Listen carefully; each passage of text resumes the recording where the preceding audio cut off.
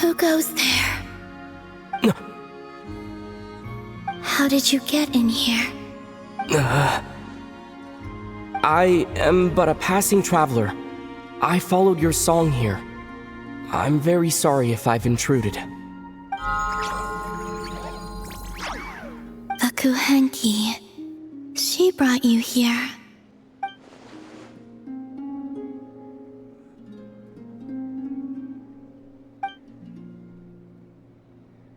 May I ask, are you the one they call Kutar?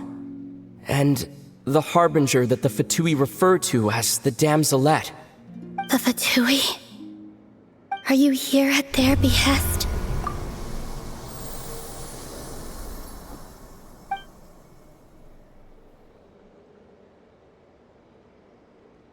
Please don't get me wrong. I have no intention of doing anything for the Fatui. I just wanted to ask you about Nodcry and the moons. The moons?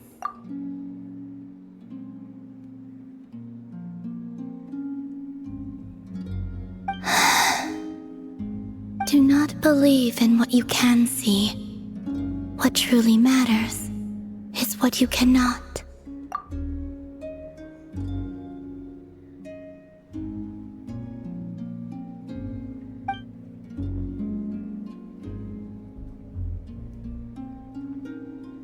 What do you mean?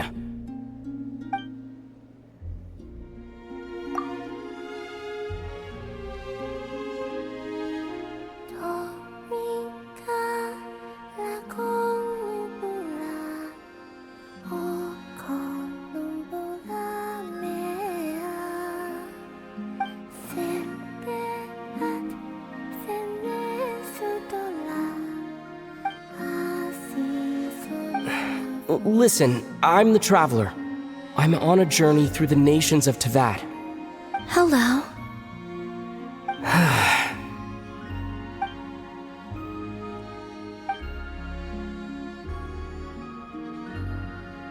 Could you tell me your name? Columbina.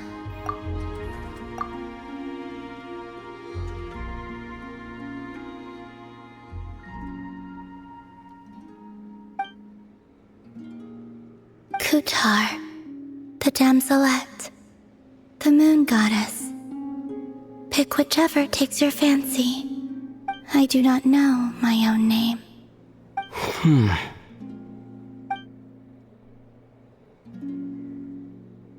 Then, Columbina.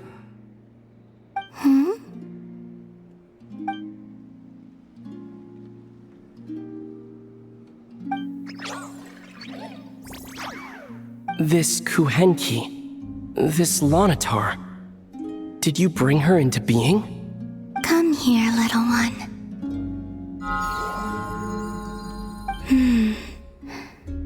The trace of a blessing, but not one of mine.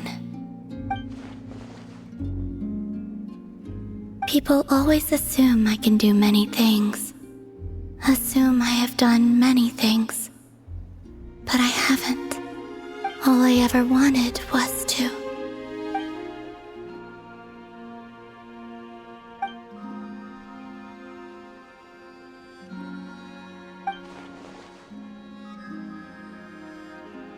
It's about time I got going. I'm very sorry for disturbing you today.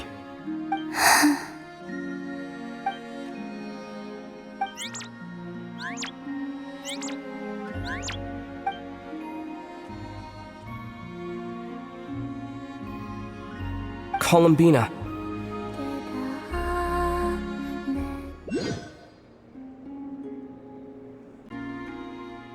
Columbina, that Kuhenki. Oh, you're leaving?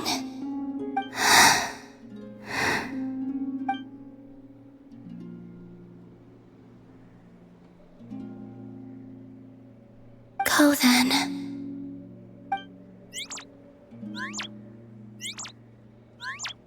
Goodbye. Take care. The moon can be treacherous.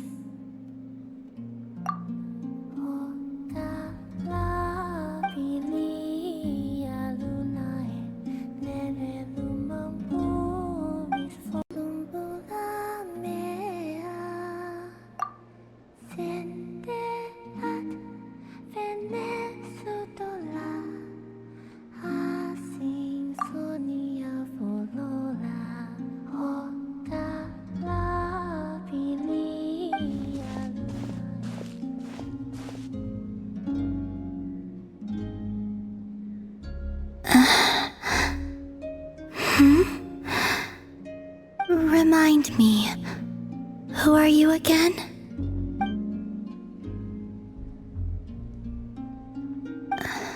A different one floats by your side today.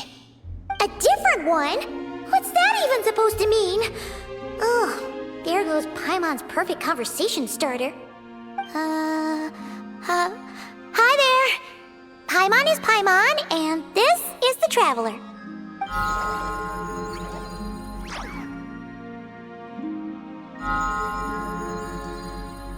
Oh, there you are. Between the two, I suppose you're cuter. Wait, what do you mean Paimon's less cute than that floaty thing? Columbina. What is it? What's your favorite kind of food? Is this a treat? Or an offering? Let's go with treat. Anyway, this is all the Traveler's cooking, so please, help yourself.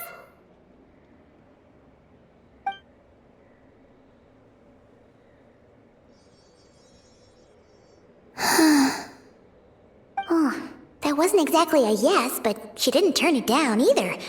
What could she be thinking?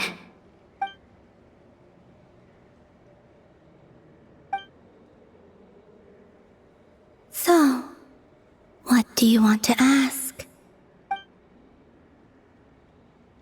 Hey, she's actually playing along!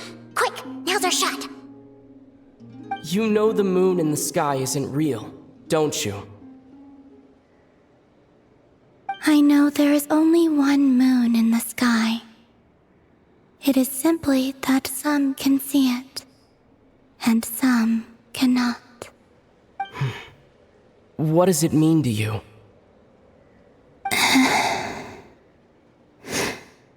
The missing prologue. What?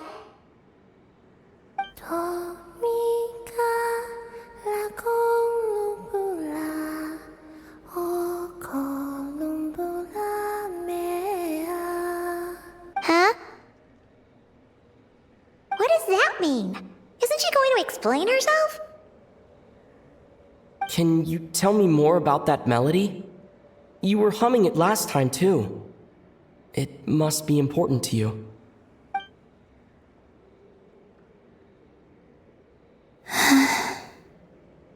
It is all I remember from the moment of my birth. A melody. A few lines of lyrics. Like a lullaby from a foggy dream.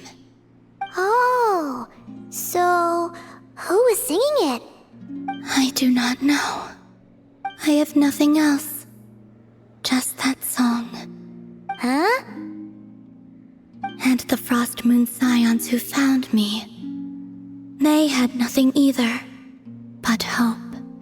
Before I even knew what was happening, they were already calling me their goddess. And I had no reason to decline. Like two lost infants unknowingly exchanged, I adopted their faith, and in return, they adopted me. But my adoption drops you into the story halfway through. What came before was scribbled onto the wrong pages, never even bound into the book. That sense of something missing only served to nurture their greed and doubt. And thus, I came to realize that this place was never truly my home. Greed and doubt? O Moon Goddess, forge weapons for us, drive out our enemies, and expand our lands. O Moon Goddess, heal our wounds, ease our suffering, grant us strength. They asked for everything, and I obliged.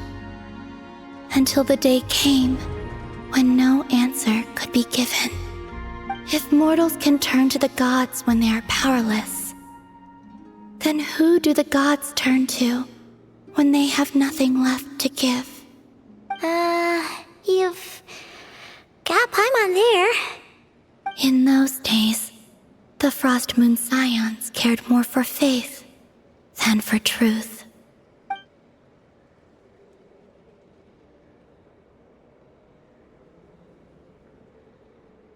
Reality rewrote the sky in words I could not understand. I did not want to read a tampered version, so I simply stopped looking.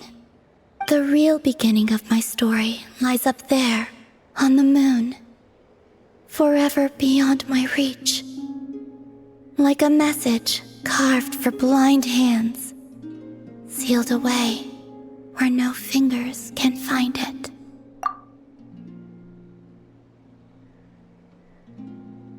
Huh. So that's how it is.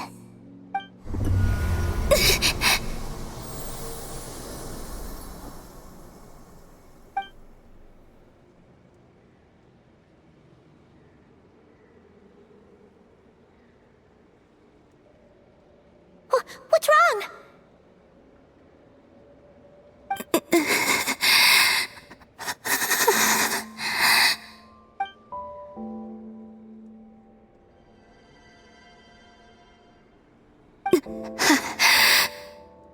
You should go.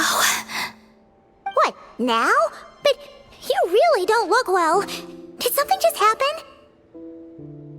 Is there anything we can do to help? No. Aside from answers, I have nothing else to give you in return. This is the price of running away from home a second time. Running away from home?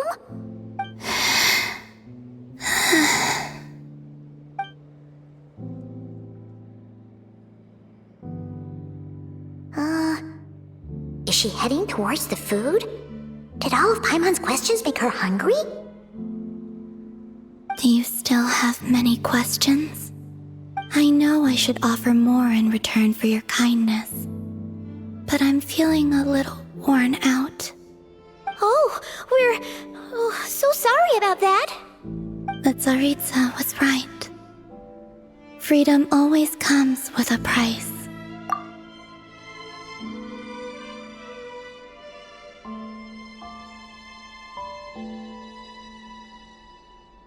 She said I could treat the Fatui as a second family, a second home. But in the end, they were no different. All they wanted in truth was my power as the Moon Goddess. I'd rather not dwell on such unhappy memories.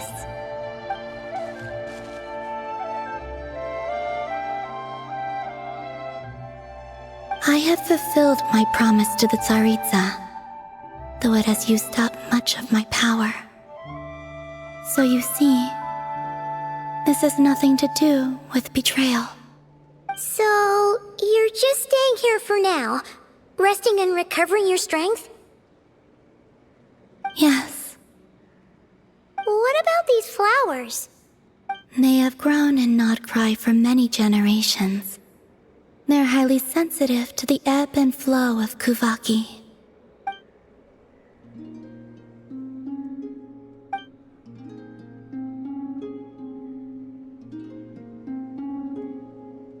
At times, I thought about using that relic the Frost Moon Scions had hidden away.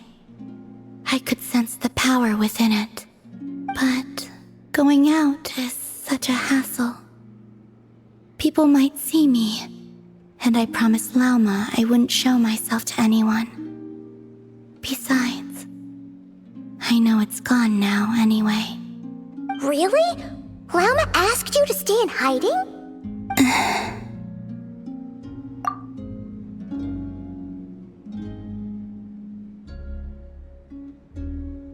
Uh-oh, she's looking back at the food again. But Paimon's still got some little crumb cookies here. You could have these for dessert if you wanted. Lauma said she wishes to change the Frost Moon Scions, which is why she asked me to stay out of sight.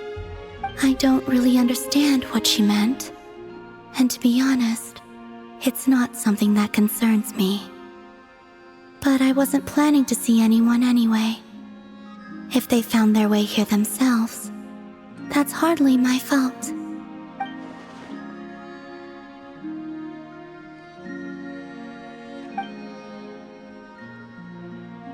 Lauma, the Maiden of the Grove. She is quite unlike any Frost Moon Scion I have ever met before. After hearing my story, she actually apologized for how the Frost Moon Scions treated me back then. She told us she feels like she's been living on the far side of the moon. Is that so? I actually got the opposite impression. She's been keeping her true power hidden away, afraid that people might be dazzled by its brilliance, and that they'd no longer be willing to look her way.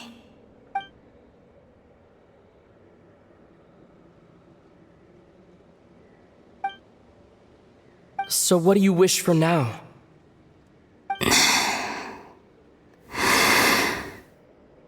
I wish to return to the moon, to the home where my story is written. Right now, that is all I wish for.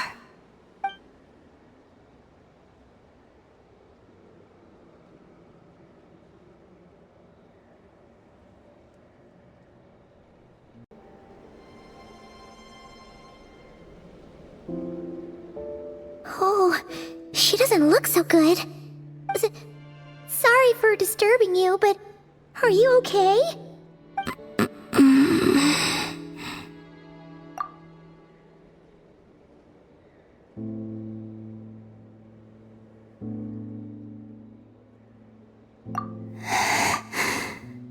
Dizzy.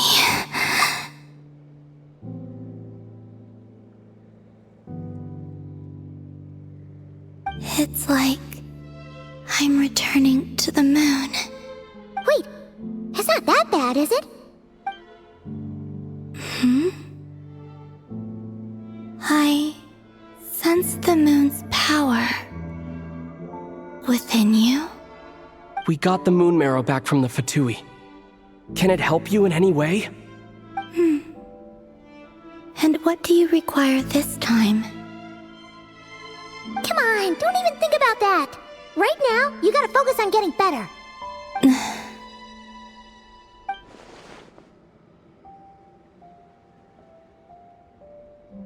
I might need your assistance in the future.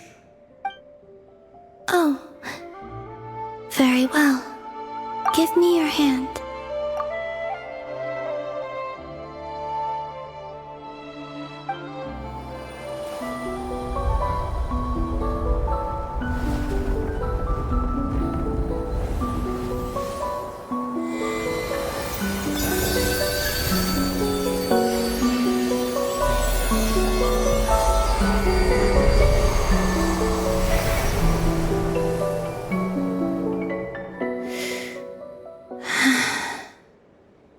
Back to Earth.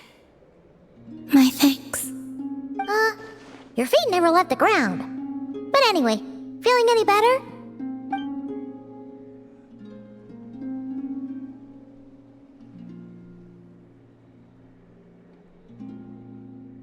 significantly.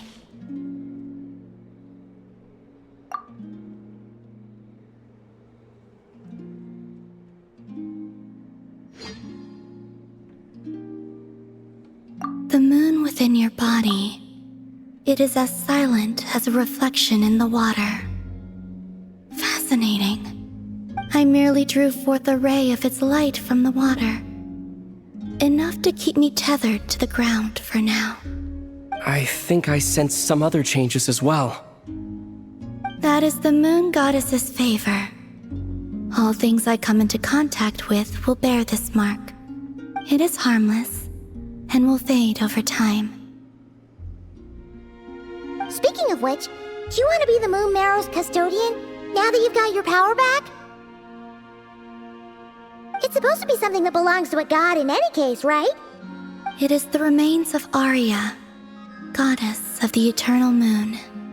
So it does have to do with... Wait, what? Did you not know this already? Lama just said it was different from the other fragments, and that she could sense divine power within it. And she is correct.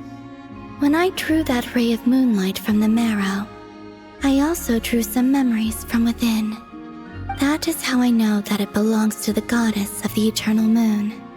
But Lama also saw the past by using the Moon Marrow. Why didn't she see that?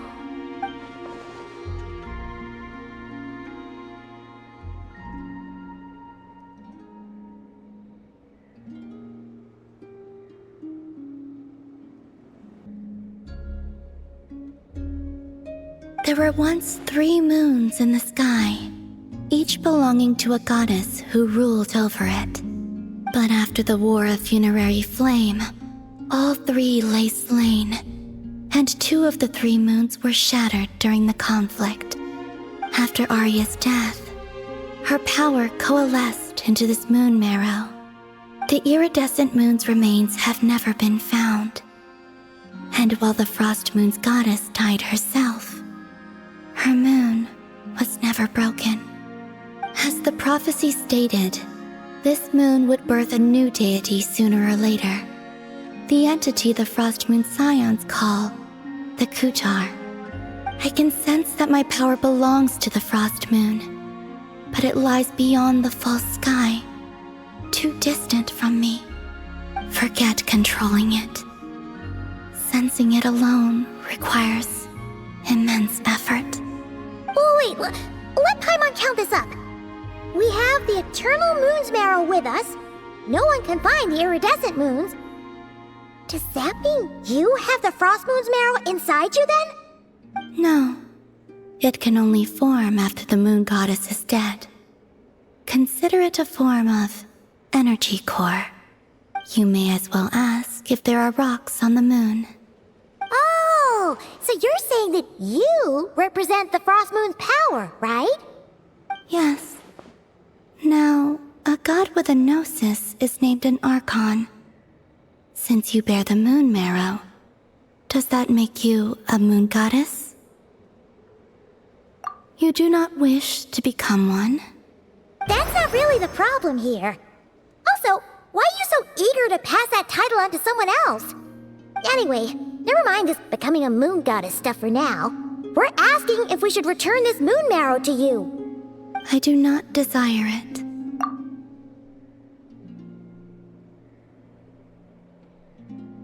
Huh? Nor does it desire to come to me. And what does that mean? When I came into contact with its power, I sensed a kind of rejection. I can only guess that this is because I, too, am a moon goddess. 2 moons will not rise at the same time, let alone consume one another. Guess it's stuck with me for now then. You sure that's gonna be okay? Lauma did say that you've hidden its power well, but the damselette sensed it just fine. And it's the wild hunt we're dealing with here, not some run-of-the-mill enemy. If it detects the marrow... The wild hunt? You speak of that phenomenon as if you were describing a person. Well, it sure looks like there's a person behind it all. Someone with a super clear goal, too. They've been after the moon mirror non-stop. That seems to ring a bell. Huh? Does it really? My colleagues used to mention someone, back when I was still with the Fatui. He hailed from Conria, gaining abyssal power during the Cataclysm, and he had a consuming fixation on the moons. Conria? Well, we don't know if the phantom we saw has anything to do with that, but the details kinda match. What was his name? I only know what others called him, the Rehir of Solnari. Huh. There was that title too, yes. Wait a second. Dane mentioned him, didn't he? Does that mean that our enemy is Rerir, one of the 5? If that was the case, surely he'd be stronger than this, though. I have heard that he disappeared not long after the Cataclysm. But when I asked my colleagues where he went, they replied, "Do you really not know?" Why would they say that? The tale of his final fate has it that he fell into the moon's reflection, from which there can be no return. Wait, hold up, pause. There's just too much information. I felt the same.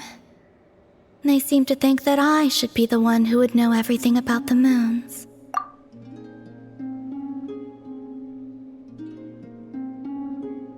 But as I said, my prologue lies beyond the false skies.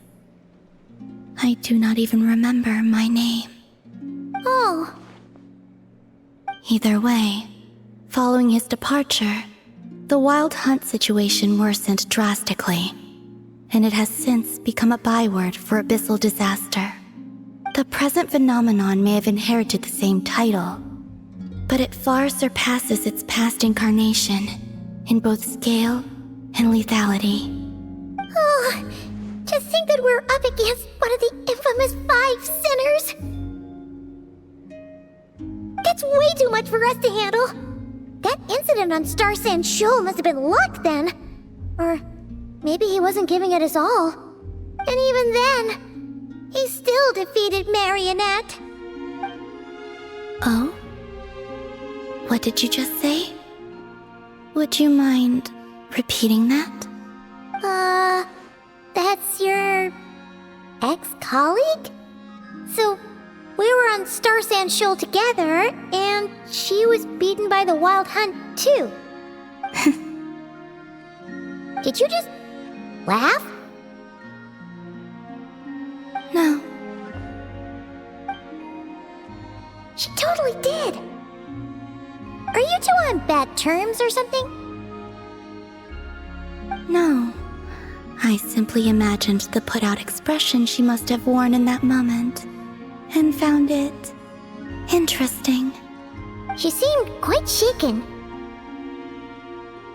Oh, she'll adjust soon enough. She's very good at that. Okay, anyway, we've gotten off topic. Now that we know how dangerous the guy targeting the moon marrow is, you sure you want to carry it around with you, Traveler? If Fatui intelligence is to be believed, Rerir would prevail even if all of Nod Cry were to stand against him. Perhaps something restricts him, if only for the moment.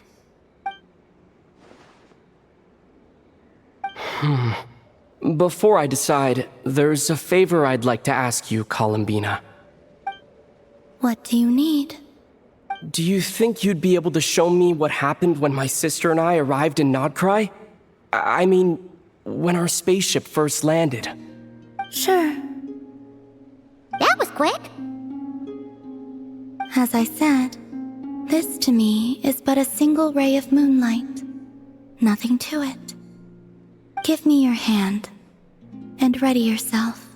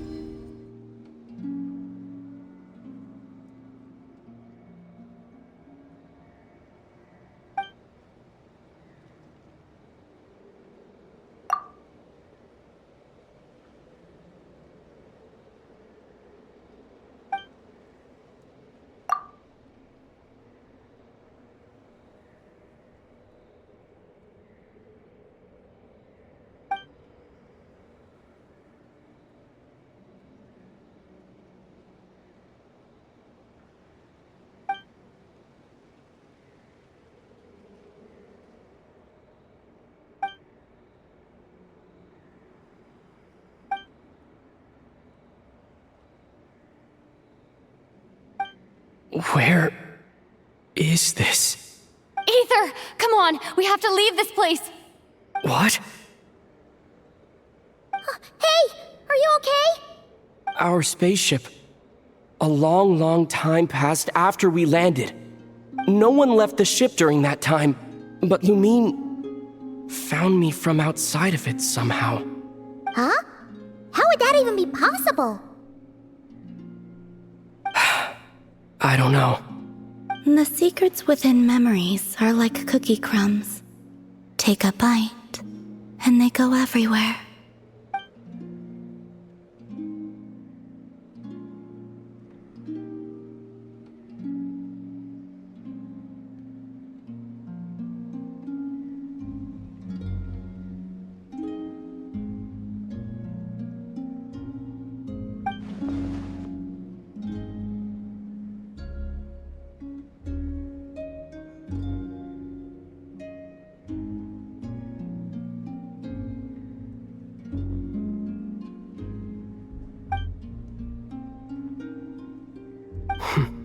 All right.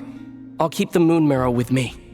Well, if you say so. Paimon can't stop you, but still. Ooh. Will you need my help? I could help you conceal the marrow. You could? Oh, that'd be great. Detecting it within you is already no easy task, but I can teach you to further conceal its presence using Kuvaki.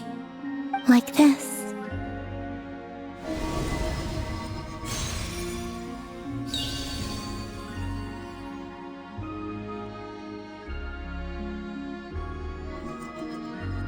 Ooh, looks like a shield.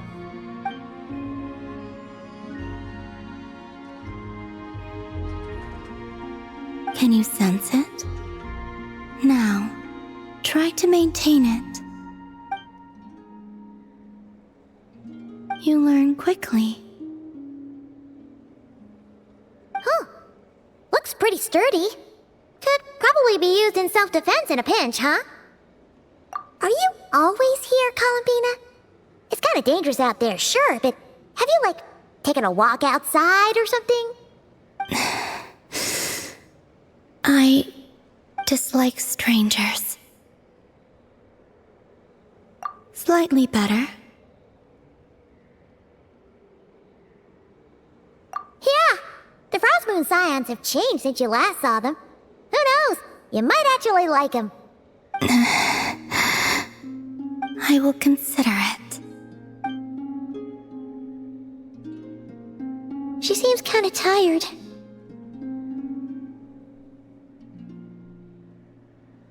Either way, thanks for agreeing to help us. It wasn't much. The flowers here. They like guests like you.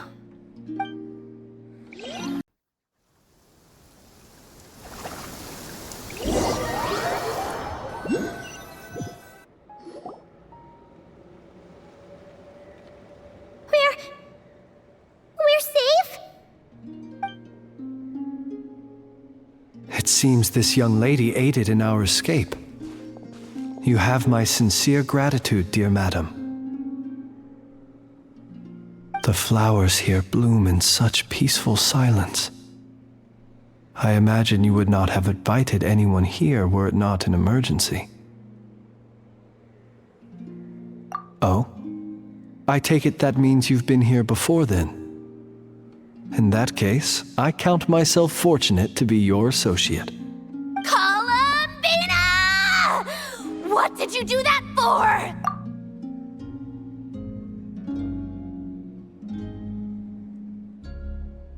I studied his abilities inside out, equipped Paulownia with comprehensive countermeasures. We were going to settle the score!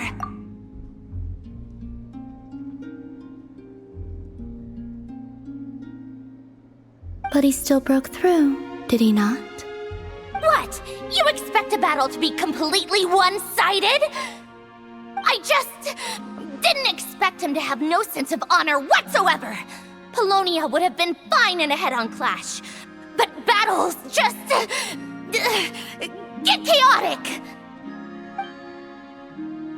Oh, so you actually thought you could win. Have you been taking care of yourself lately? Your calculations seem to have deviated quite seriously. Perhaps you could try sleeping and rising earlier. Or you could adopt my previous recommendation and...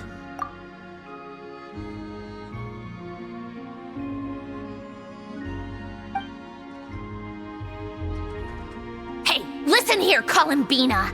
I tolerated your nonsense previously because we were colleagues. There's a Fatui warrant out on your head, and don't you forget that.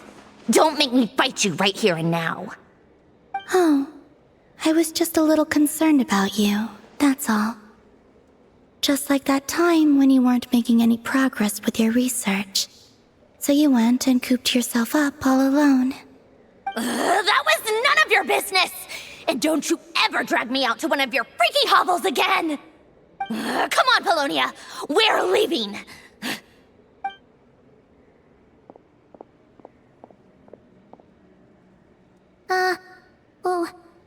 Well, anyway, thank you.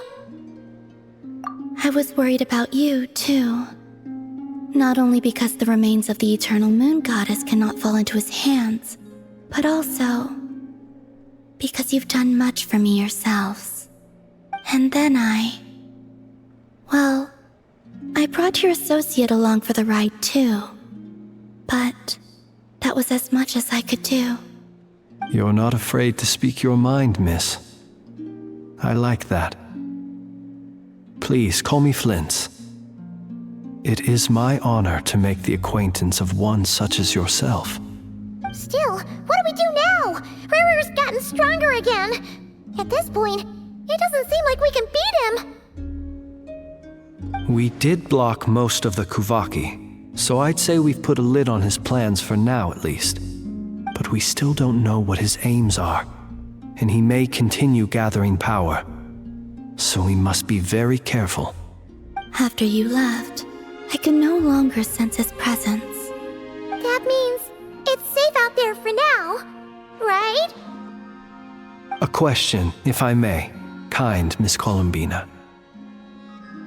When the cannon's Kuvaki beam was deflected earlier, I saw several bolts of energy streak toward Hisi Island, only to be blocked. Did you also have a hand in that? No. I see. Curious. Oh yeah, the cannon veered off course in the end, didn't it? Paimon wonders how Aino and the others are doing. Let's head back and check on them. In that case, Miss Columbina, I shall not disturb your serenity any longer. Thank you once again for coming to the rescue. Go now, all of you. Do not worry.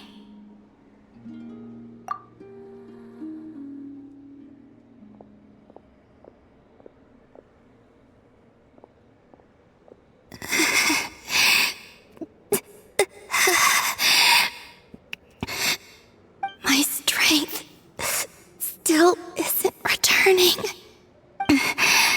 It seems my time is running out. Columbina! What are you doing here? Was it not you who recommended such walkabouts to me? Yeah, but aren't you afraid the Fatui will see you? Zandrone seems uninterested in my capture, and the others are unlikely to risk making contact at all. They have more troublesome affairs to deal with.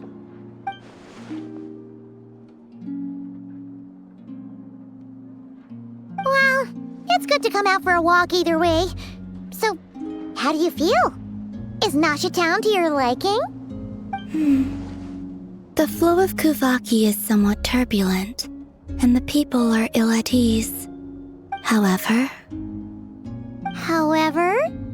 is this where you purchased the dishes you treated me to? Are you serious? That's what she's concerned about? Berries and fried meat?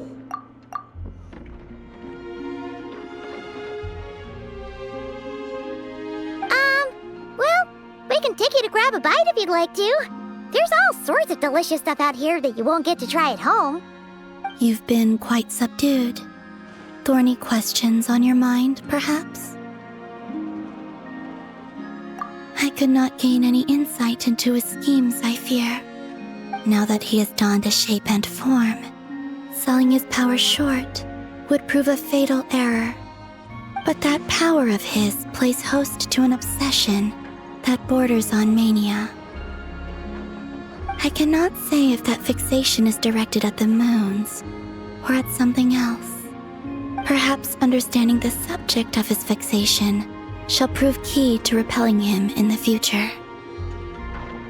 Well, Sandrone's daily routine is highly irregular, while the doctor often orders people around. As for Arlecchino... Was that not what you were curious about? Well then, have you been to that experimental design bureau of theirs? That weapon will play a key role in the Tsaritsa's plan. That's what I've heard, anyway. And what plan is that precisely? Well, I cannot say I care. I could look into the Eternal Moon's marrow for you if you wish it so. But after our previous attempt, I suspect your spaceship has been intentionally hidden away. Perhaps someone has certain truths they wish to hide from you, or from others. And I doubt there are many who could accomplish such a feat. I still wish to return to the moon that belongs to me. That is where the answers lie buried. That is my true home.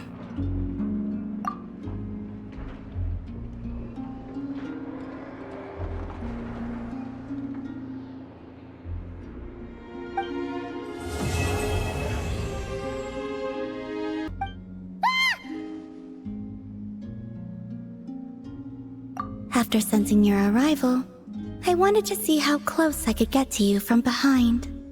Because you had nothing better to do, or...? Is that how it seems? No different than when I was with the Fatui then. There was never much for me to do.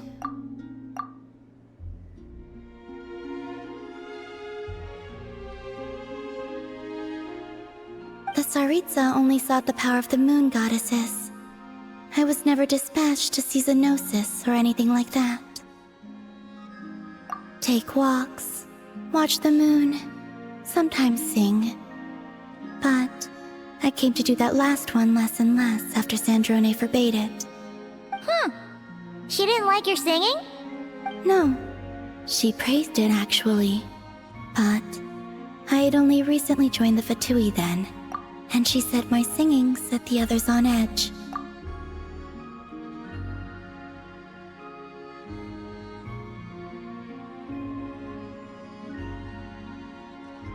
Because, for those not in the know, it seemed like I was about to use some sort of power. Oh, Paimon can sort of understand that. Oh, and there was another reason. She said she did most of her research at night, so if I sang during the day, it would disturb her attempts to catch up on sleep.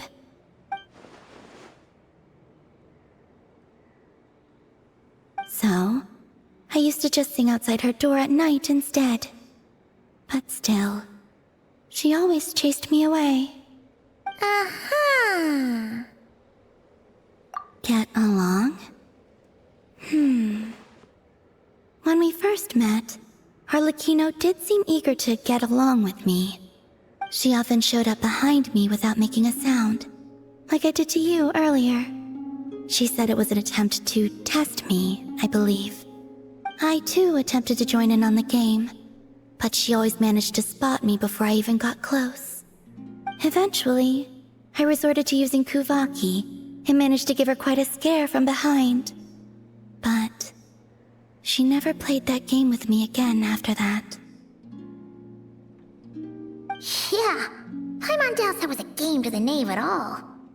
What else?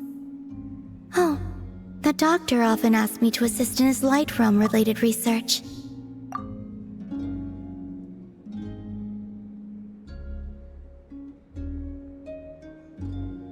I obliged him a few times, but it was so dull. Use Kuvaki to strike this. Use Kuvaki to control that. I stopped going after a while. Yes, even though I've run away from home, I do have some fond memories of it all the same. Arlecchino and Sandrone treated me quite well, along with...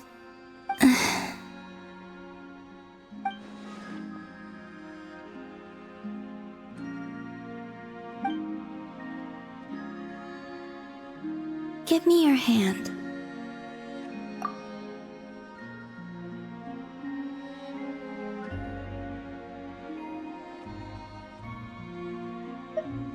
Rosaline taught me it's important to always express gratitude to others. So, thank you for listening to me.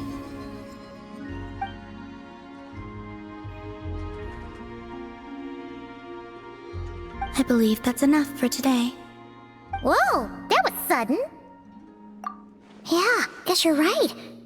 Well, let's not bother her then.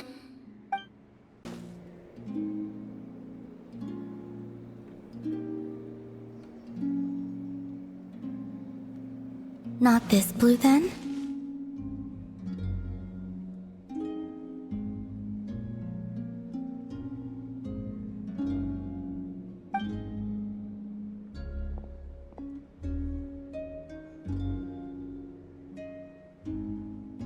Oh, it's you.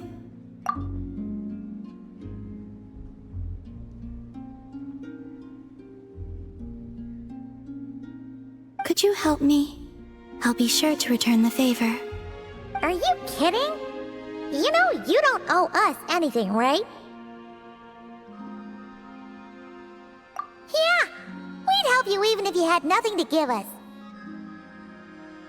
So, what sort of help do you need?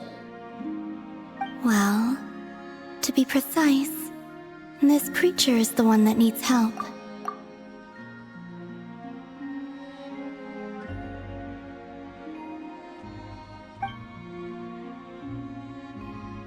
Huh? The Kuhenki? Yes.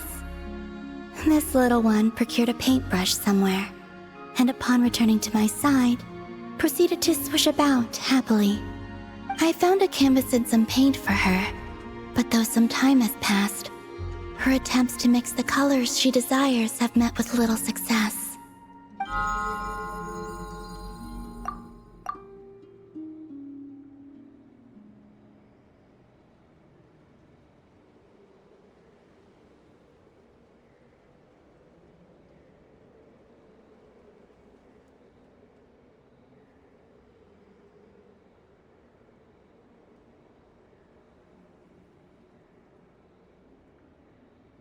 Whoa!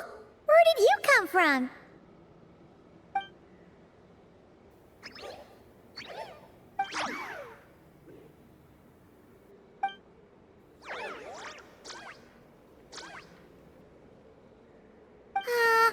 Are we playing charades? Sorry, we didn't catch any of that.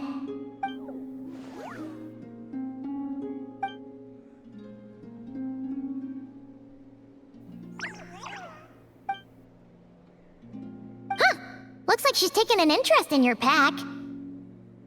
Perhaps you carry suitable colors on your person. We don't usually carry around stuff like that. Speaking of which, where did you find the paint? No offense, but you, don't look like the painting sort. This little one was quite impatient, so I made some paint using the colorful flowers nearby. Huh. Could Luanatar be looking for other colorful things to make paint with then? Come on, let's see what we've got in our packs.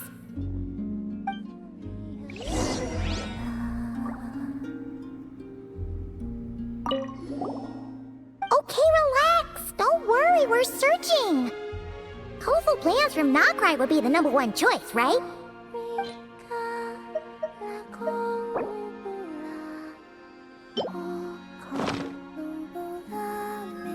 Will these do? Yes, the Kuhenki looks quite satisfied.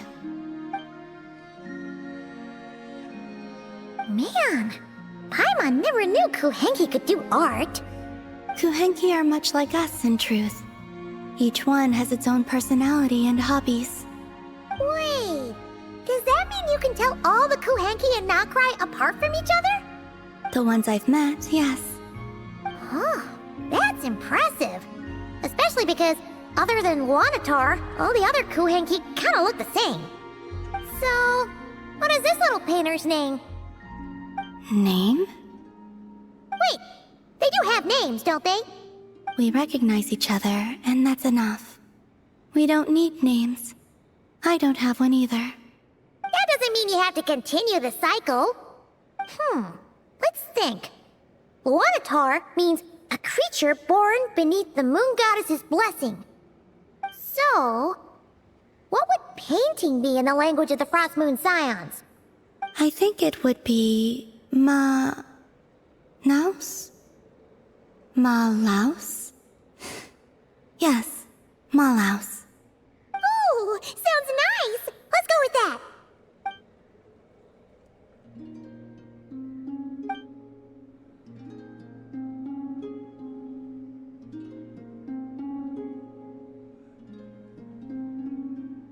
What is it, Malaus? Done with your painting?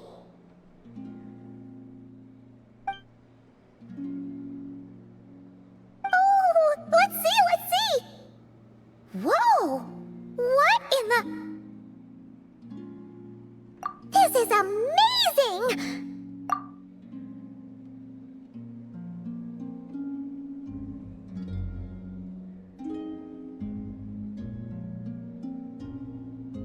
Paimon was expecting something a lot more childish.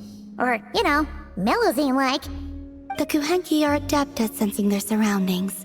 When it comes to recreating what they've seen, they tend to capture things exactly as they were.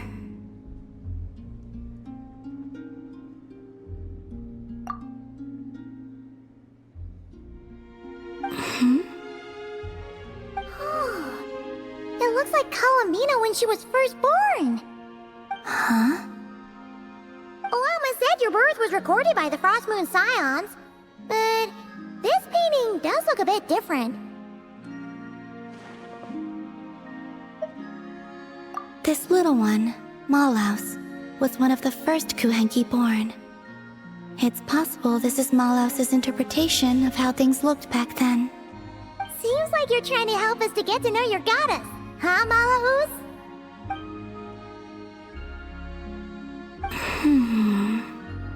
Don't worry, Malaus. We appreciate it. We're all friends here.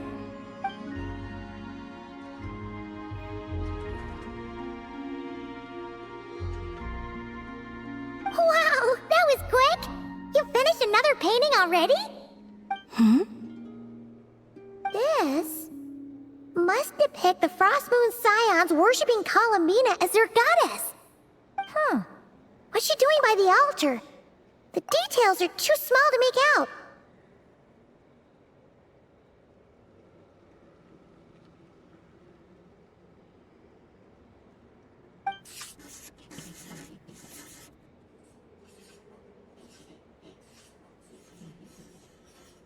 Oh, so she was eating the offerings. Was I not supposed to? Oh, no. It's just a bit, unconventional.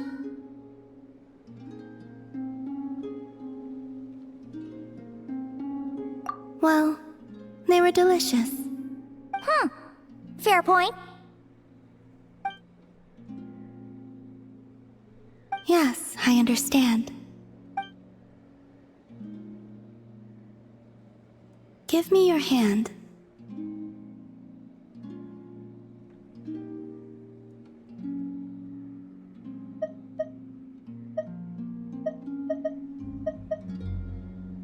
It's not like that. This is proof that we're friends.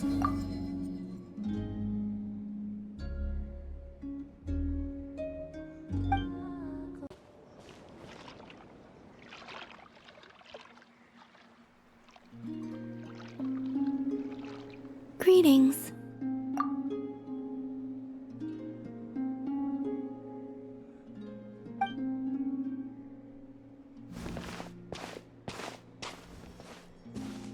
Huh? Are you heading out, Columbina? Yes, I need to get a lyre repaired. What? One of the Kuhenki's lyres is broken. She greatly values this lyre, so I wish to have it restored. Man, Kuhenki sure are multi-talented. Of course. This little one often performs around here, and I sometimes sing along. You know, Paimon's been thinking this for a while, but you sure do spoil the Kuhenki. Well, it's only right. They have kept me company all this time, and often bring me amusing objects as well.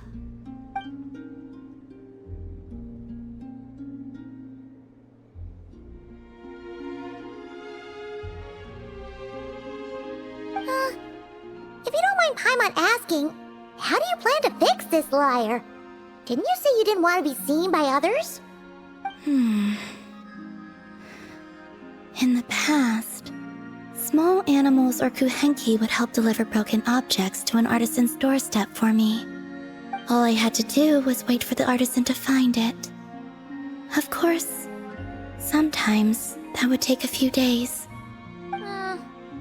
Seems like a roundabout way of doing things.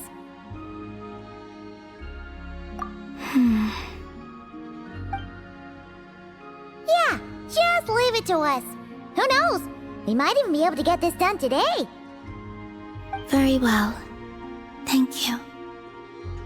Our pleasure. By the way, what artisan do you usually bring your stuff to?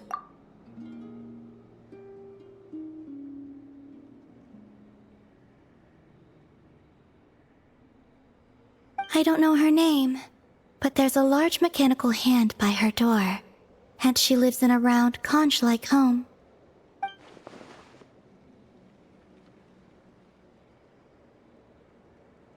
The aroma of crumb cakes often wafts from within as well.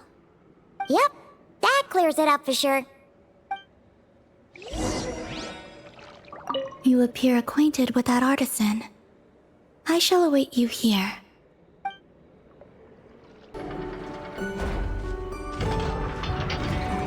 I know. Are you home? Wait, Paimon? Is that you? What brings you here, guys? Bring me any snacks? Paimon knew you'd say that. Here, we got you these on the way. Oh, quick, hand them over. Inefa's gonna be back soon. So, you here to hang out? What sort of fun things should we do? Actually, we need your help with something.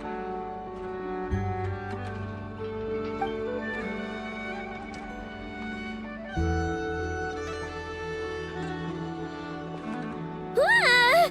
Get that weird thing away from me!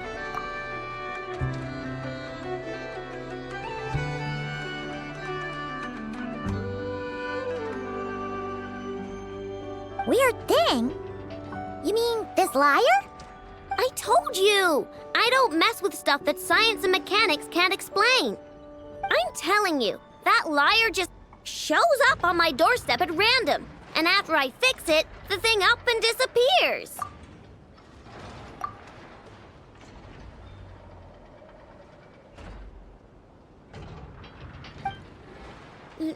Not that I believe in spooky, superstitious stuff like that. Ah, okay. Seems like there's some sort of misunderstanding here. What do you mean? Yeah, she doesn't mean any harm. She just has her reasons for taking the lyre back without being seen. Really? You better not be making this up. Fine. I'm trusting you on this. I'll fix this thing for you, and this time I'll try to make it last. Wait for me here. I'll be right back. Ah, knew we could count on Aino. Oh, Paimon feels a little bad. Columbina's random item drop-offs had her so freaked out, though. Yes, she deserves something in return. Exactly. Ah! What are you doing here? You scared us.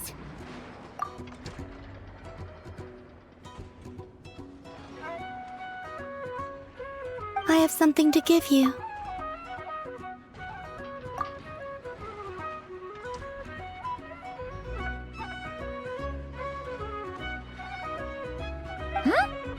these? A few trinkets the Kuhenki collected. I thought the artisan might like them. Perhaps you could give them to her as thanks. Oh, huh. What a weird collection of components. Yeah, alright. We'll pass them along. Take care on your way back. There could be people around here.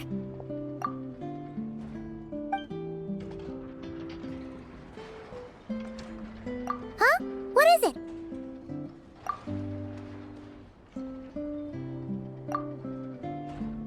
Oh!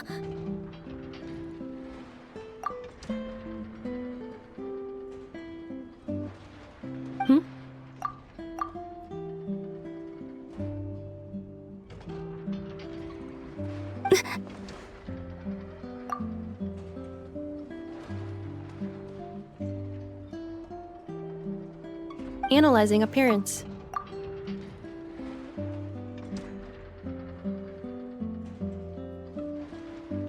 What are you doing that for?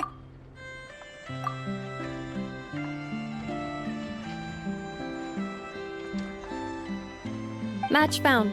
Resemblance to Not Cry Moon Goddess statues is 95%.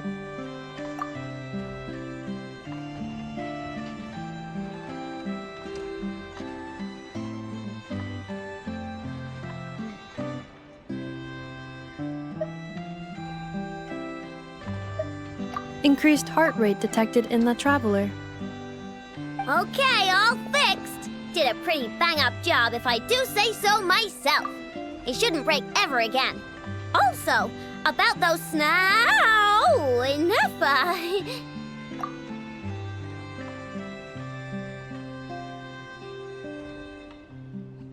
What was that last part, I know?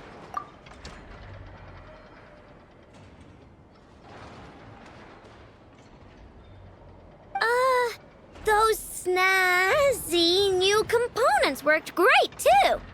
Huh?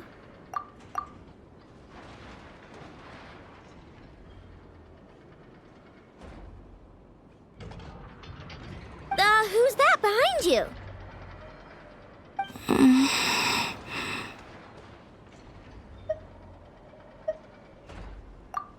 She kinda looks familiar. Have I seen her before? Whatever. The most important thing is, I hid those snacks Paimon gave me. That's right. Also, she wanted you to have these components as thanks for fixing the lyre, I know. Ooh, let me see. Wow! These are rare and so old. You sure I can take them? Yes. Thank you so much! If you ever need anything else fixed, just come find me. No need to be shy. Well, we got places to be, so, I know, Inefa, we'll swing by some other day, okay? Oh, we've gotta get the damselette out of here, or Inefa will recognize her for sure. Oh, sure. See you some other time. I gotta do some cleanup quick, or Inefa's gonna find the snack crumbs. Alright, until next time. I know. Yeah?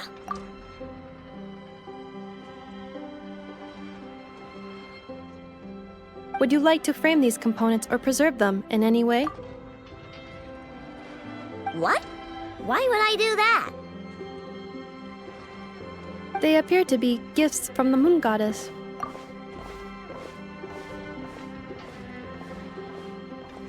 Huh? What are you talking about? Remind me to check your circuits later.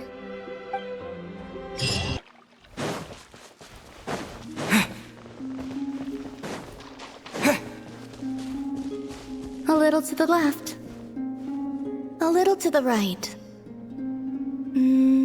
Yes. Well done. A little to the left.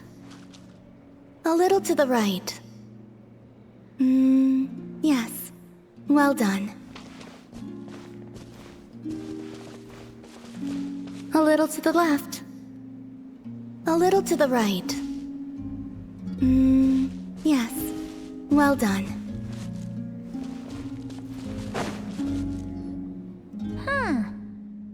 atmosphere is a little unusual today. Are you decorating this flower field, Columbina? That wasn't me. It was them. You mean the Kuhenki? Yes. These stones emit a faint light upon absorbing Kuvaki. The Kuhenki are quite fond of them.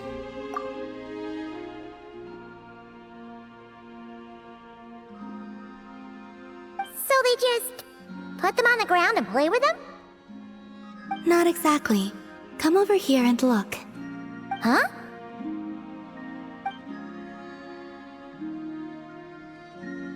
Ooh, it forms a picture when you look at it from above.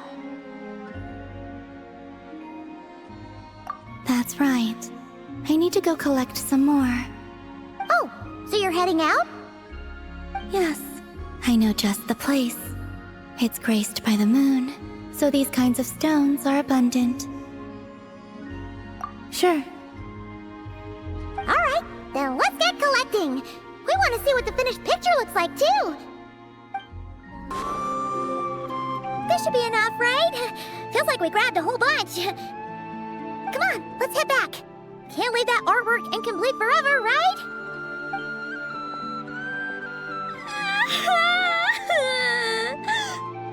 Ah! Quick, hide! Someone's here! Where am I? Mommy! I want to go home! Oh, looks like she's one of the Frost Moon Scions. Is she lost? You will? Yeah, of course. She sure looks like she needs it. The Frost Moon Scions are deeply wary of outsiders, correct? You have no antlers. The hour is late. What if you scare her off instead? Okay, that could happen, but we can't just do nothing.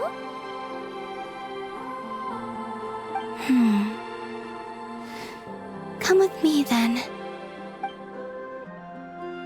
Huh?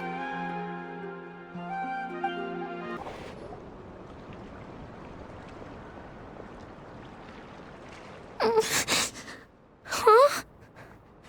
What's this? It's so pretty. That should do it. And off she goes. That trail of stone should lead her back to the Frost Moon Enclave.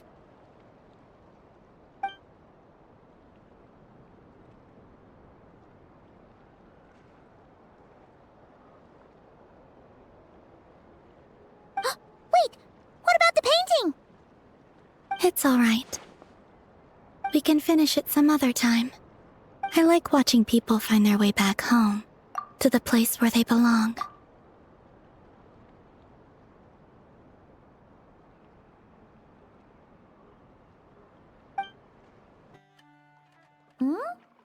What are you looking at?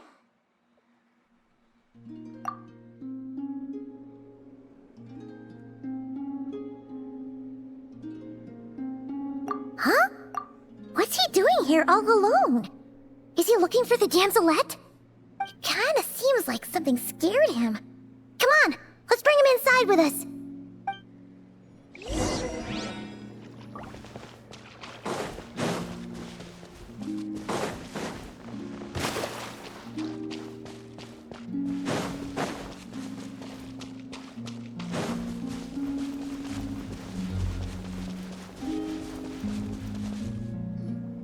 Columbina!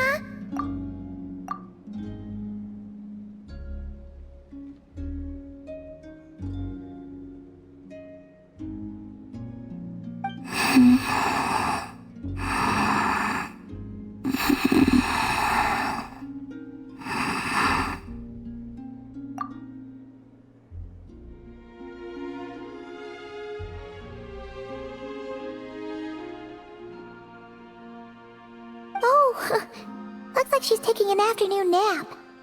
Let's come back later then. No, wait! Don't go over there! Ouch. Aw, you slipped? Don't worry, I'm not hurt. two are here as well. Oh, guess the Moon Goddess isn't immune to a few bumps and bruises. I don't mind little critters bumping into me, so long as the Kuvaki emanating from them reflects no ill intent. Did something happen? Why are you so afraid, little one?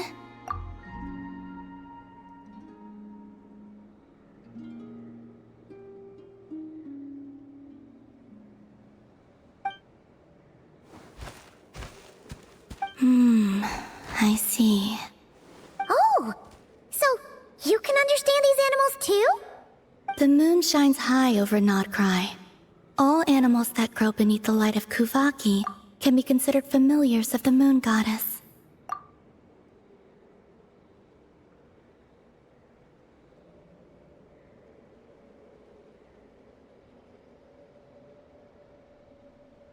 So, what did this little guy say? That monsters have appeared where he lives. He was looking for Lauma, but the monsters chased him to this area.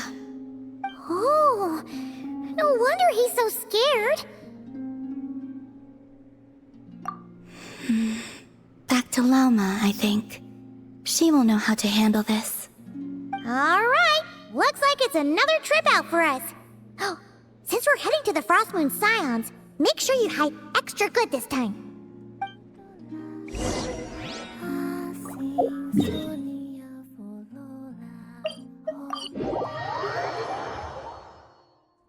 Good idea.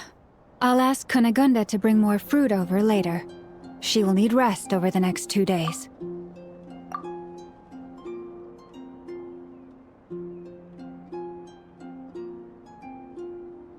Huh. Looks like Lauma's busy right now. Let's give her a moment. I realized many years ago that the Moon Chanter is a figure of great importance to the Frost Moon Scions. Sometimes, I think their task is even harder than that of a god. Finally, she's got some free time. Let's...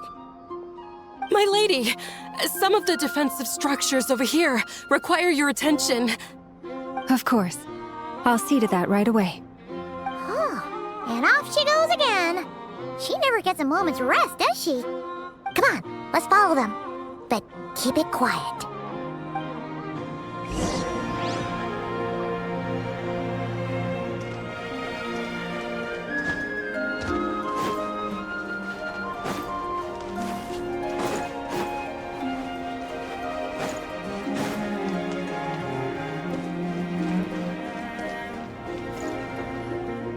This will do.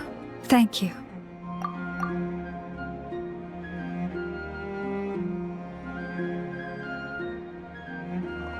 Come night or day, may the moonlight connect us.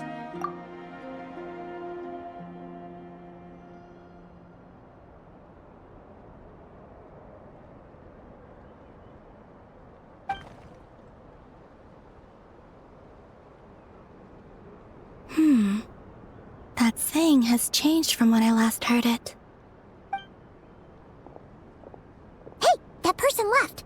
Come on, now's our chance. Lady Lauma! Oh, seriously? Huh? Thank you for your hard work.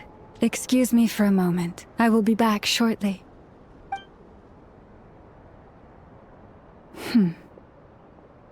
There is no one around. You can come out now. Wait, you knew we were here? How could I possibly miss the Kutar and her Kuvaki? Although I'm not quite sure why you're following me. It's quite unnerving, being observed at work like this.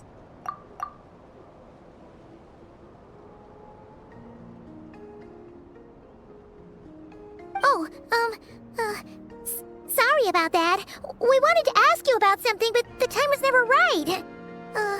Hopefully, we didn't stress you out too much. Ah, I see. Understood. I'll handle it. To be honest, after seeing how busy you are, Paimon kind of feels bad asking you to do more work.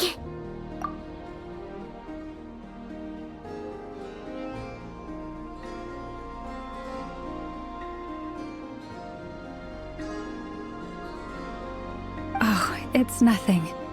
Such is the duty of the Moon Chanter.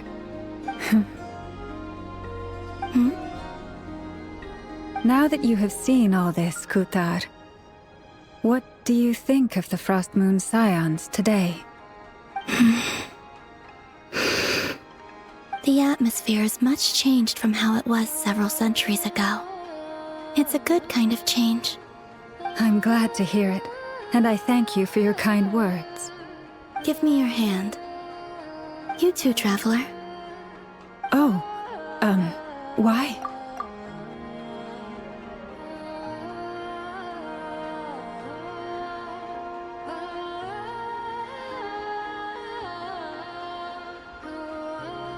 I like the current prayer you use around here. Come night or day, may the moonlight connect us.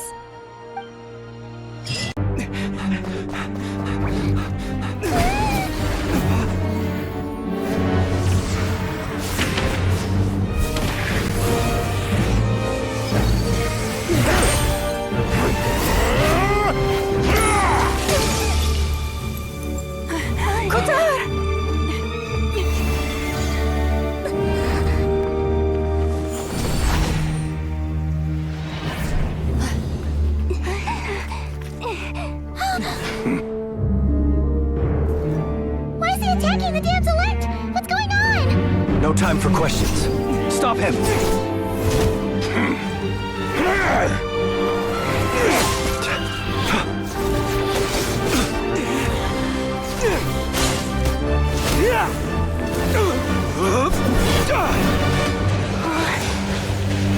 This is insane. Yehuda, get Kutar out of here!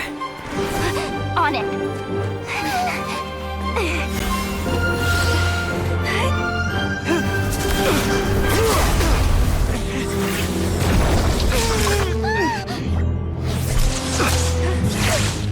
Look where your feeble light has gotten you.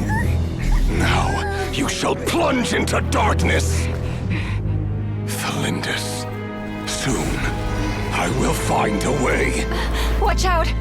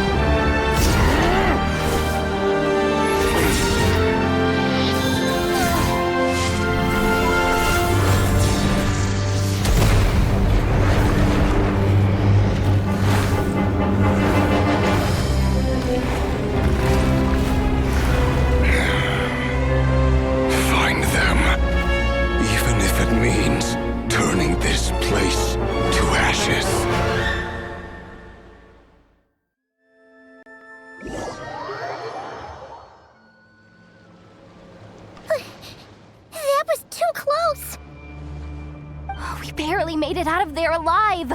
What's that guy's deal? How'd he get so crazy strong? He's a threat to this entire nation. I doubt his strength could even be measured by conventional standards. I have a question. When me and Anefa showed up, we saw him chasing after this lady like he wanted her dead. What was that all about? We weren't there for the whole thing either. They were already duking it out by the time we arrived. Yeah, we didn't see how it all started. It all escalated so quickly, we had no choice but to step in. Kutar, can you shed any light on the situation? Kutar. Cross-checking database. I see. So you're the one that the Frost Moon Scions refer to as the Moon Goddess?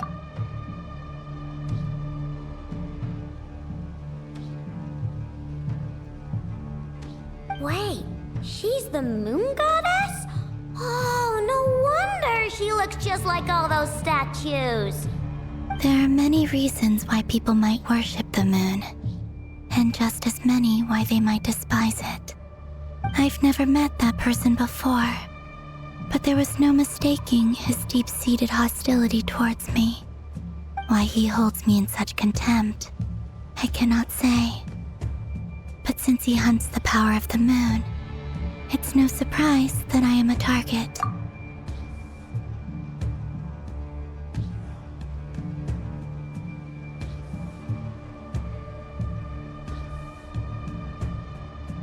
Kuthar. There are many potential motives. For instance, you help the traveler escape his grasp. This could be his way of taking revenge. It is also possible that he covets the Kuvaki inside you and seeks to take it for his own. The list goes on. But right now, devising a counter-strategy should be our #1 priority. The likelihood of this location being discovered is close to 100%. A counter-strategy? We don't stand a chance against an enemy like this. Surely our only option is to run. He's not gonna chase us to the end of the world, right? So as long as we can sneak out of Nodcry undetected. No, I can't say that. Come on, Yehoda, this is serious stuff. You can't suggest we all just chicken out. Running is our only option. Huh? You seem surprised, but what other choice do we have? We are facing an enemy we cannot possibly defeat in battle. Well, I mean, yeah, but still. It's not too late. I can distract him, so you'll have plenty of time to make your escape. Wait, what? You're gonna act as bait? Doesn't that make sense? I'm the one he's after. There's no need for you to risk your necks on my behalf. A coyote doesn't stop for bypassers while it's howling at the moon.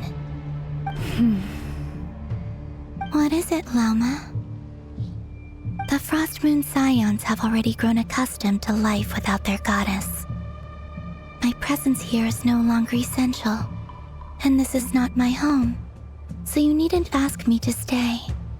We can't just roll over and let him get away with this. That's not our style. Yeah, we can't just call it quits after everything we've been through together. Besides, she'd pretty much saved my life back there. If I just ditched her now, I'd never forgive myself. We can't overlook that you have saved our lives multiple times now. To talk of returning the favor would be a little crass for my liking. But suffice to say that we are friends, and friends look out for one another. River's true objective remains unclear. Even if we were to sacrifice Miss Kuthar, there's no guarantee he would stop. But... Kuthar, I know why you left the Frost Moon Scions so long ago. It was because people started treating prayer as a form of trade. They would make self-centered wishes, force you to accept meaningless offerings in return, and then expect you to perform miracles for them, as if that were their entitlement.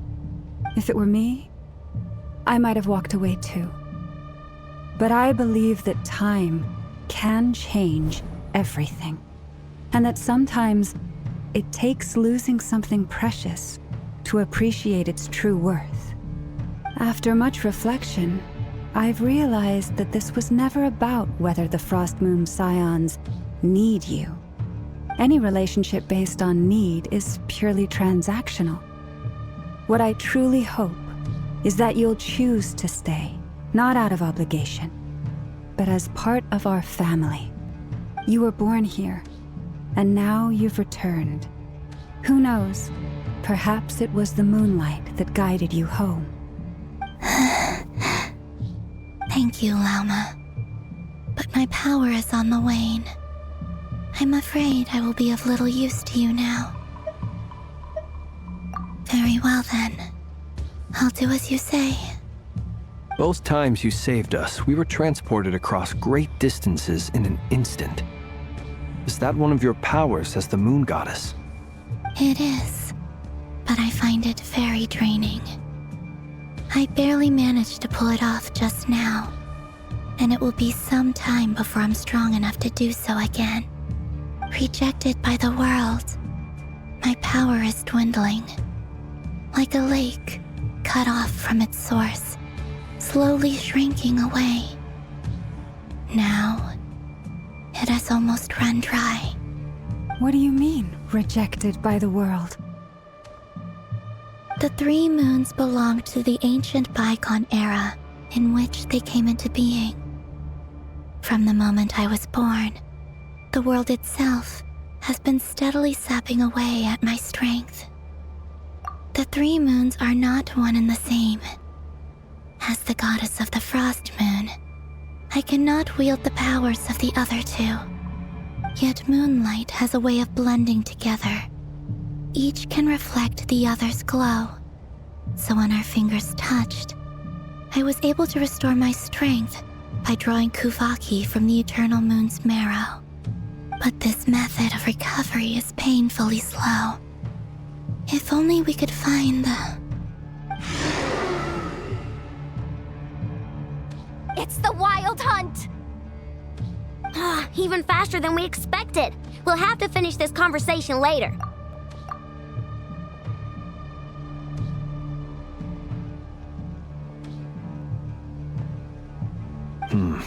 See how those Wild Hunt creatures are running away from us.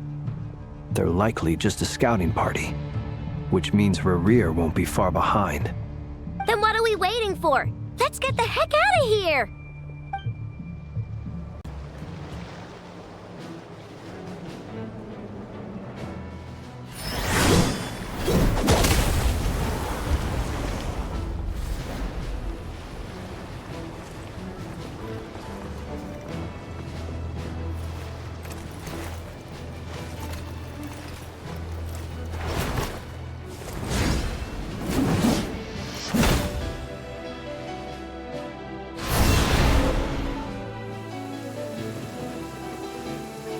What's the matter? Bit off more than you could chew? Who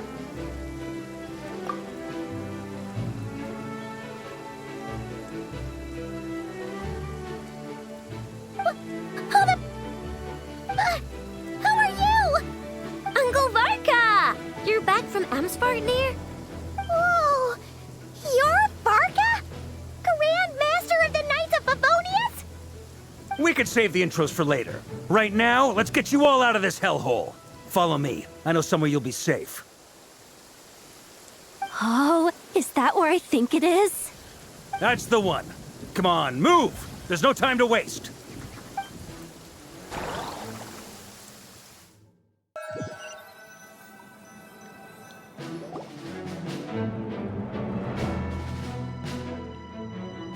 Wow! Where are we? This is so well hidden. Well, that goes without saying.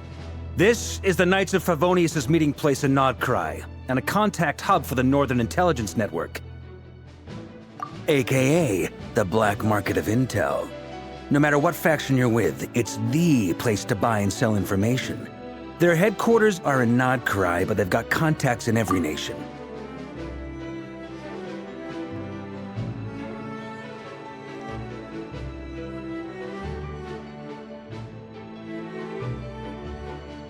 As an expeditionary force on foreign soil, working with them has offered us the most effective way of getting our hands on reliable local intel. This is where we meet, so naturally, it's secure. Anyway, where were we?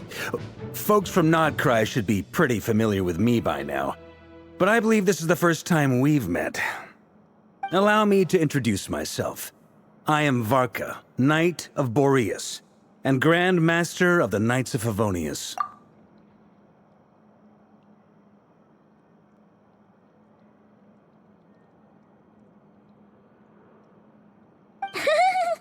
We've heard all about you. This meeting's been a long time coming. You look way younger than Paimon expected. But you definitely have that Grand Master vibe. Well, I'm no spring chicken. Just not showing my age yet. Definitely feeling some of that back pain today, though. Rushed back from Amsfartnir without a wink of sleep, only to get right into another fight with that freshly revived maniac. Another? You mean you fought him before? Yep. He wasn't nearly as strong back then, but he was still a formidable foe. I brought some of the knights along to give him a little surprise, but he saw us coming from a mile off. My squad took heavy injuries, and I barely made it out alive myself. We knew it might have been our last chance, so we staked everything on it. But still, it wasn't enough to stop him. I tried tracking him down afterwards, but he didn't leave a trace. Even in his unhinged mental state, he's as cautious as any trained operative. So, I decided to come find you. And as luck would have it, turned up to find you being ambushed by the Wild Hunt. The rest, you already know. Is that why he's been frantically absorbing Kuvaki these past few days? Because he sees you as a threat? Maybe I'm part of the equation, but even if I weren't, I'm sure he'd still be gathering power. He's clearly working up towards something. Note to self, Uncle Varka's strength rating officially upgraded. Guess it's my turn to ask questions now. So, what exactly has been happening in Nodcry? Why is the Wild Hunt returned in humanoid form? And why is it after you? That's a long story, but I'll try to make it quick.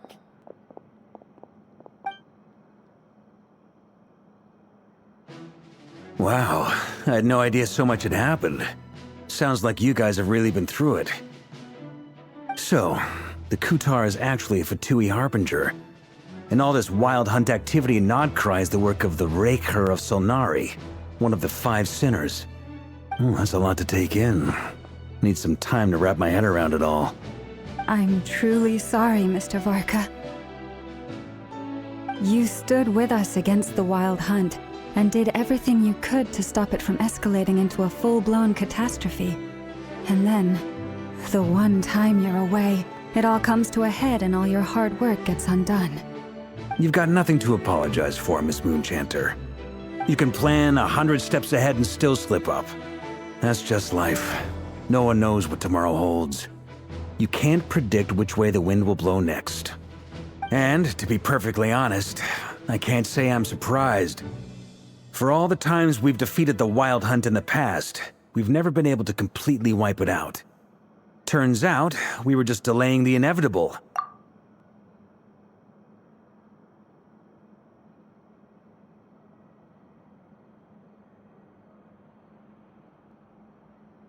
But now that a new variable has come into play, fate may well take a different course.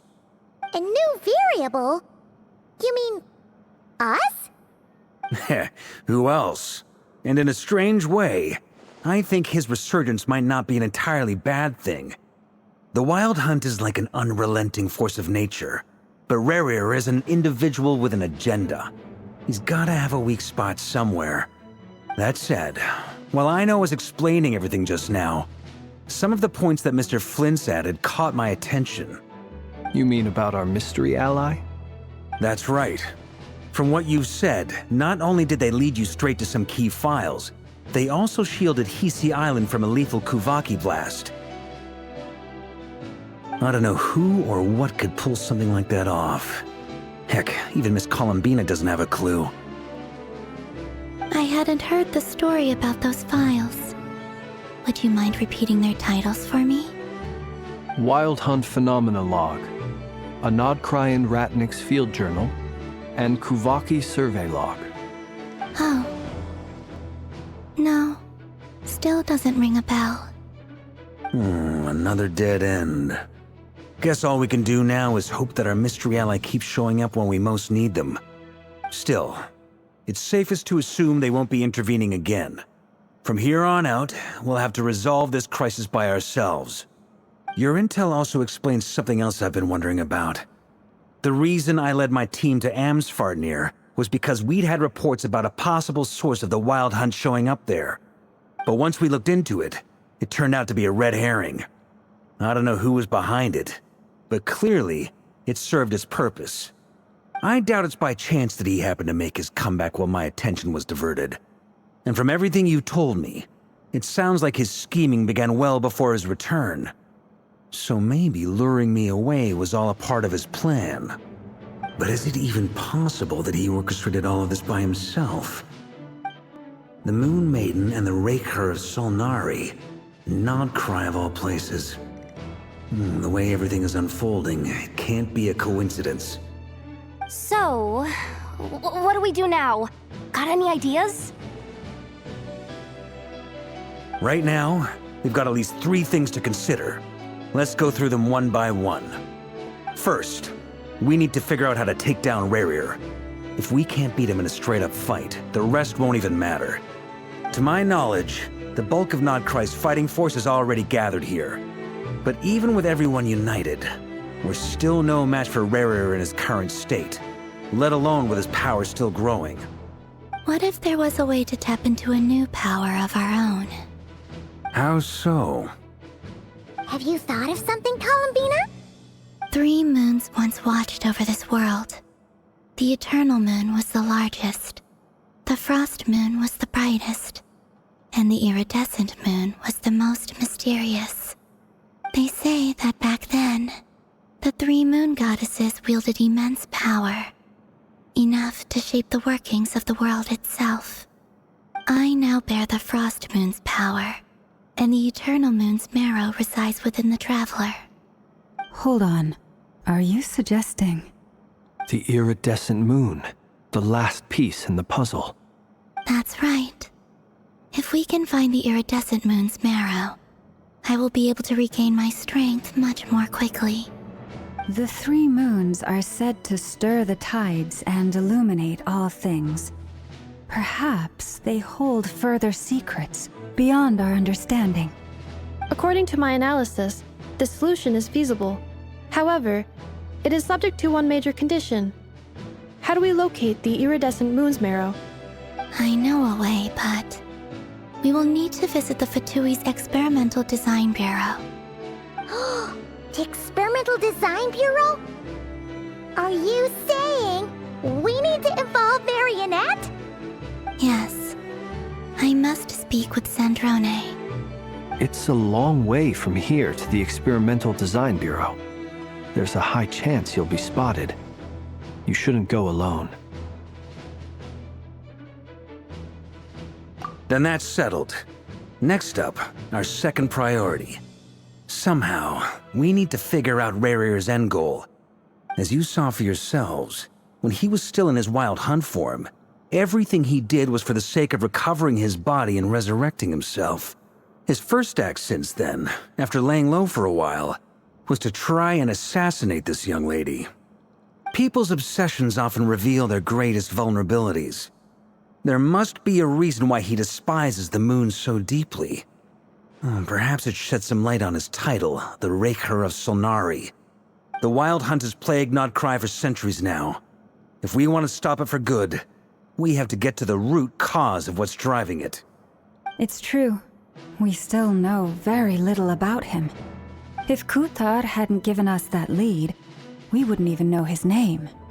But where would we even start? I doubt even the Intel Queen of Nodcry has a clue, and she has info coming out of her ears. Oh? That's a rather hasty conclusion for someone who's so painstakingly meticulous when it comes to dealing with machines.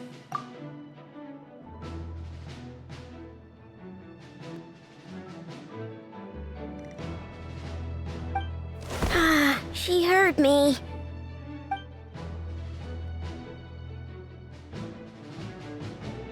Boss! What are you doing here? I'm now asking myself the same question. I received a letter from a humble knight of Favonius, requesting a meeting to discuss a major business deal. But it looks like this humble knight had something else in mind. Details. Miss Neffer, the important thing is that you've arrived at the perfect time. Since his failed ambush, I've been racking my brains trying to come up with a plan to fight Rarier. Given the severity of the situation, I think it's fair to say that our only chance lies in uniting as one. And I'm talking all the factions in Nodcry. We can't do this without the Curatorium, but I knew it'd be a tough job to win you over. So, I took the liberty of reaching out for a little chat. Wait a sec. How did you even hear about this place, Nefer? Didn't you say this is meant to be the Knights of Favonius' meeting spot? And a contact hub for the Northern Intelligence Network? And isn't it supposed to be super hidden? You really think he could have gotten settled in Nodcry without my help? Besides, I'm the one running this gig. Of course I know where the meeting place is. Allow me to introduce the current head of the Northern Intelligence Network. If it's intel you're after, she's your woman. Pretty much seen and heard it all.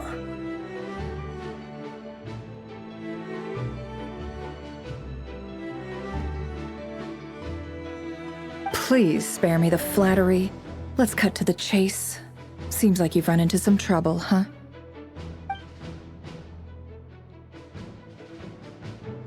Well, this certainly qualifies as an unforeseen crisis. On behalf of the Curatorium of Secrets, I wish you all the best of luck. So you're just going to sit this one out? Why should I get involved? What could possibly be in it for me? What if we told you we can't do this without you? Oh? Then I'd say, you'd better make it worth my while. I don't work for free. I can't put a price on something like this. It's just not in my nature. But then again, you and I have always been polar opposites in this regard. So I can't exactly say I didn't see this coming. If you insist on compensation, I will pay you. Consider this a formal commission. Sound fair?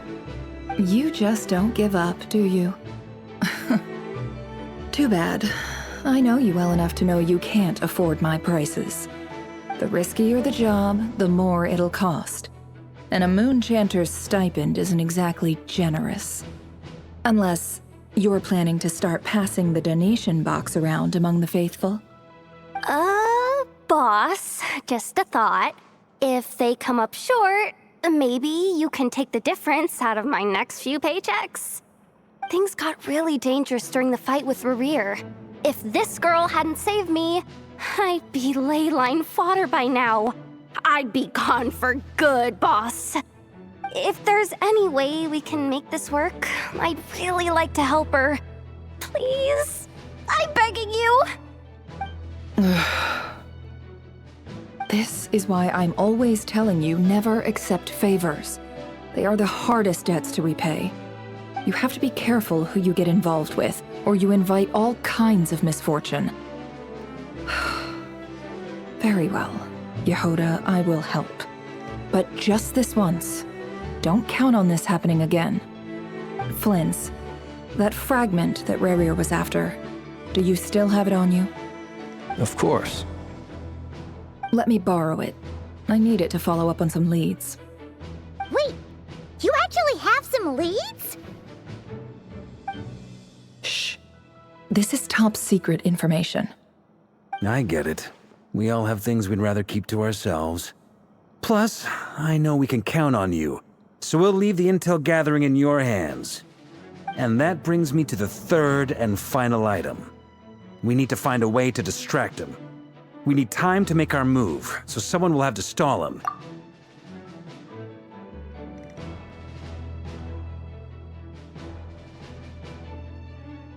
I'm in for this part, no matter what. Anyone coming with? Count me in too. Come off it, you two. Quit playing heroes. I'm way ahead of you here.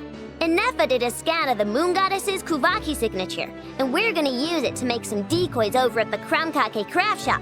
Anyone who's in, follow me. Once they're ready, we'll deploy the decoys across Nodcry. So as long as the rest of you keep moving, he won't catch on to your scent and won't be able to track you down. I like it. Genius idea. No biggie. All right then, we'll split into 3 teams. Once your team has finished their mission, return here and wait for the others. Dismissed!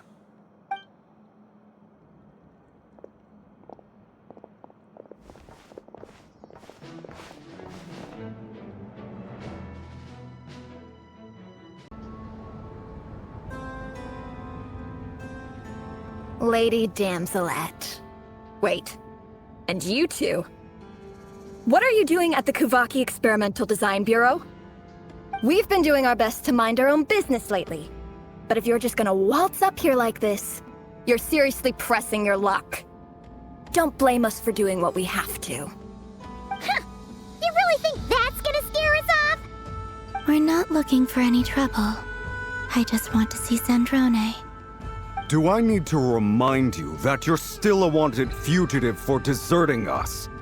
Out of consideration for our former ties and the crisis we're all up against, we'll let you leave in one piece. But don't even think about trying to get inside. Let them in. But... Are you going to make me repeat that? No, my lady. Sandrone seems to be in a good mood. Must be maintenance day.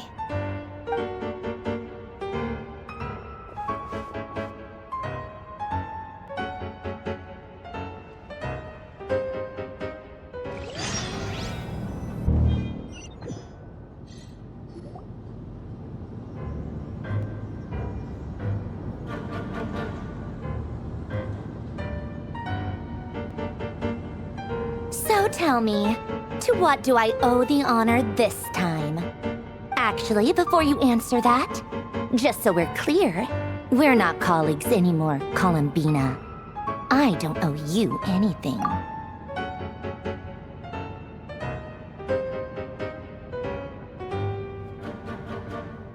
I promise it's nothing big.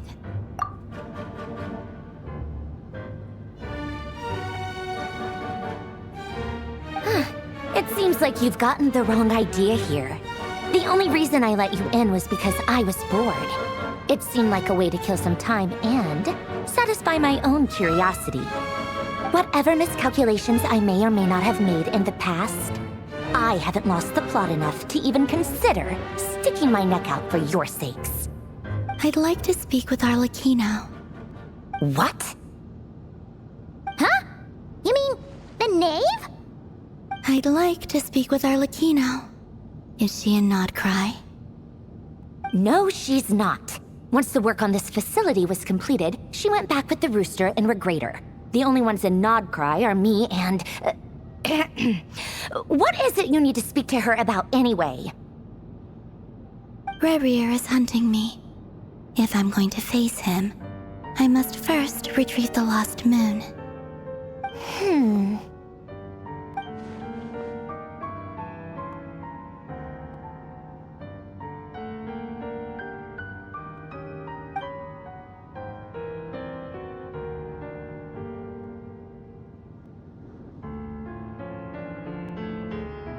Is that a no, then?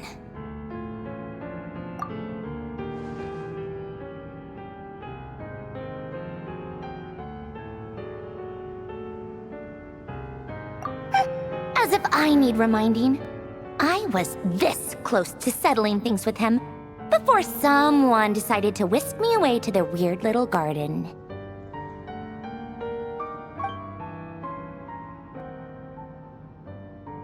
Have you held any tea parties lately? Tea parties? Yeah, obviously. You don't seriously think we'd pack it all in just because you aren't here.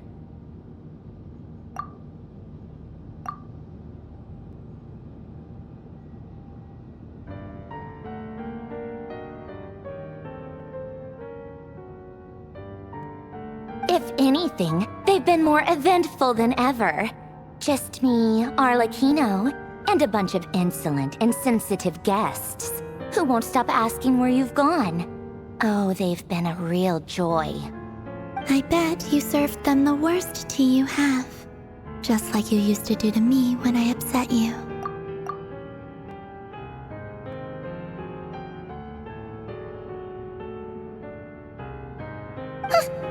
Who cares about how good the tea is when there's no one around to drink it?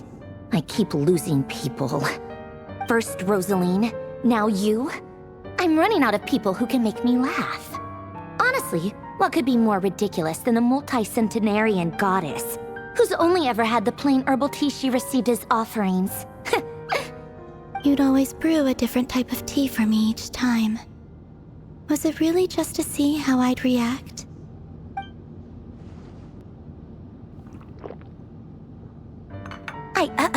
Well, duh. Why else? Watching you scram was practically my only form of entertainment.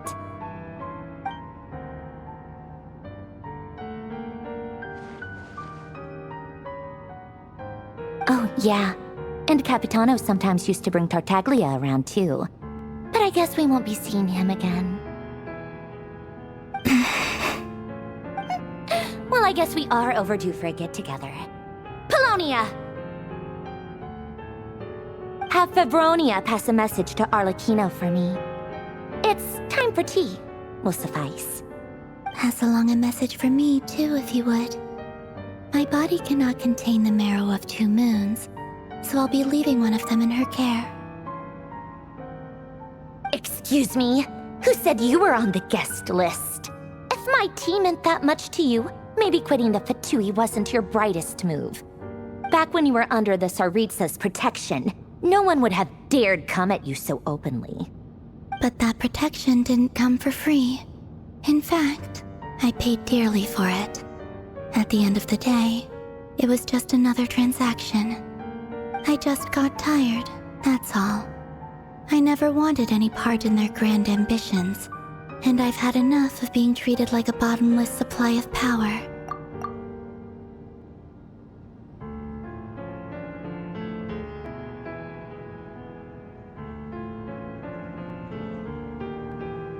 It brings back memories from the old days, when I was still worshipped as the Moon Goddess. Centuries on, it may be a different group of people, but I see the same greed in their eyes. I figured you'd leave eventually. You didn't have as much of a reason to stay as I do. The Tsaritsa gave you shelter and protection, but that was it. Nothing more, nothing less. Meanwhile, the Fatui demanded everything from you in return, until it was more than you could bear. I get why you left. And frankly, I have no interest in dragging you back just because the higher-ups told me to. But if you keep hanging around with this riffraff, the next time we cross paths, we might be enemies for real.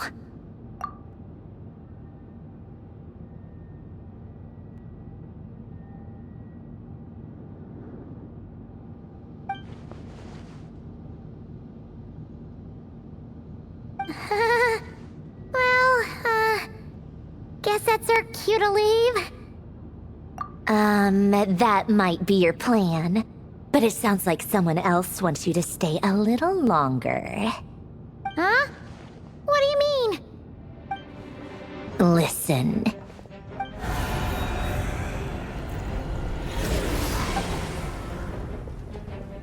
My lady, it's the Wild Hunt. A horde of monsters is headed straight for the facility. Another uninvited guest trying to crash my tea party. Clear the area!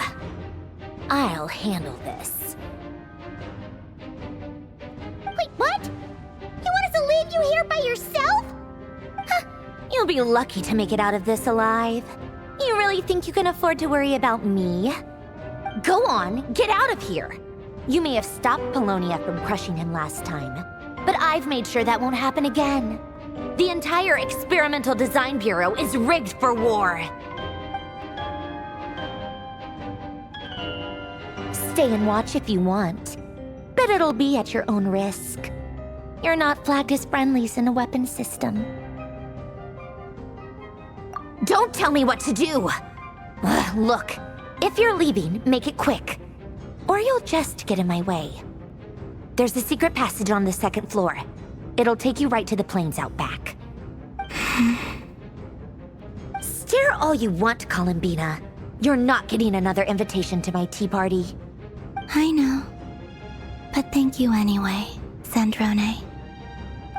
This is exactly why you shouldn't hang around with those people. All their melodrama and sentimental nonsense is rubbing off on you.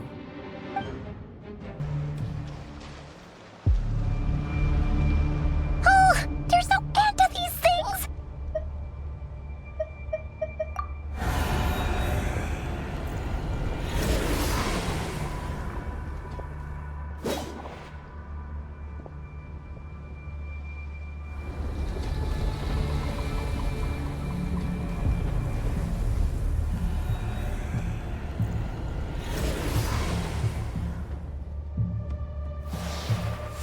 fire. Fire? Wait, what's that smell? Oh no! There's a fire!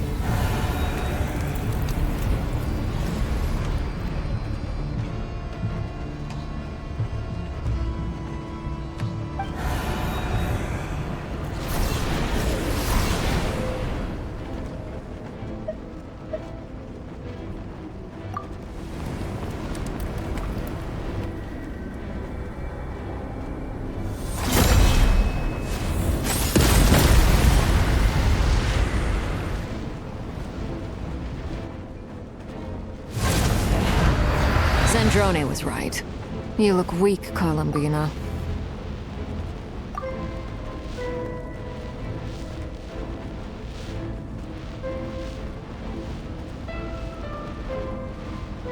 The old you would never have let such lowly creatures bar your way.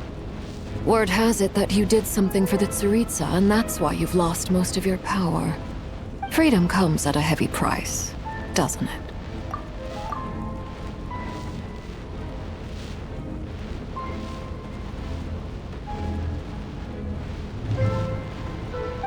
It's Arlecchino!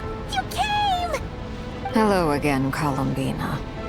And greetings, guests of the House of the Hearth.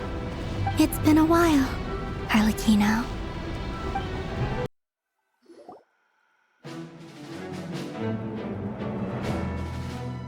It's a relief to see you all made it back in one piece. Huh? Feels like there's quite a few people missing.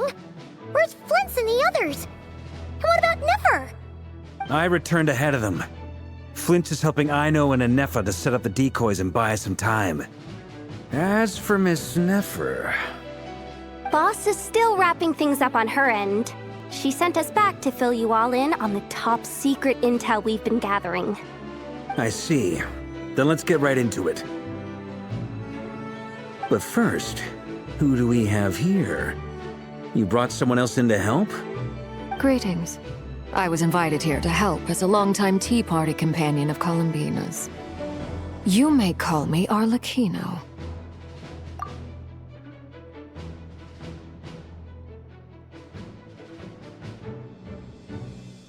Surely it can't be. Those eyes. Oh, where have I seen them before? Wait, of course. In those memories we just saw. The only Arlecchino I know is the fourth of the Fatui Harbingers. So either you share a pretty uncommon name, or you're more than just a Tea Party buddy. You are well informed, Grandmaster. A man from Mondstadt living all the way out here in Nodcry, and yet the people and affairs of Snezhnaya seem to hold a special place in your heart. Oh, the feeling's mutual. Sounds like you know all about who I am, too. A Fatui Harbinger. The atmosphere in here just got really tense. Guess we can't just start trusting Fatui Harbingers, even at a time like this.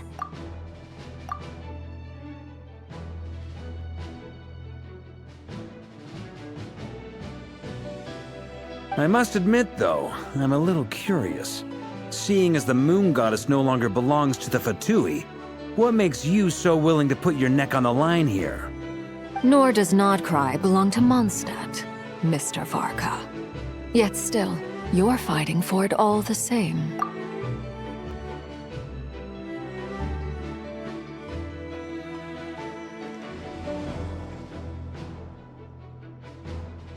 Things don't always have to have a tangible payoff.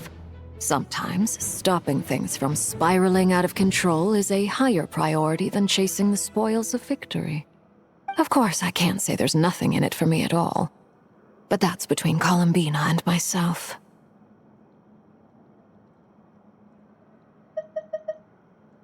Forgive me. I don't mean to doubt you. It's just that the Fatui really have been the source of many of our troubles. We have our own way of doing things here in Nodcry.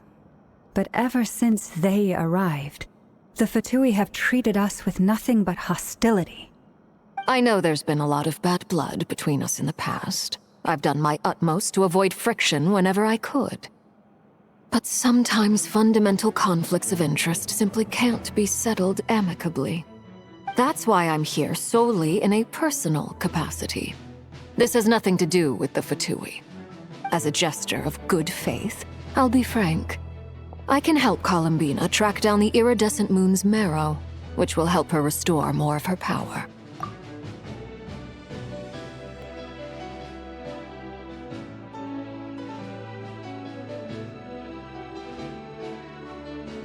Anyway, what else is on the agenda? Let's begin. She says she'll be frank, then completely skips over the details. Looks like she doesn't want to give away too many secrets after all. But she clearly wants to change the subject. It'd be awkward if I tried to bring it up again now. I guess we'll just have to go along with it. She's the fourth of the Fatui Harbingers after all. One look and you can tell she's not someone you'd want to mess with.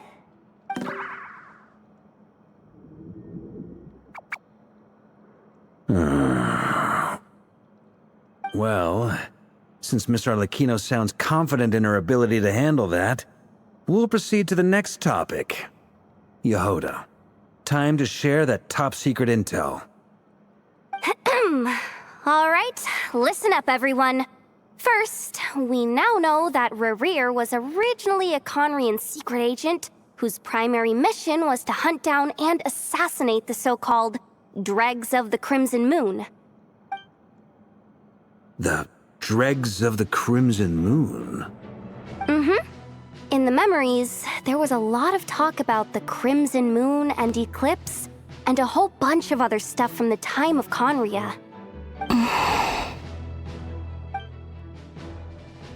To my knowledge, those were the names of two different Conrian dynasties. Long, long ago, it is said that the people of Conria worshipped the Crimson Moon, drawing a mysterious power from its reflection. But one day, a coup saw the Crimson Moon eclipsed, hence the name of the new dynasty that replaced it, and how it became the new emblem of Conria. Still, long after the Crimson Moon dynasty had fallen, the last ruler of the Eclipse dynasty, the Vinster King, still coveted the secrets it left behind. So, he sent the Rehir of Solnari to secretly hunt down the Crimson Moon's few remaining followers. In those days, Rerir showed no signs of madness. In fact, he was as normal as any other person. Oh, and he had a fiancé, or at least a would-be fiancé, called Tholindis. What's the matter?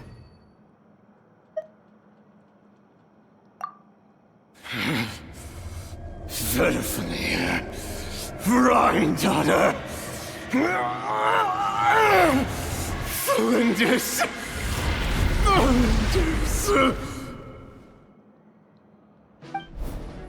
Interesting. Anything else? What about this would-be fiancé of his? Do we know anything about her? Well, she was a researcher at the Universitas Magistrorum, but it felt like she was hiding some kind of secret. Oh, and one more thing. For some reason, Rerir's fragment also contained some of Tholindis' memories, though only a very small portion. Well, no shortage of potential leads, I'll give you that. In any case, it sounds like we can conclude that while Tholindis was still around, Rerir appeared to be lucid and quite normal. Tholindis, it seems, must have been the one thing in this world that he couldn't let go of. Tell me though, were these pure-blood Conrians we're talking about here? Why do you need to know that? Hold on. If she was a pure-blood Conrian... Oh yeah! Just like how it was with the captain! If we could somehow find her, do you think there's any chance Rerir might regain some of his sanity? It's possible, but it would take a miracle. We can't pin all our hopes on that. That merchant who Nefer knows, Dori Sangama Bay. Maybe we could hire her to look into it. All right then. Let's keep working in our separate teams. Traveler, Paimon, Kutar, and Miss Arlecchino will go look for the iridescent moon's marrow. As for the others... On the way over here, I noticed that the Wild Hunt monsters had grown even more frenzied in their search for Kutar. At this rate, the people living here will be in grave danger too. So I'm thinking of gathering together some of our followers to go wipe them out. I'll head back to the curatorium and meet up with the boss. Feels good knowing we've all got something to be getting on with. Given that the Wild Hunt has been a lot more active lately, the Lightkeepers have likely begun their own operations too. If that is the case, someone will need to pass the news on to Flint's. I'll hold the fort for now, then discuss our next move with Flint's, Ino, and Anefa when they get back. All right then. Well, the clock's ticking. If that's everything, we'll be on our way. We'd better get moving too. We'll try to buy you as much time as we can. Relax. Just do your thing. Now, I decided to call in some backup since things are getting so hairy. Our reinforcements should be here any minute now. Stay safe, everyone. Dismissed. Here, this will serve as a good spot to cross over. Arlecchino, hold up a second. Since you brought us all this way, would you mind telling us what you've got planned? We still haven't got the slightest idea what's going on here. And if even Columbina doesn't know where the iridescent moon's marrow is, how do you? Simple. Because I am an inheritor of the royal bloodline of the Crimson Moon, and one of the last surviving embers of the Two Worlds' flames.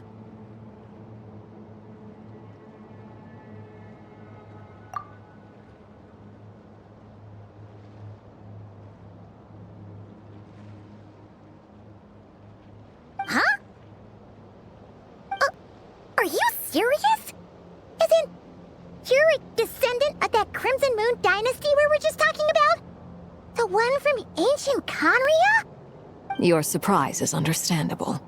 I was also taken aback when I first learned of it. But the more I thought about it, the more I realized the signs had been there all along. When I was young, I discovered I could wield a very special kind of fire. It coursed like blood through my veins and smoldered away inside my nerves.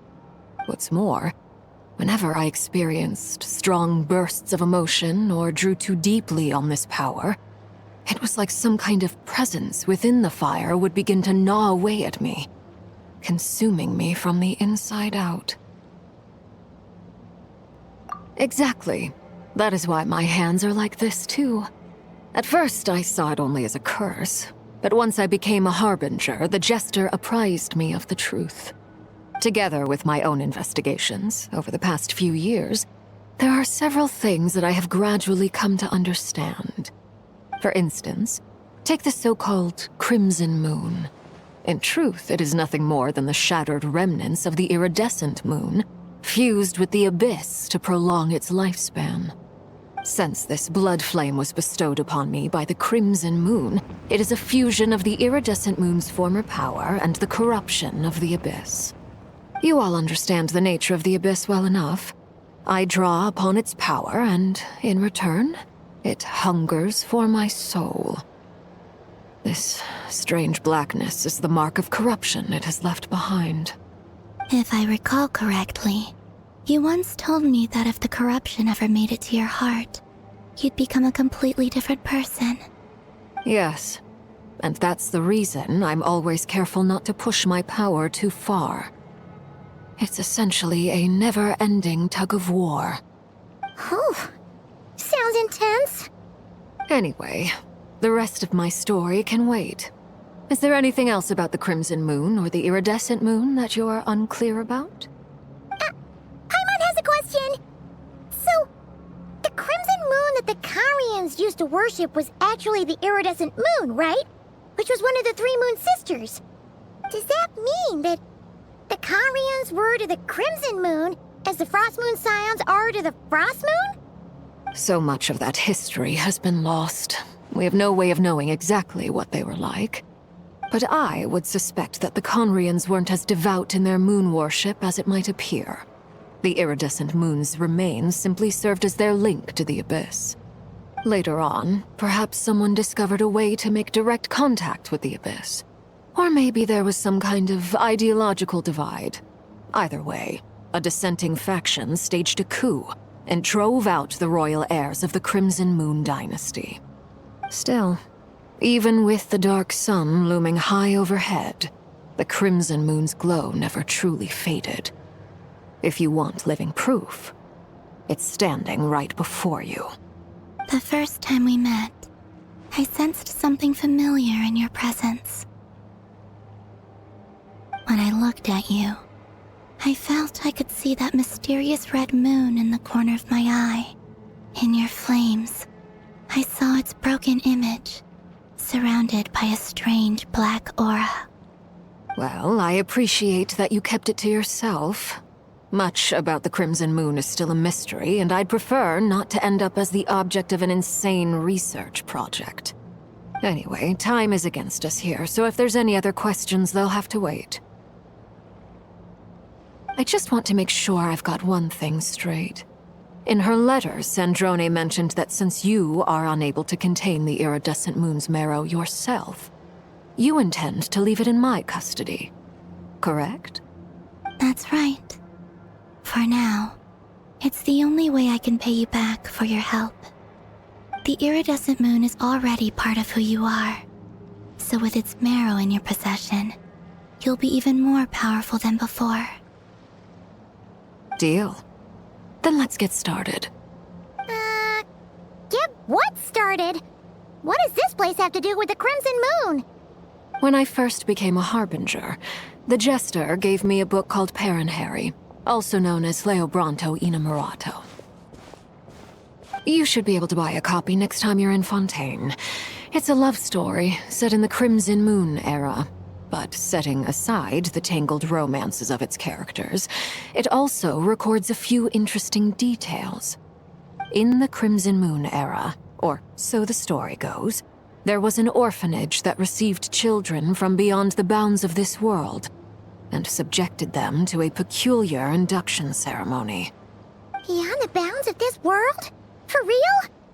And what kind of induction ceremony? The Crimson Moon sages looked beyond this world for beings with powers that surpassed the gods. But fearing they might lose control, they subjected these children to a process of refinement. They made these children crawl up a fireplace and kept asking them, "Have you died? Did you see it?" Until they finally admitted to having died and seen a crimson moon.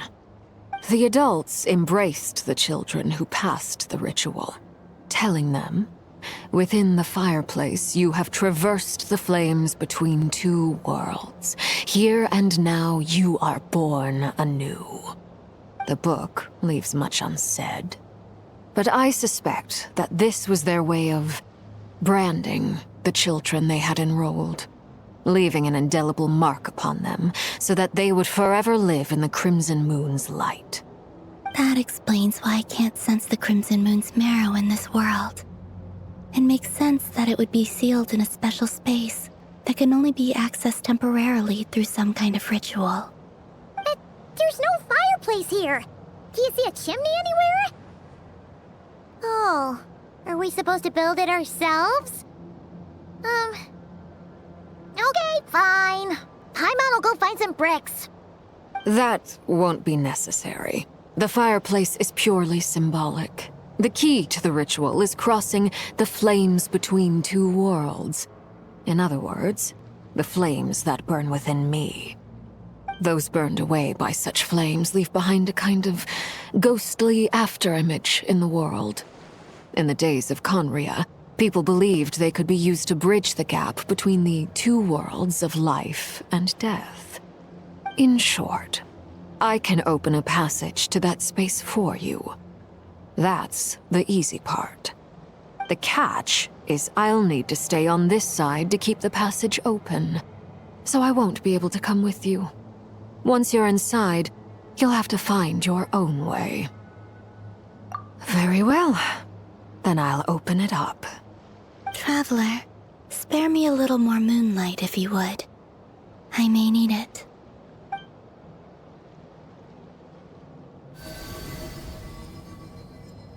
Thank you. I feel like I've recovered some of my strength now.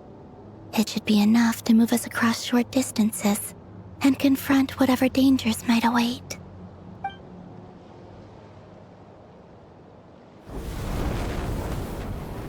Mistress of the seven hues of ages past, great mother of the present, crimson-clad sovereign of the two realms, by fire severed, by fire renewed, I offer myself now and beseech your descent.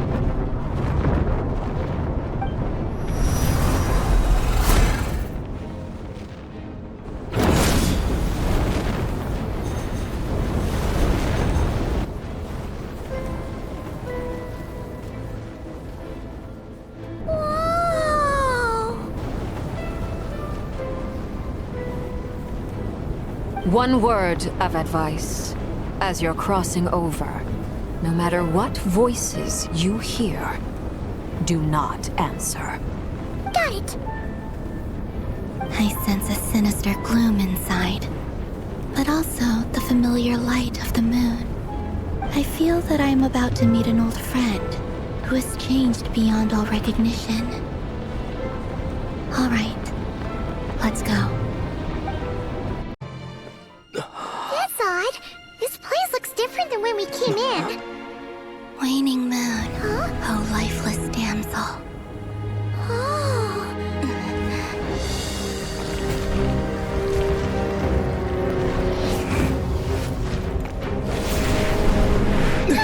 Hurry! The place is collapsing! It wants to trap us here.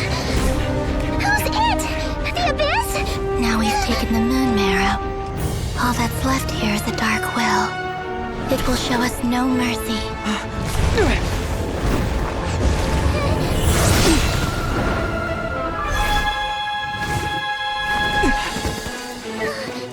Give it back!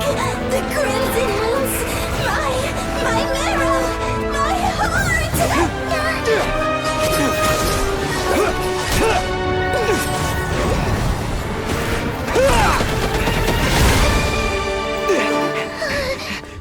Finally! Huh? Oh no! The exit's blocked! They're back! Now what do we do? This is where you fall. Witness my rise. Hey, What are you waiting for?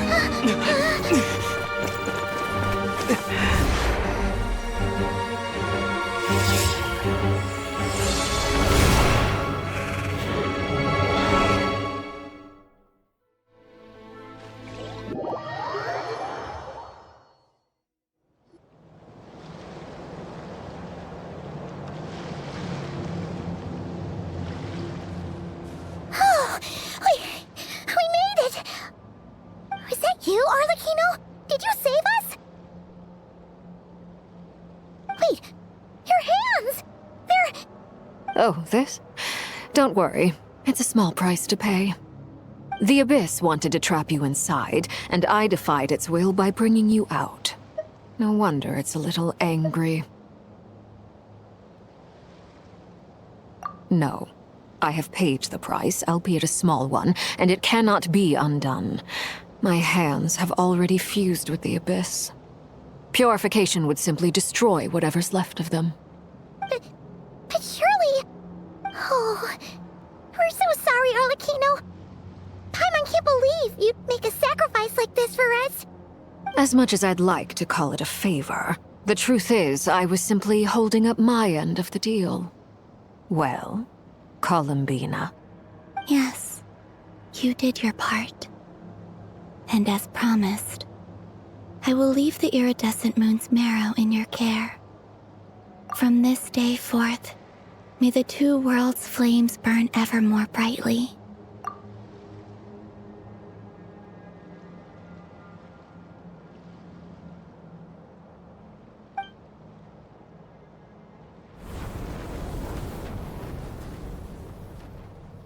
I'll take that as a blessing.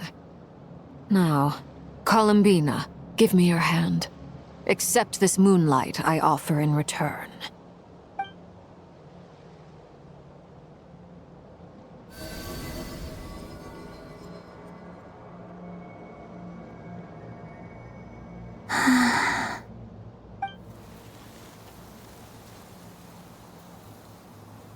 Feeling stronger? Hey, Columbina! Are you okay? I'm fine. Our powers are a little at odds, that's all. By the Frost Moon's authority alone, wielding the power of the other moons was always going to be a stretch.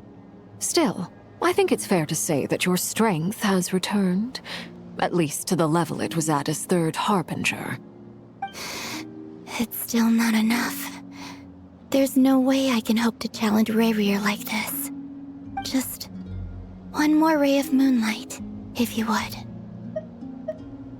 It's okay. I can take it.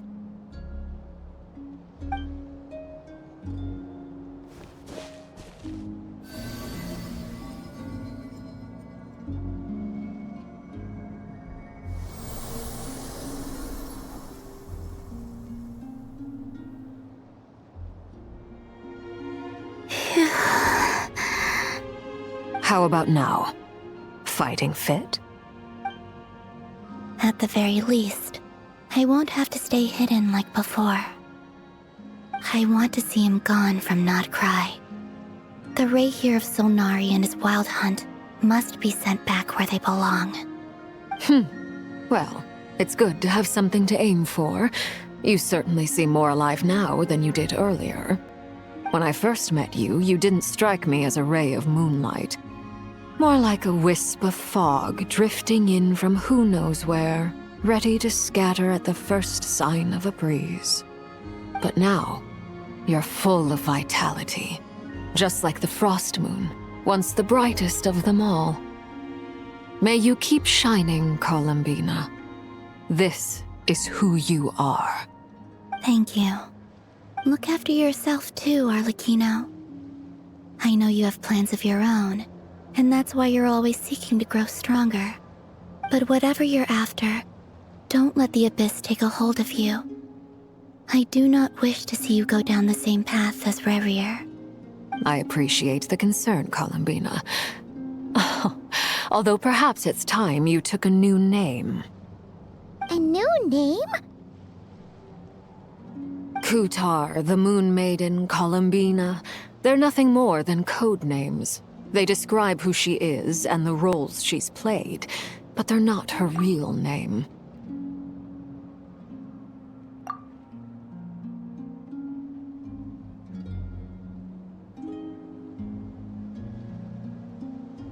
We often use code names in the House of the Hearth, too.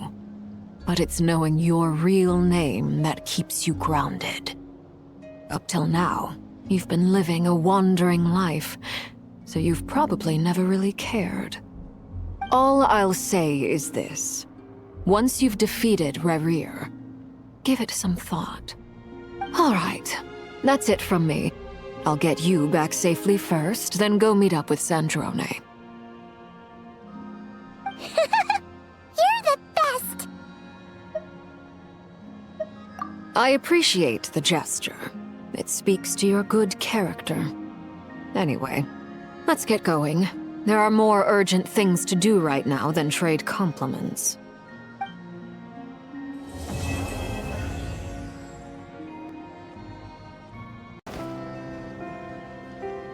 Oh, do you think the others are making good progress? Hope it's all going smoothly. Oh, hey look! They made it back as well! Flintz! Llama!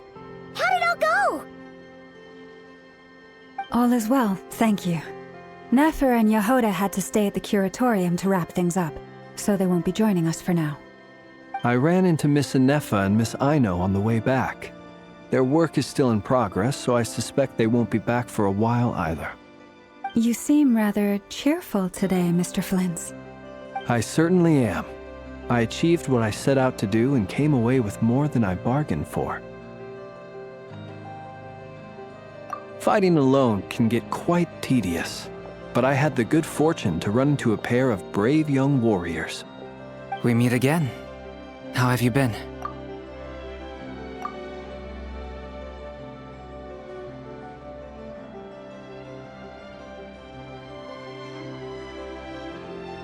Albedo!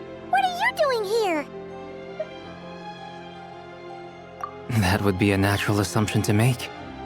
It's also the correct one.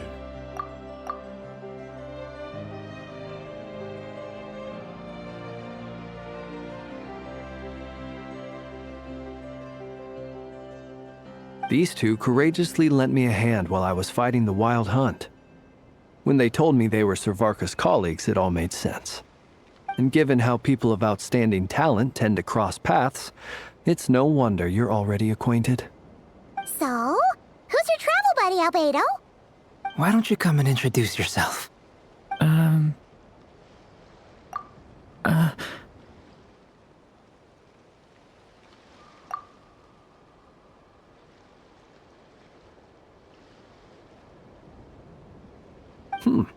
A gentleman of few words, I see. And a rather stern countenance. I presumed you were acquainted with him. Is that not the case?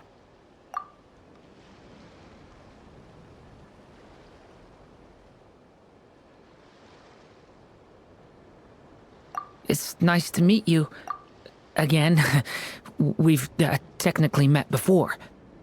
Wait a sec! You're Minnie Durin! That's right.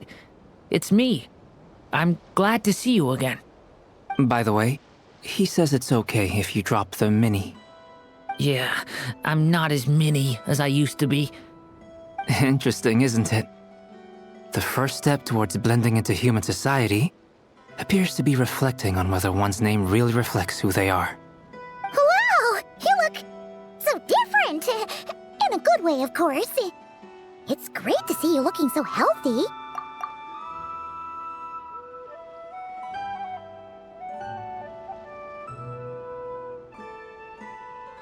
Thank you, Paimon.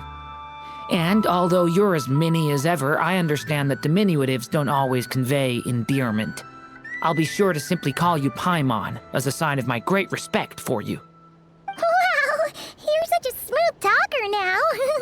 Paimon could get used to this.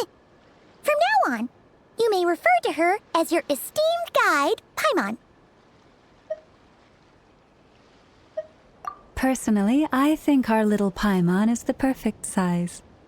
When people call her Little Paimon, it's just because she's so adorable that they can't help themselves. If that's not a sign of endearment, what is?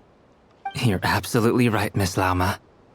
My brother still has a long road ahead of him when it comes to understanding human relationships. Anyway, speaking of long journeys, didn't Columbina, leave with you? How come she isn't back yet? She's been catching up with old friends. Wouldn't be surprised if she stopped for a cup of tea or 10 on the way back. Uh-oh. People are talking about me. Hope it's nothing negative.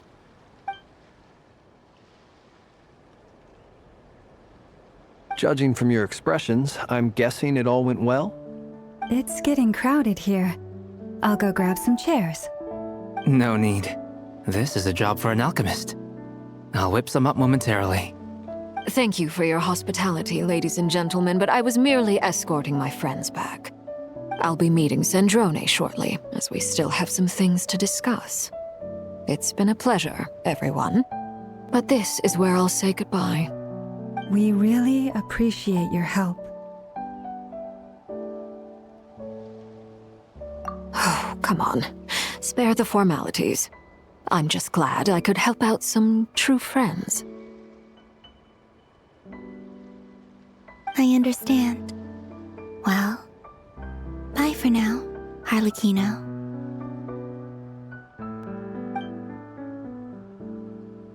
Oh, this place is hopping. It's probably a good thing one of us left. Otherwise, we might not fit all these people in. Are you saying we're about to run out of chairs? As a matter of fact, I am. Come on in and see for yourself.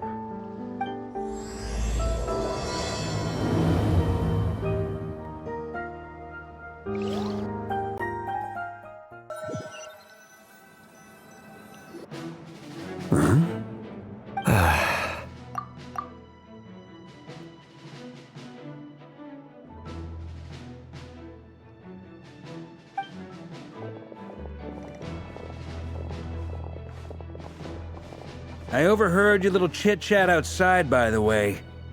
With Miss Columbina's colleague gone, we should be back to the original crew plus the other colleagues I brought in. Though, it looks like we have another new face. Someone else managed to rope in a colleague too? Frankly, you and Paimon are the only people I know here. This here is Deanslip, colleague of Tibet's greatest guide, Paimon, and greatest adventurer, the Traveler. Well, not exactly colleagues, more sort of friends. When someone else jumps in to do the announcing, you know you're speaking to someone important. Let's hear what he has to say. Note to self, once Paimon knows your name, the rest of the world will soon follow. When he comes looking for us, it's usually something important. Paimon's guessing you've heard about the Wild Hunt, then. From the looks of it, you're about to hold a meeting. If I were to say that the Wild Hunt is our mutual enemy, would that earn me a seat at the table? As the saying goes, the enemy of my enemy is my friend. Mr. Dainsleif, there's a seat with your name on it. Though, I can't promise the same for everyone else. Hey, Albedo, think you can rustle up a couple more chairs? After all this time apart, Grandmaster Varka's first order is to rustle up a couple more chairs. I've missed this. Is he being sarcastic? Hey, he's your brother. Why are you asking us? I've still got a lot to learn about the nuances of human conversation. Trying to decipher Albedo's way of speaking has been like jumping in at the deep end. Oh, good point. Paimon gets you now. Don't sweat it. There are people who go their whole lives without getting the hang of it. You're ahead of the game already.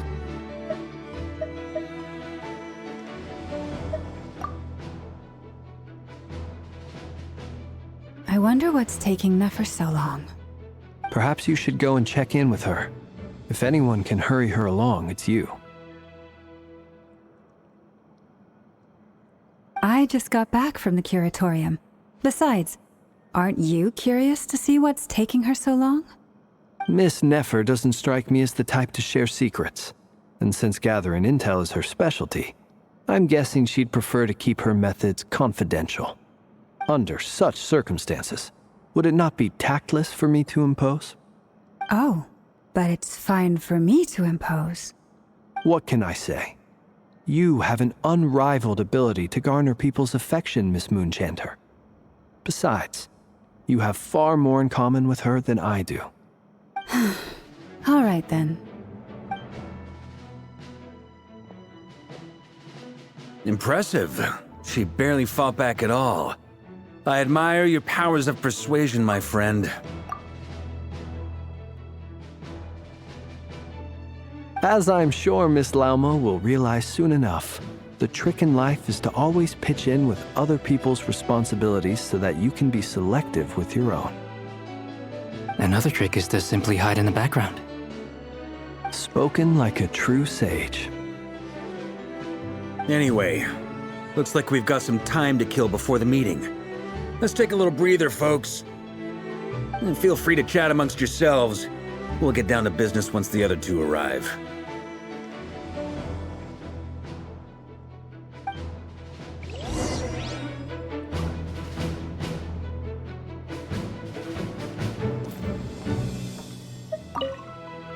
You're both awfully quiet.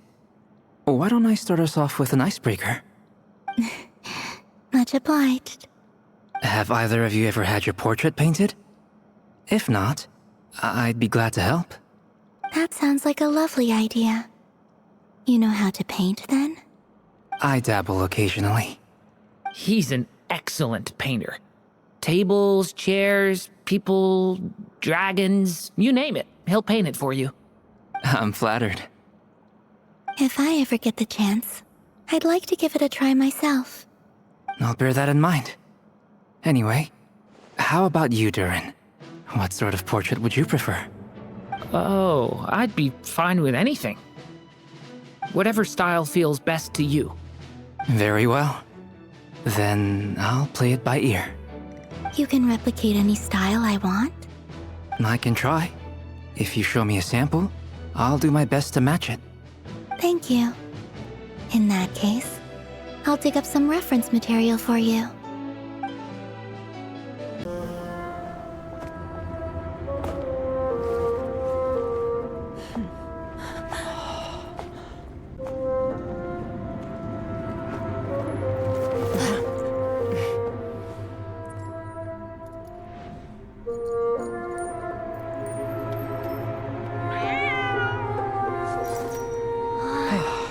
It's just Ashru.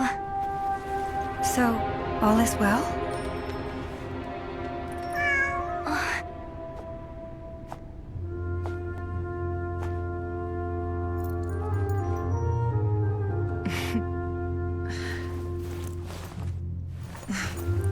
Typically speaking, at this point, the world disintegrates. Then we find ourselves back in the outside world. Besides, these are my memories. There's nothing to fear. You're sure? Of course. It's almost over.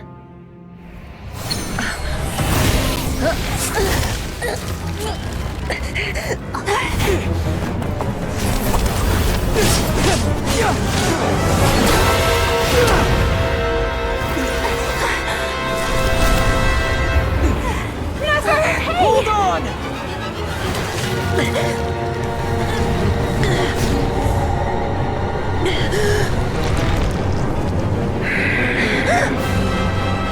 Knowing too much is always a death sentence. Speak for yourself.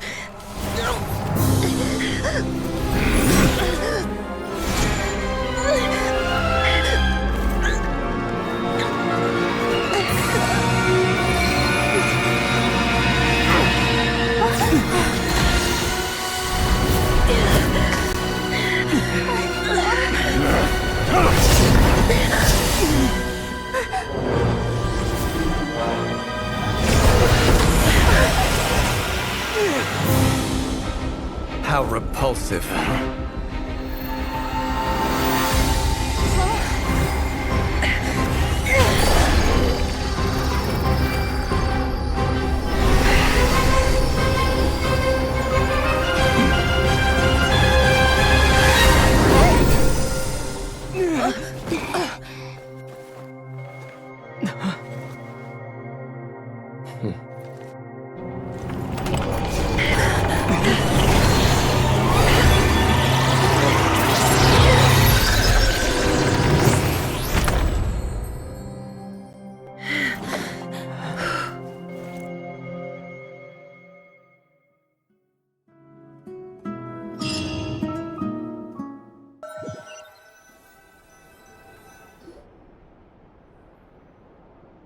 Timed that pretty well, didn't I?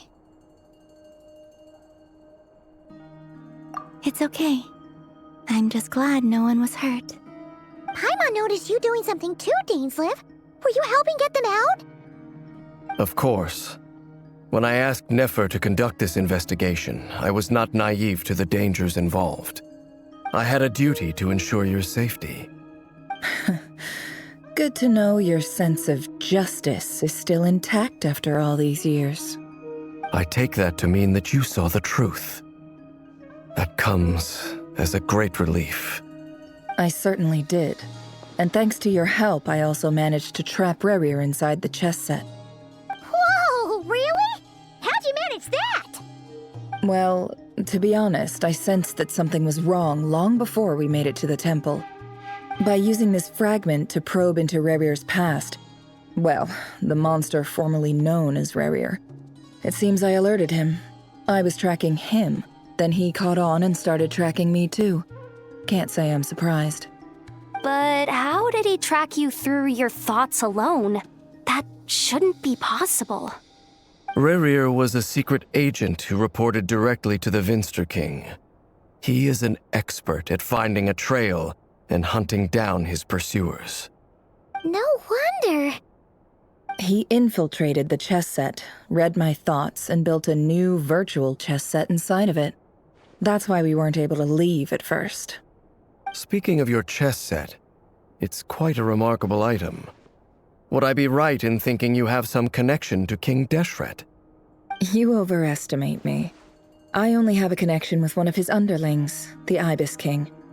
You all saw how this came to be. A long time ago, the Eab massacred my tribe, the Shimti, in our home village. A few years later, I enrolled in the academia, where some new information came to light. The Unut and the Eab fought a bitter battle over the rights to a well, all for the sake of a non-existent 50 million Mora. The Eab ultimately won that confrontation, but their victory came at the cost of almost every warrior in the tribe. The final blow to the Eab came at the victory feast, when an Unut assassin beheaded their chief right before my eyes. The remaining Eab fled and have been scattered to the winds ever since. Having gotten my revenge, I returned to my hometown, where to my surprise, the nearby temple was still standing. There it was, seemingly immune to the relentless hostility of the desert, while my tribal home lay in ruins. As I stood there gazing at the temple, I noticed a cat just outside. This cat, as it turned out, was home to the spirit of the Ibis King. He led me to a gate deep inside the temple, and there he made a deal with me. This chess set is my gift from the Ibis King. The chessboard within is made to the same specifications as the one in the mausoleum of King Deshret, and represents his power of piercing analysis. With this chessboard in its container, I gained a certain ability to perceive hidden secrets. Now, you could conclude that the Ibis King simply wanted to give the people of this world the power to seek the truth, but I don't believe that's the full story. Every god plays favorites.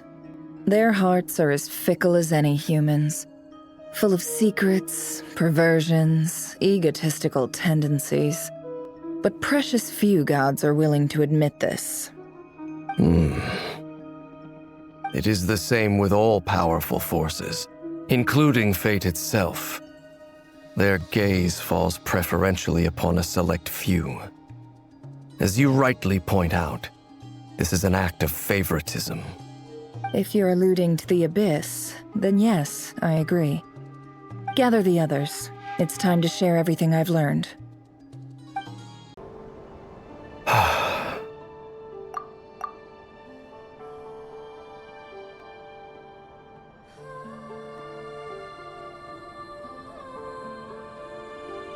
Something on your mind? Miss Columbina, was it? I believe that's how the others addressed you. That's right. Names are funny things. Have you always been called Dainsleif?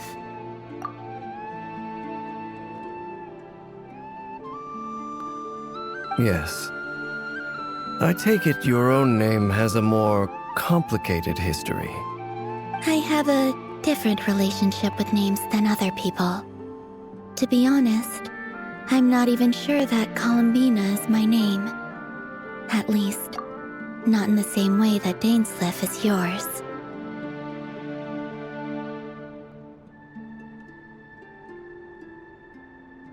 But it's what everyone calls me, and I go along with it. A lot of my life has been that way. I get so used to things that I forget to question why they are so. I never used to think much about where names come from, or what they mean to people. Maybe something's wrong with me. You're different from other people. I sensed it the first time we met. You're more perceptive than most. I'm sure your long life and rich range of experience explains that. Do you ever find yourself missing Conria, Mr. Dainsleif? Difficult to answer. I have dreamed of the past many, many times. Sometimes I'm fighting tooth and nail. Other times I'm lying on the ground, defeated. I don't recall any happy moments from that time. It has been too long. Is that because hatred survives longer than love and affection? That would not be for me to say. I make no excuses for the grudges I bear. But whatever the reason, I remember little that was beautiful or sentimental. Thank you for your help with the Rerir situation. Without your efforts, I never could have learned the hidden truth of his story. You're welcome. I know he's your friend. Friend? He betrayed me. And I never really understood what he was going through in life. Some friendship, that is. Okay. So, do you plan to fight him with us? You see, you're torn. Now you know what really happened. You see the things he's done in a new light. I need some time. Of course. I completely understand. Anyone else in your position would feel conflicted too. Actually, I went through something similar myself recently. Something happened that changed my perspective on a situation. A situation I took for granted at the time, but now I feel very grateful for it. You mean the Harbingers who still support you, even though you've left the Fatui? Yes. I always thought they were only helping me because Harbingers are forced to work together. But then I abandoned them. A warrant was even put out for my arrest. And even now, they still support me. Which means I was wrong about them all along. Clearly, they view you as a friend. I feel a little guilty now. I regret not seeing her help for what it was, and not treasuring it. I see the guilt that you're feeling now, because I feel it too. Hopefully, talking about it will do us both some good. Have you noticed that the Traveler and Paimon are over there? I think they've been listening. Huh. Shall we say hello? Sure. Hello. Ah! They caught us!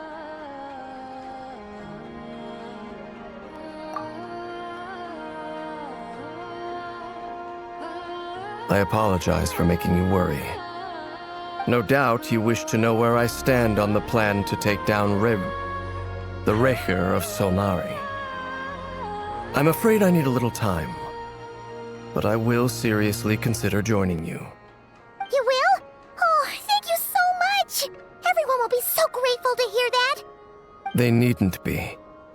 This was something that I was going to have to face up to eventually. That doesn't matter to them. They're grateful to you regardless. You can't control their gratitude, so just accept it. And then, have a think about whether you're willing to join us.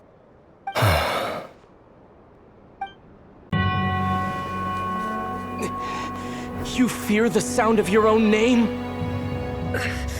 Is it us you hate? Or is it what you've become? Let's see what becomes of you!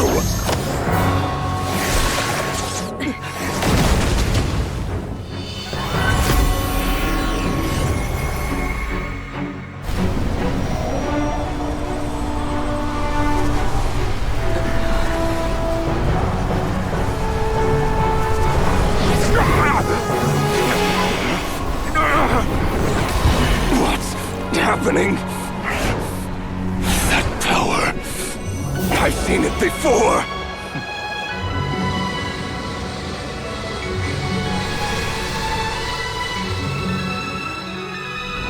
His power is on another level. We'll need to use an alchemical array to convert his power into a usable form. Then quickly channel it into Columbina, rendering her powerful enough to compete with him. I'll join you. I can help.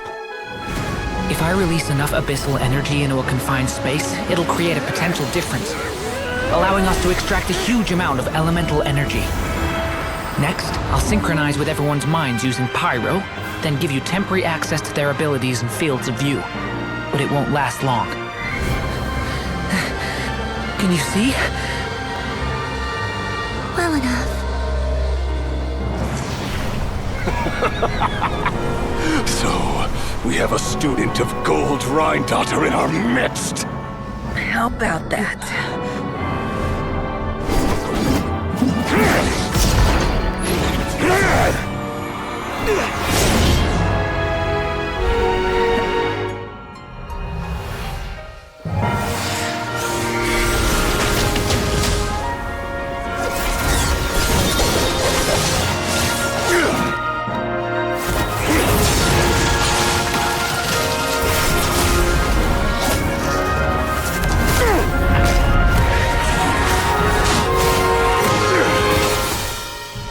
You use my own power against me? Just like how you stole Kuvaki. Look familiar?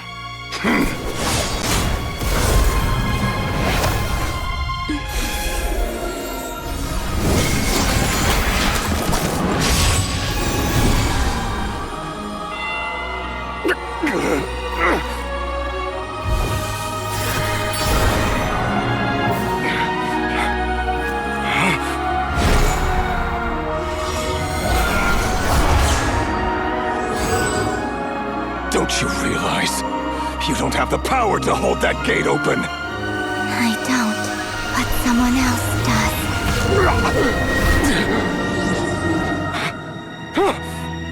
Goodbye, Reverie.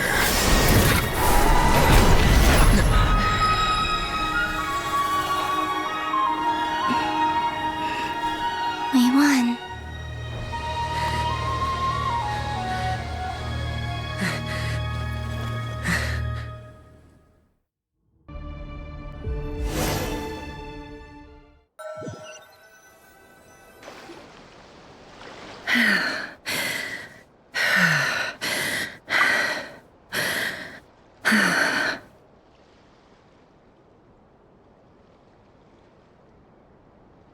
Nefer, how are your eyes? They're fine. Apart from the blindness, of course. It's not too late. Let me handle it.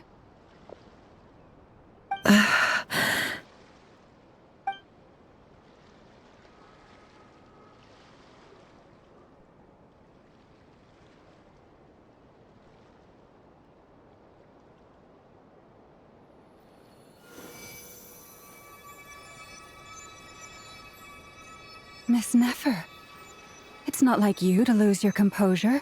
That was the most reckless thing I've ever seen you do. Reckless how?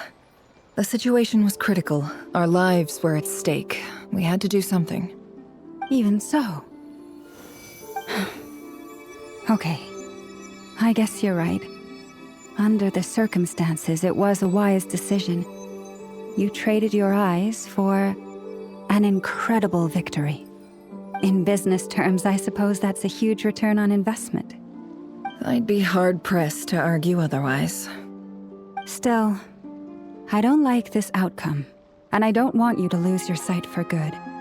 People suffer when they make sacrifices they shouldn't have to make, whether that means faith, strength, or in this case, your ability to even see.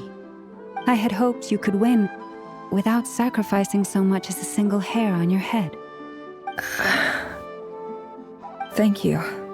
Really. All done. Don't try and open your eyes just yet. We'll see how you're doing in a couple of days. Until then, please follow your recovery plan to the letter. I'll send full details through Yehoda. For now, just get yourself home, relax, and rest. My dear friends, we have fought bravely and achieved a spectacular victory. A dark cloud has been lifted from the skies of Nodcry. All in this land will be grateful for what you have done. The moon will remember this day. Thank you both.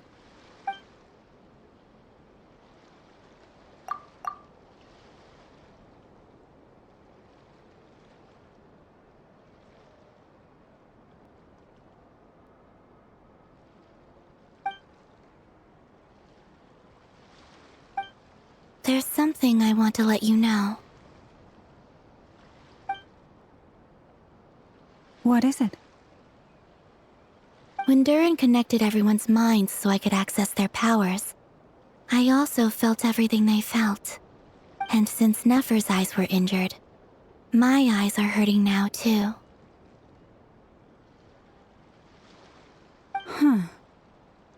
Hold on. Let me try. I only feel the pain. There's no actual damage. I just thought I should tell you. You're right. There's no damage. That's a relief. But I must say, I'm surprised to hear the Kuthar share something like this with me. In the past, you never used to open up about yourself. Things are a little different now from how they were. I'm learning to share how I truly feel with my friends. Friends? You have no idea how glad I am to hear that.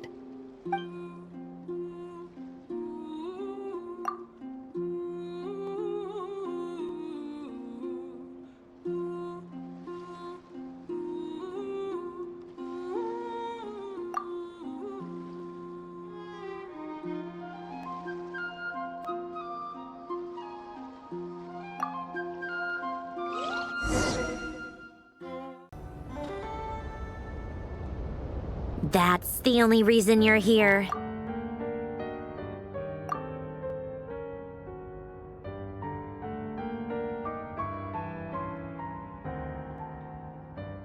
Yes, I've thought a lot about it, and I've realized that you, me, and Arlecchino should be friends.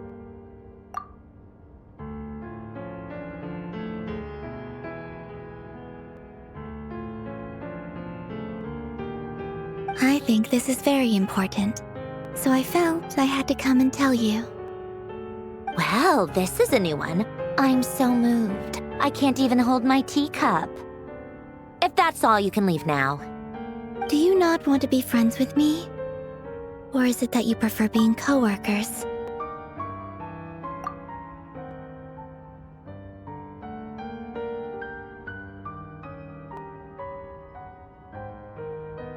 What is this, Columbina? Are you deliberately testing my patience threshold? Right now, my politeness module is active. But if you say another word, I swear I'll shut it down.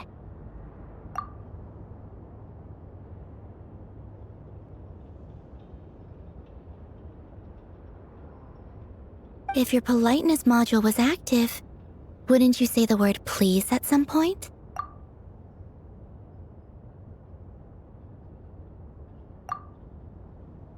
Polonia, please see Lady Columbina to the door. Will you still invite me to your next tea party? What? Yes, I think you will. Bye-bye, dear Sandrone.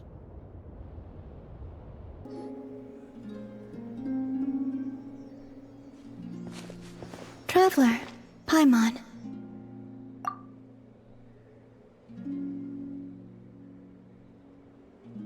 What's wrong, Columbina? You look like something's troubling you. Do you have any paint with you?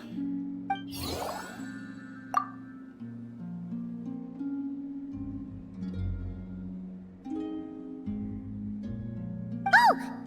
You're Malaus, right?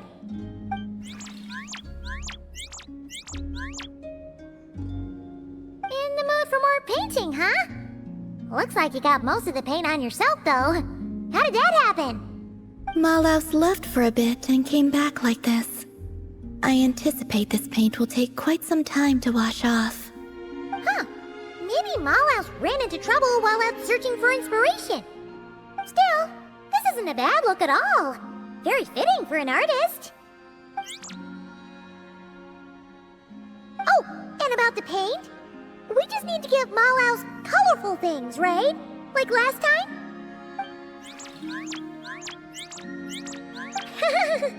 Now that's one happy Kuhenki! Malaus must have hit on some really good ideas. Something fun and upbeat for sure. Let's find some warm, happy colors this time.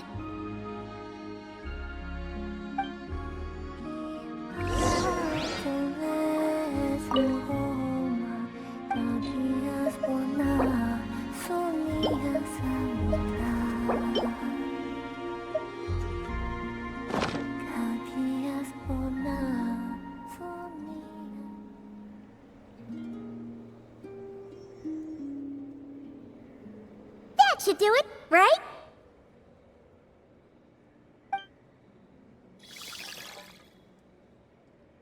Oh, there she goes, painting away already. Ahem. Dear judges, prepare to be amazed. What kind of masterpiece will our talented Kuhenki artist bring us today?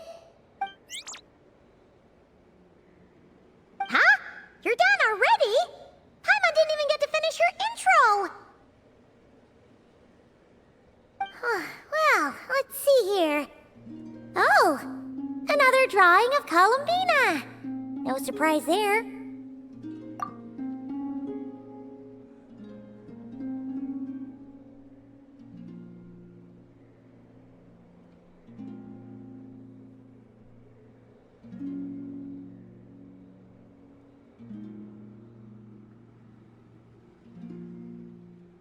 Is that a forest somewhere in Notcry?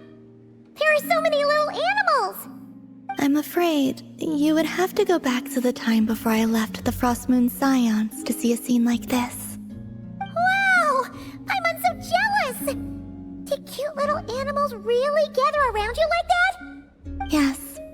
Most of them were drawn to the Kuvaki around me. They felt safe curling up next to me like that. Oh, that's so awesome! You could pet them all you wanted without them running away! I would say the sheik badgers were the nicest to pet. They're the ones with the big, fluffy tails. The fur on a rhyme-horned deer's neck is quite soft as well. It makes a very comfortable pillow. Which do you prefer? We don't really have the same kind of experience to go off of. But Paimon would probably choose to pet a sheik badger's tail. Sheik badgers can be quite timid. If you want to pet them, they need to feel safe first. But I would exercise caution, Paimon. Why? Do they bite or something? Paimon promises to be super gentle. No, I'm referring to danger from above. Danger from above? Yes. Long-plume ibises often hunt little animals like these. I had to issue them a warning to get them to stop going after the Kuhenki. You're just telling Paimon this now? Oh, it's a miracle she hasn't been carried off yet!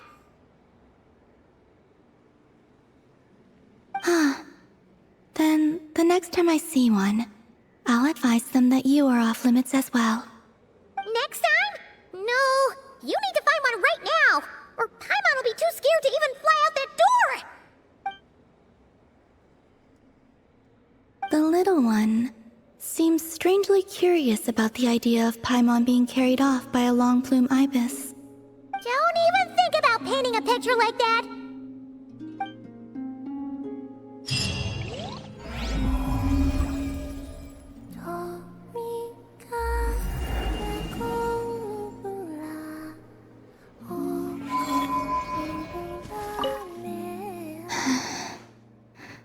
I really would like to pet the little animals again.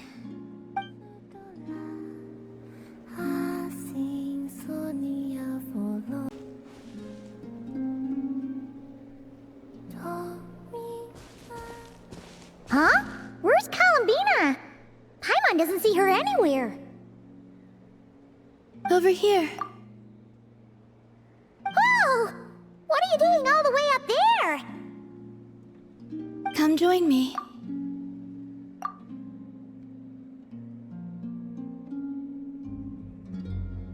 What are we getting ourselves into this time?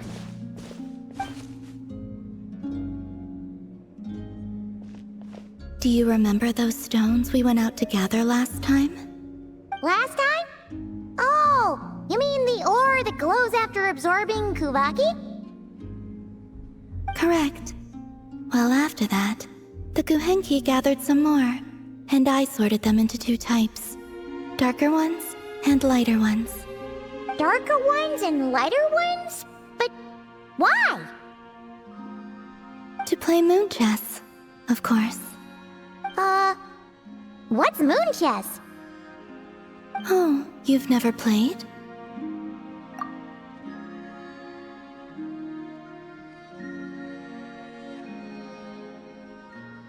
I see.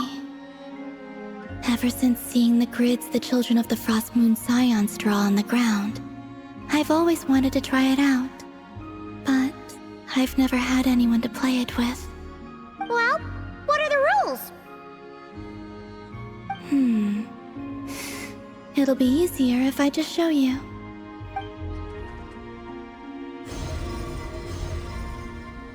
Whoa! That's amazing! How did you do that? With a little Kuvaki, of course. You can't do that?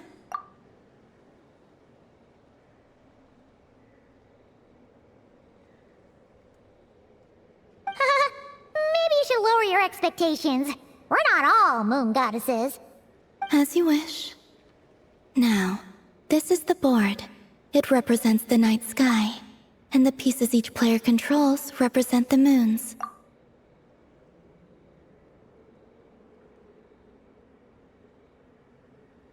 The 2 players take turns placing their moons in the sky, and the first to get 3 moons in a row wins. Oh! So it's basically a version of tic-tac-toe. So, it's called moon chess here in Notcry, huh? Talk about giving it a local touch. I see. Well, in this version, the moons rotate, meaning there can never be more than 3 moons in the sky at once. So, when the night sky is full, the moon that rose earliest will vanish. That actually makes a lot of sense. And it makes the game a lot harder, too. So, would you like to give it a try? It'll be my first time playing, too. Sounds fun! Paimon will be the referee. The Traveler's a clever one, though, so watch out!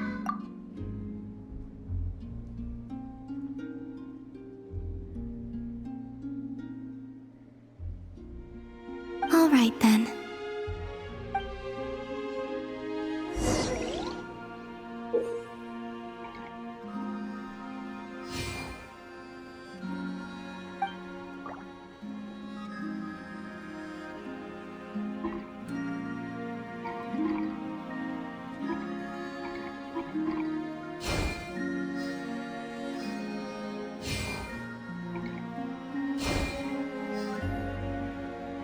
How about here?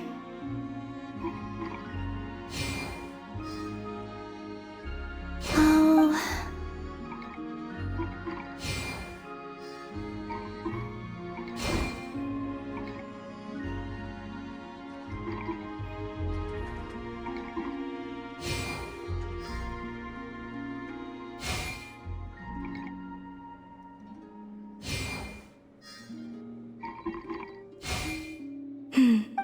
This should win it.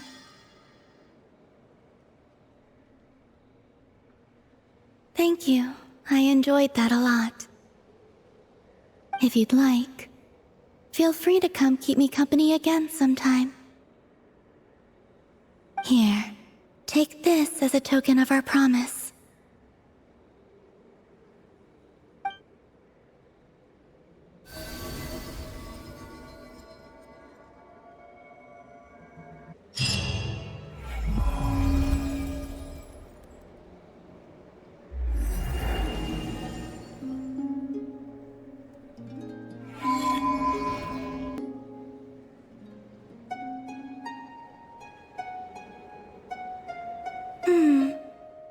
half step too high, perhaps. Let's try that again, shall we?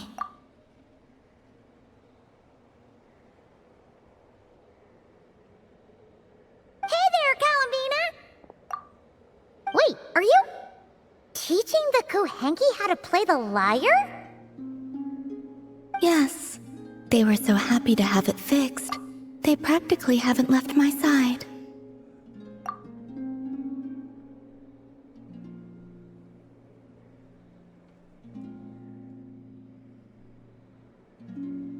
Playing the lyre has never been my forte, though. I'm more accustomed to hearing others play. Oh, right! If you had a band, you'd totally be in charge of vocals, huh? When it comes to instruments, though, the Traveler's pretty much a prodigy. From the lyre to the jim-jim drum, this one can do it all. Oh, is that so? In that case, perhaps you could teach them instead. I was having them practice the song I usually sing. Perhaps you remember how it goes.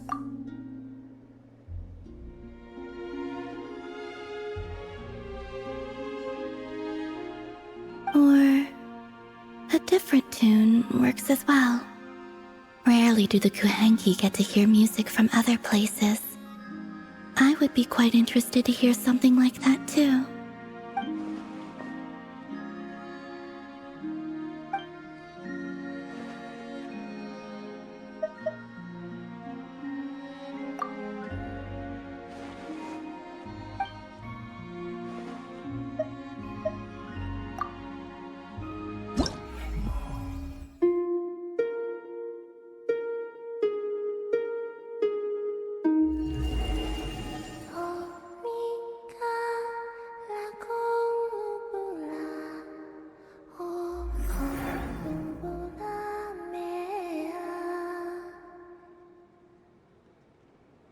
That was lovely. So you really did memorize my tune.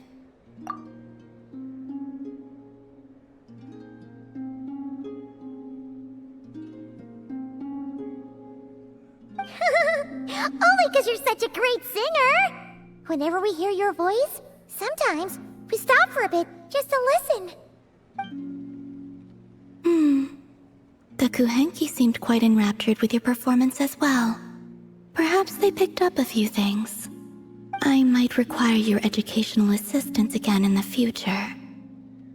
Come, give me your hand. Huh? No! This was a free performance! No tuition fee required! Tuition fee? I only thought the gentle glow of moonlight would make a fitting accompaniment for such a beautiful melody.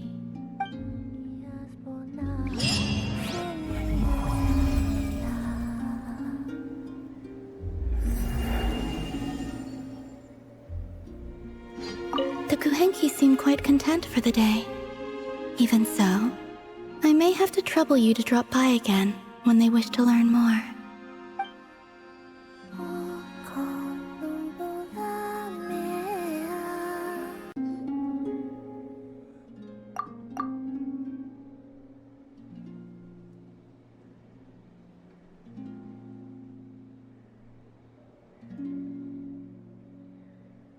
Huh?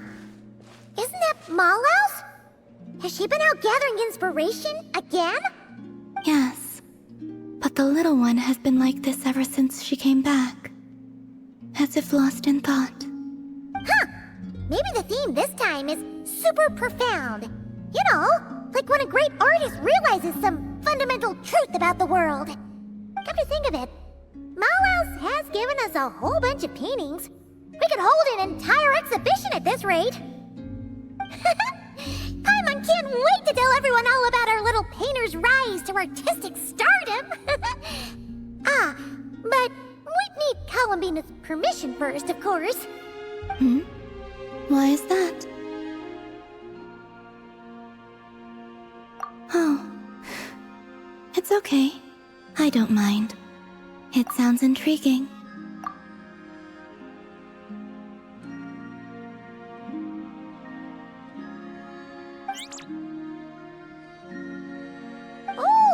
seems like Mallows has decided what to draw. Quick, let's see what kind of paint we've got. This time, let's go for deep and tranquil colors.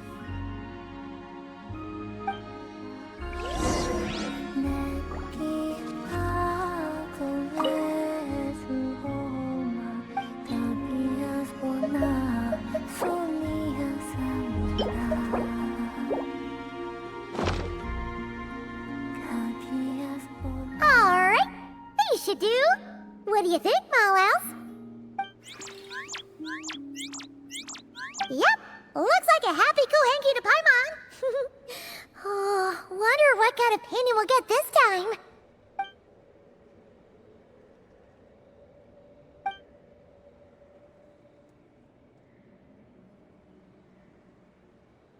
Oh, is it done already?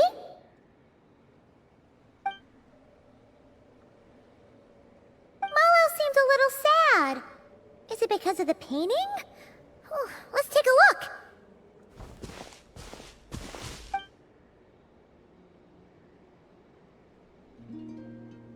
Okay, so it's Columbina taking a walk under the moonlight and gazing up at the night sky.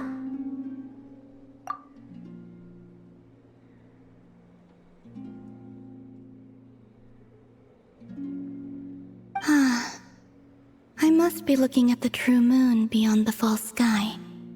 I used to take midnight walks like that all the time. Used to? Oh, right.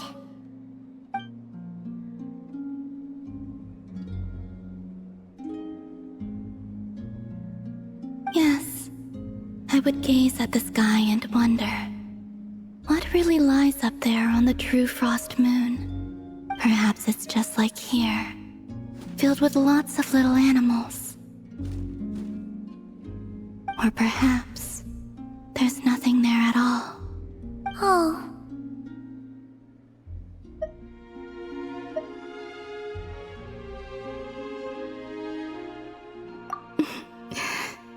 An interesting thought.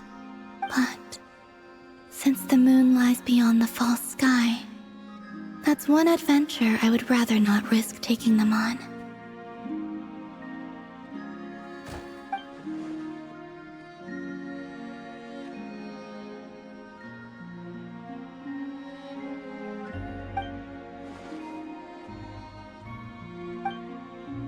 Mallows and the other Kohenki are really gonna miss you.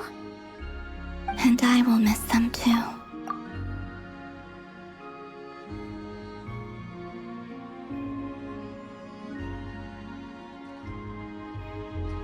But in the end, this is a journey that only I can make. And the answer at the end of it is mine alone to seek. And who knows? Whatever that answer turns out to be, perhaps it will be something beautiful.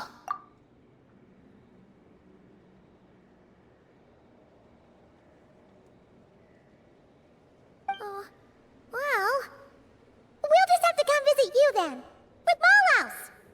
All right. We could hold that art exhibition on the moon, perhaps. Yeah, great idea. It's a promise. I hope so. I truly do.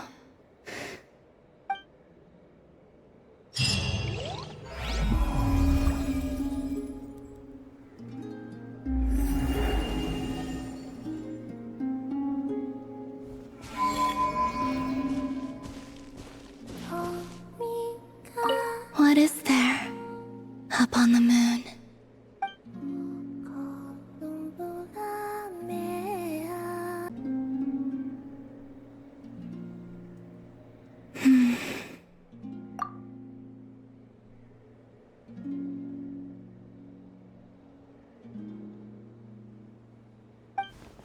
Columbina, are you okay?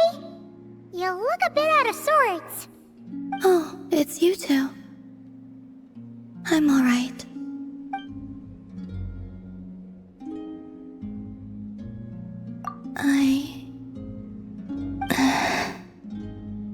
It's okay. Just tell us. Even if it's something small, you'll feel much better once it's off your chest. I would like to try a drink from the tavern. What?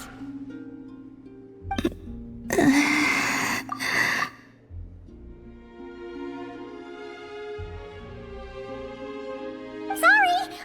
Paimon was just a little surprised. You never talk about wanting things for yourself, so... And that's it? Just... a drink? Yeah, kinda. At least something a bit more monumental.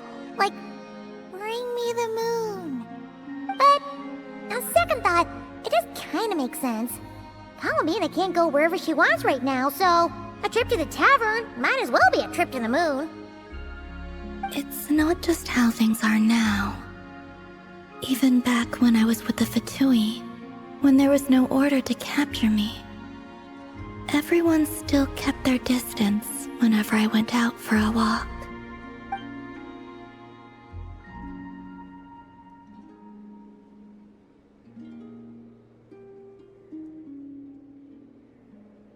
Wait a sec. Come to think of it, maybe this isn't as hard as Paimon first thought. A tavern is kinda out of the question, but a drink? Now that we can do. The Travelers got this. Really? But don't set your expectations too high. Flavor. I don't have much experience ordering drinks, so I'm not sure where to start.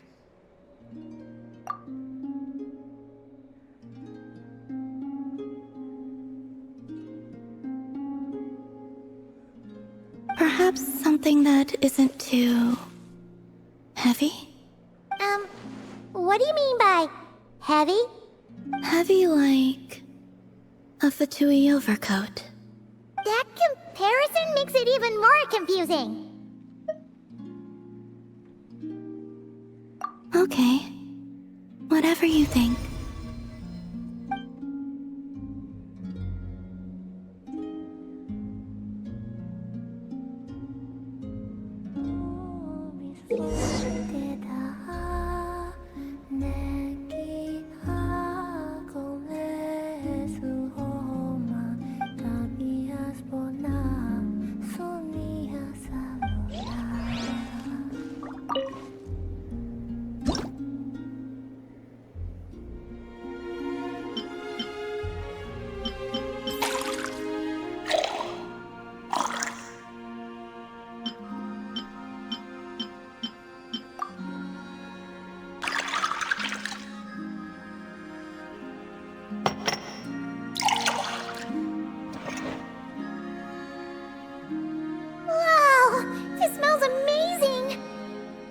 Columbina has ever had something like this before.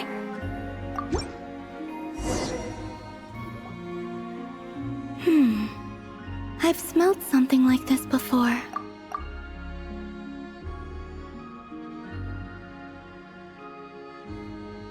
Oh, really? Where? In Sandrone's room. She had a drink that smelled like this. The aroma caught my interest, and when she noticed, she just held on to the drink for ages without finishing it.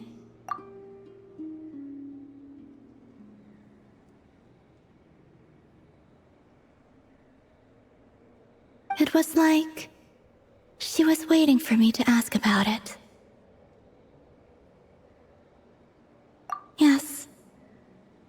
What did you ask? Shouldn't you be drinking engine oil instead?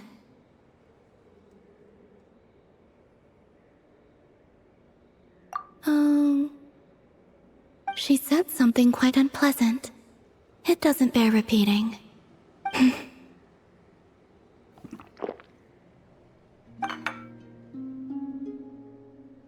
You lost interest after a single sip? Sorry, it was a little bitter. All in all, not very good. No wonder Sandrone looked so sour when she drank it. Paimon thinks there might have been other reasons for that.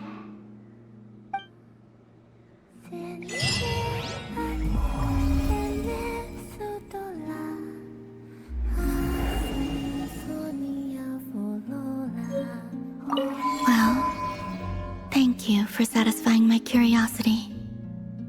I'll be sure not to trust Sandrone's taste ever again.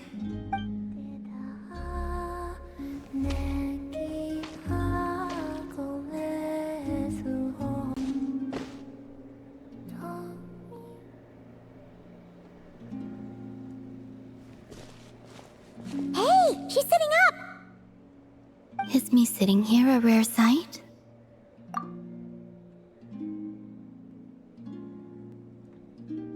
No, we just thought you'd be resting. Perhaps I would have been, were it not for the sudden arrival of some unexpected guests.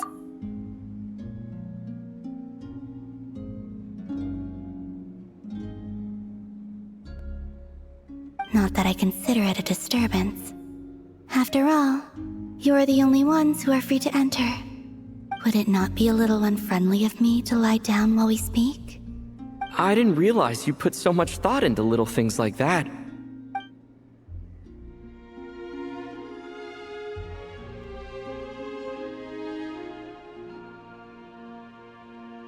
Only sometimes. There have been moments lately where I think about you and your companions. They are warm, mysterious, and cozy memories. Very few of my past memories are anything like that. They say that travelers return home bearing bags full of souvenirs. But my luggage was empty, and I believed it would stay that way. Return home? So, you're still planning on returning to the moon?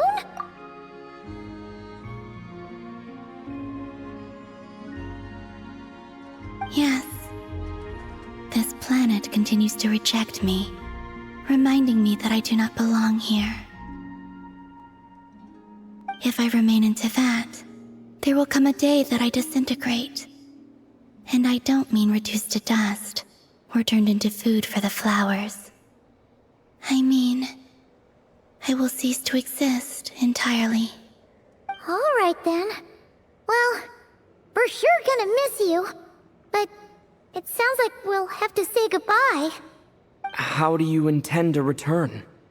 The moon prayer night is soon to arrive. On that day, the moon will be closest to Teyvat. The Kuvaki in this land will reach its peak at that time. I merely need to grasp the tide, and with relatively little effort. Oh, Paimon gets it! It'll work like a slingshot!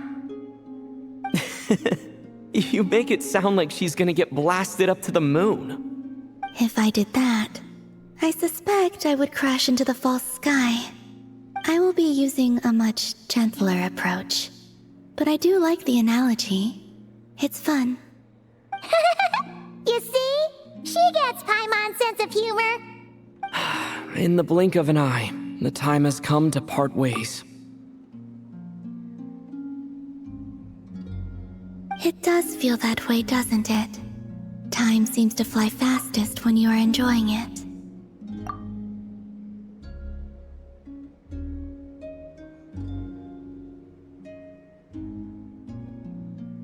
I have always thought of myself as a wanderer on this earth, and it has never expressed any desire to keep me here.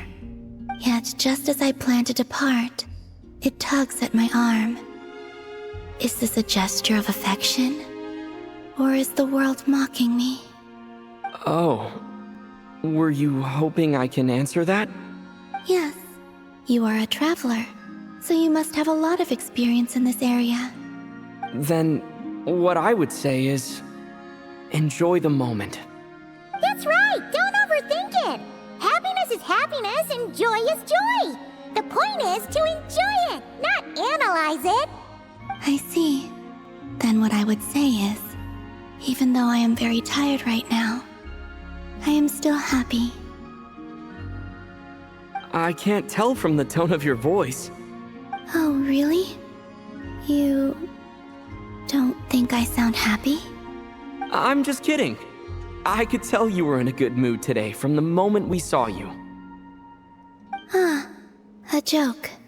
Albeit not a funny one. Anyway, I assume you're here about you-know-what. Give me your hand. Actually, it's not that. there's something else we wanted to discuss with you.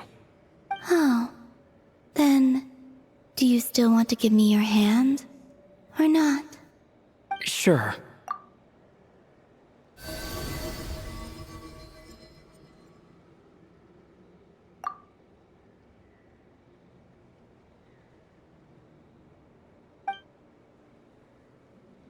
Thank you.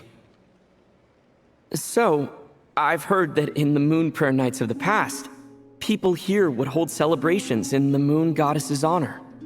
Since you helped so much in our fight against the Rehir of Solnari, I think you deserve a farewell party before you return home. I haven't asked everyone else for their opinions on this yet, but I'd like to invite you to join the upcoming Moon Prayer Night.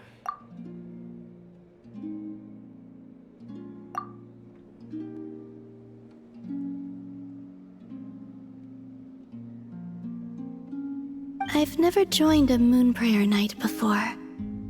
I'm not sure what I would even do. Oh, don't worry about that. We take care of everything. All you'd need to do is show up.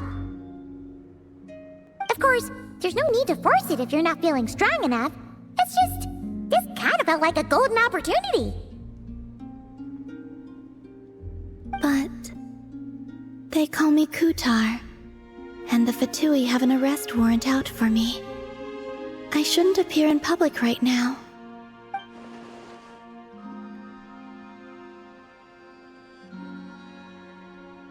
I'll make it work. You have my word. Yeah, we got your back. Well, he does. Paimon's actually not too sure what he's planning. All right, if you're sure. I will not refuse your invitation. I suppose it wouldn't hurt to pack a few more sights from this world into my suitcase before finally learning what my homeland looks like. Oh, if you see Lauma, please tell her that my answer to the question she asked me is neither yes nor no. Rather, it is, there is no need. That was kinda cryptic, but sure. Guess it's between the two of you. We'll pass along the message. Bye for now!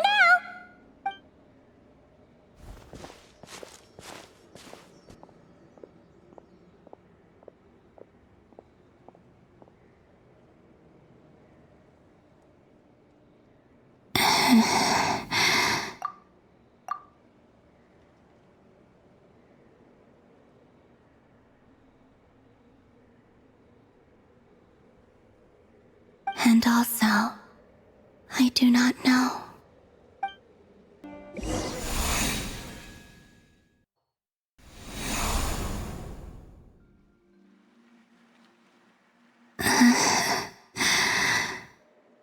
My body is so heavy. Wait, no. It's my mind that's heavy. My arms and legs are as light as a feather. What's happening to me? I feel drowsy, like I've been asleep for too long. Is it daytime or nighttime? Is the moon out? I think I'll go for a walk.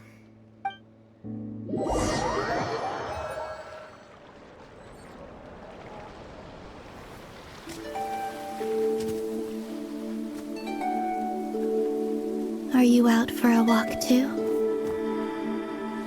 Huh?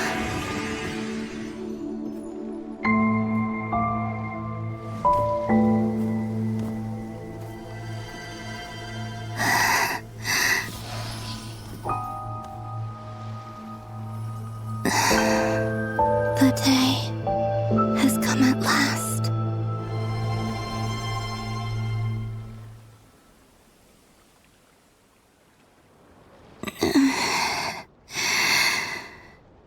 Have I grown so weak that I can't even sustain my physical form?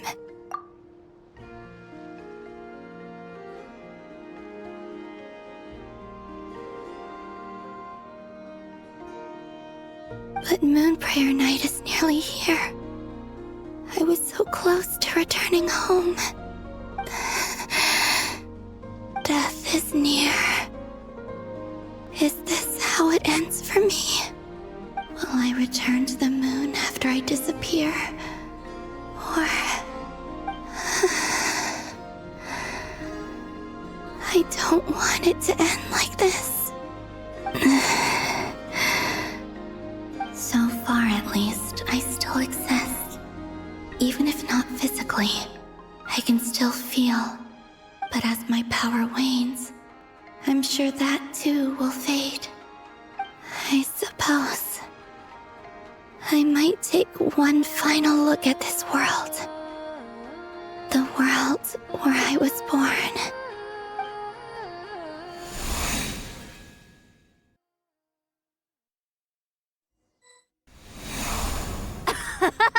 Come on! Come on! Wait for me! The Frost Moon Enclave. How much it has changed since I was born.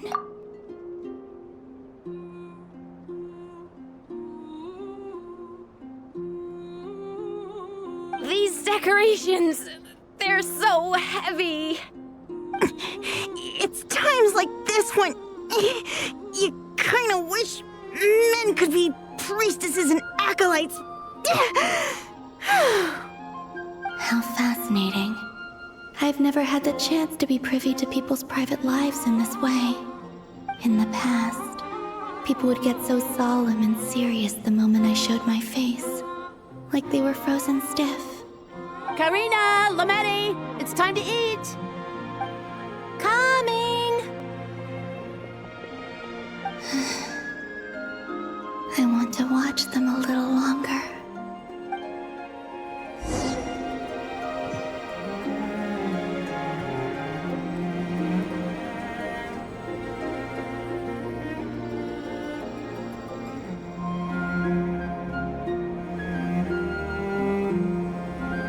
So just fill these balloons with air, right? Yep. Try a couple now to test things out. The rest can wait till Moon Prayer Night. Think fast. Rita! Teasing an acolyte of the Frost Moon Scions? Surely that's a punishable offense. Take this!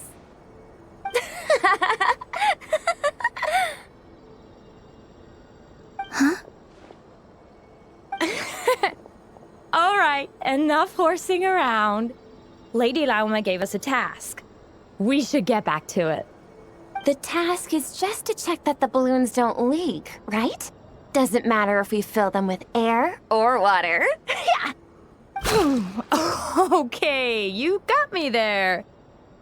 And you got me there. But still, we can't use all the balloons before the festival even starts. We won't use all of them. And as long as Lady Lauma's trusted acolyte doesn't snitch, this can stay as a little secret between friends. A couple more can't do any harm, right? Oh, you menace. Then, think fast! Is pumping a balloon full of water really so much fun?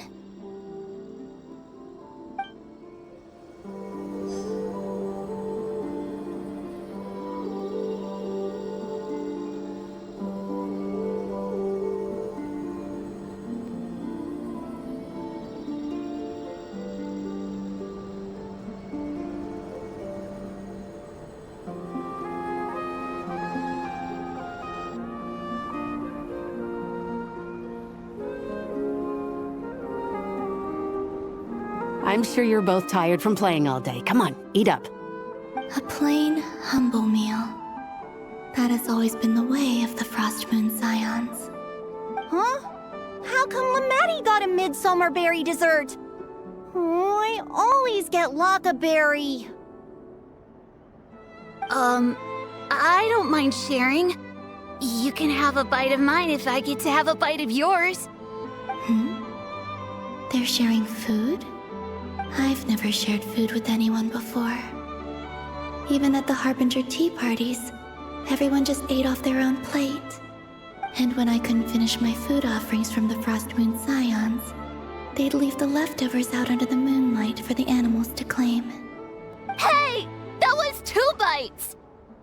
Oh, then you can have another bite of mine. Oh, you too. Oh, don't fret now. Here, have some of Granny's too. So this is what it means to be family.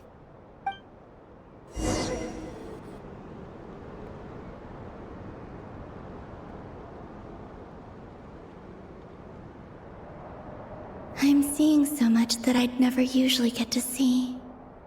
They'd never act like this when I was around. It's nice, being able to just watch people in peace in these final moments. What a rare opportunity.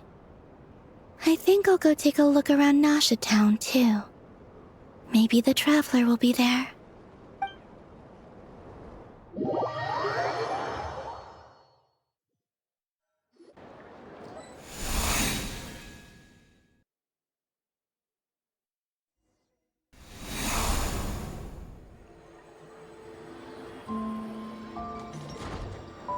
What a lively place. I've never experienced Nasha Town like this before. Hey, you old geezer! Your hammer's rusted through! Who are you calling old geezer? Are they quarreling? I'm looking right at him! You've really gone downhill since giving your daughter free rein in the workshop. Can you even swing a hammer anymore? It shouldn't take you days just to fix a single chair! You might as well use that hammer to massage my back for all the good it's doing. Don't run your mouth, or you'll get a back massage that'll put you in bed for the rest of your life. Look, the materials haven't arrived yet, all right? You know how busy it gets in the days before Moon Prayer Night. I'll bet you send all the materials to your little princess. Blood's always thicker than water, huh? All right, you've made your point, Uncle Koski. As soon as the materials arrive, fixing your chair will be the #1 priority. And Dad, if you've got time to chat, why don't you lend me a hand, See? Lolka knows what the score is. I guess they're friends. But the way they spoke to each other was so ugly. Then again, it wouldn't be the first time I've seen something like this. Columbina! Sing outside my door in the middle of the night one more time, and I'll unscrew your vocal cords. You hear me?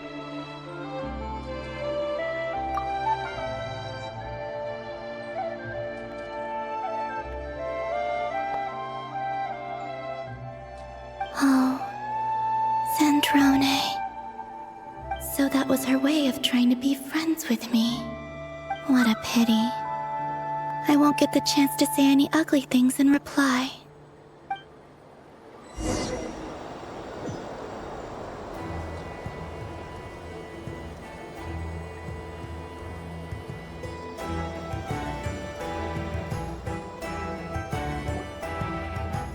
Hey, have you decided what to give her for Moon Prayer Night? I sure have. She's gonna get the surprise of her life when she's least expecting it. Then I'll whip out the ring and pop the question. The surprise of her life. What a fun turn of phrase. Cool, I get the picture. You can spare me the gushy details. Ooh, looks like we have a customer. Hello there, ma'am. Would you like some Moon Prayer Night candy? Huh?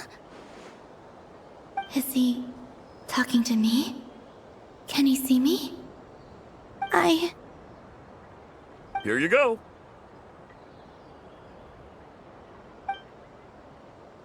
Oh.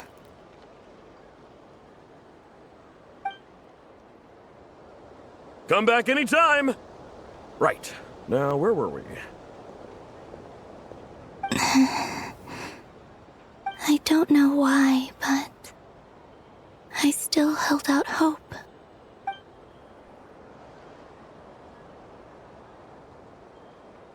The most important thing right now is to find that mage. This name thing seems super important too, but where do we even start looking? I'd better go pay the Fatui a visit.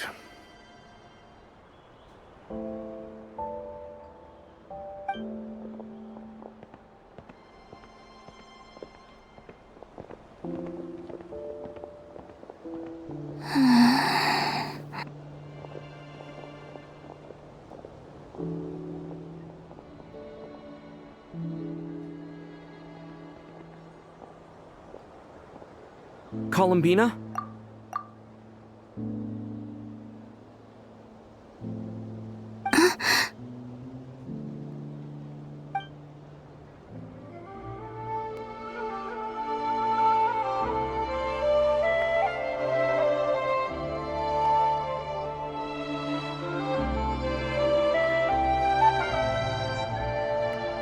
Traveler? Let's go! This is no time to be spacing out!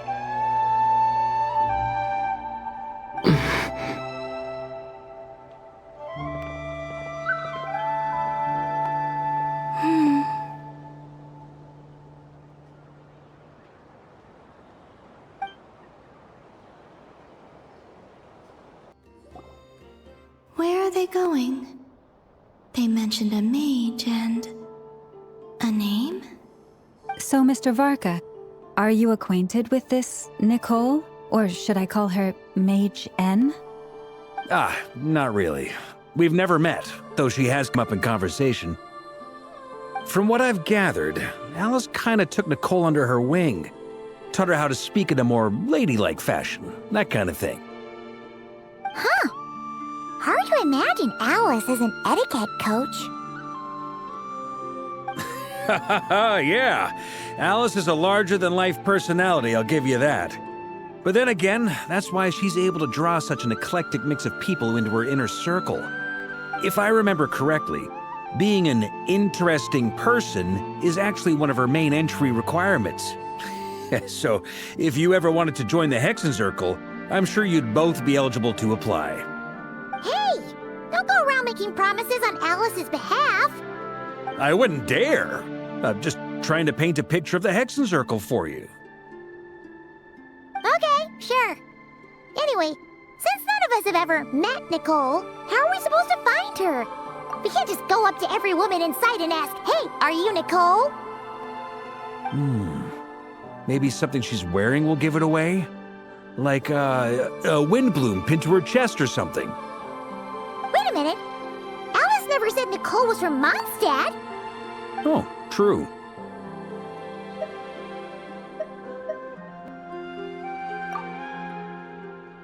That would be... this young lady, then?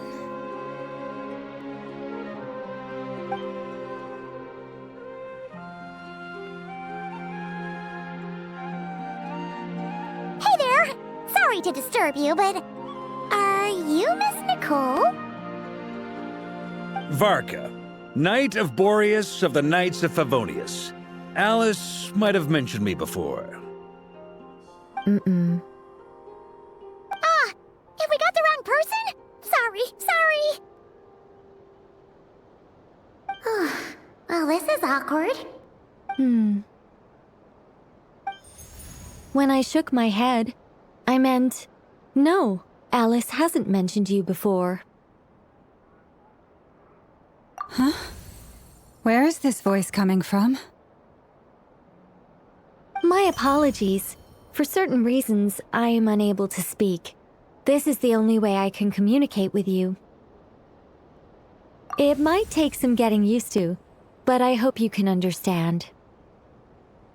Hey, it's fine. I'm more shocked by the fact that Alice never speaks about me. I mean...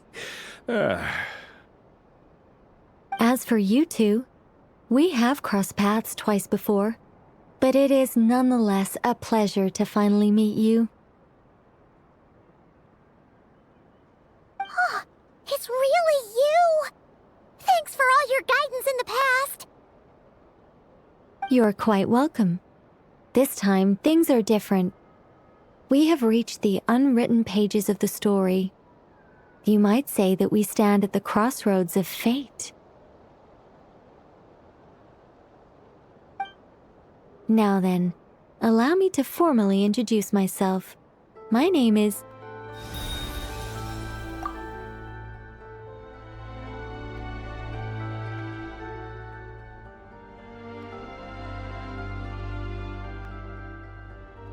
No, stop! Alice! I can't believe it! I had a whole speech prepared. I'd agonized over every single word. She always picks the worst moments to ruin other people's plans.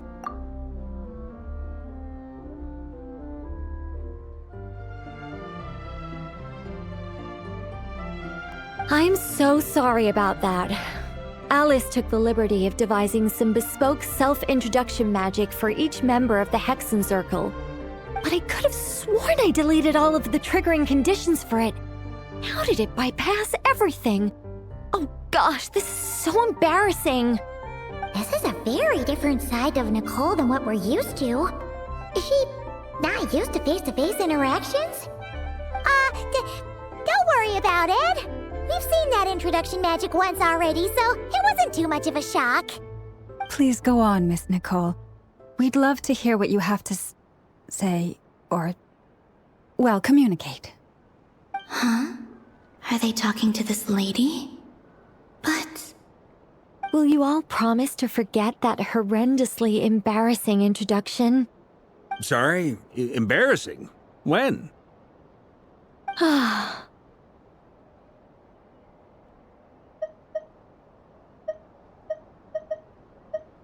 Yes, my name is Nicole, and I am one of a very few angels who have retained both their preferred form and their power. The Traveler and Paimon should be no strangers to this concept. There is another of our kind in Natlan. They call her the Lord of the Night. Right!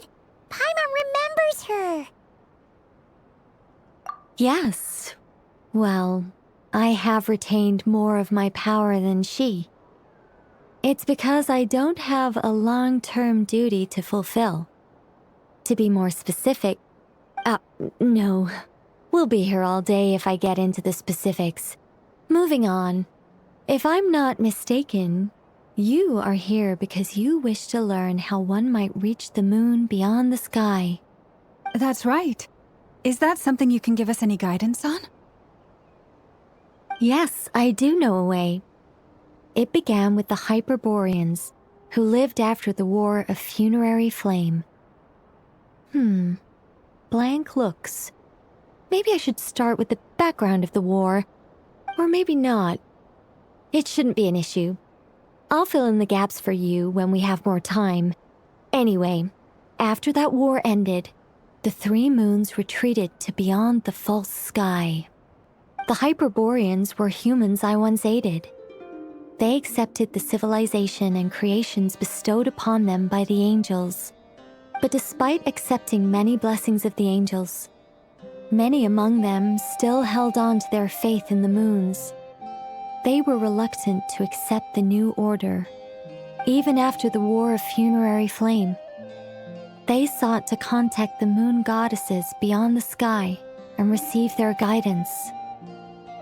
But all three had passed away by that point.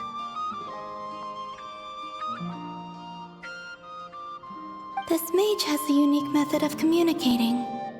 Is she talking about the moons? Yes, but they did not know. And so, still they prayed for the moon goddess's mercy. After building titanic structures that consumed vast amounts of Kuvaki, at last they glimpsed the moons and heard their voices. But of course, they were gravely disappointed. For it was then that they realized the three moon goddesses were dead. Oh, that's such a sad story. It is. Humanity was in a very sorry state at that time. The angels who had once aided them were gone, and the War of Funerary Flames had left them homeless and destitute. Just a second, I gotta ask. How relevant is all this history to the task at hand? Well, I mean, it's Okay, it seems we've drifted into irrelevant narrative waters. It's been a while since I've had the chance to speak inside someone's head. As soon as I got started, I lost control and the words just flowed out like a waterfall. What I'm trying to say is... Right, yes, that's it. The relevant part is the ritual created by the Hyperboreans.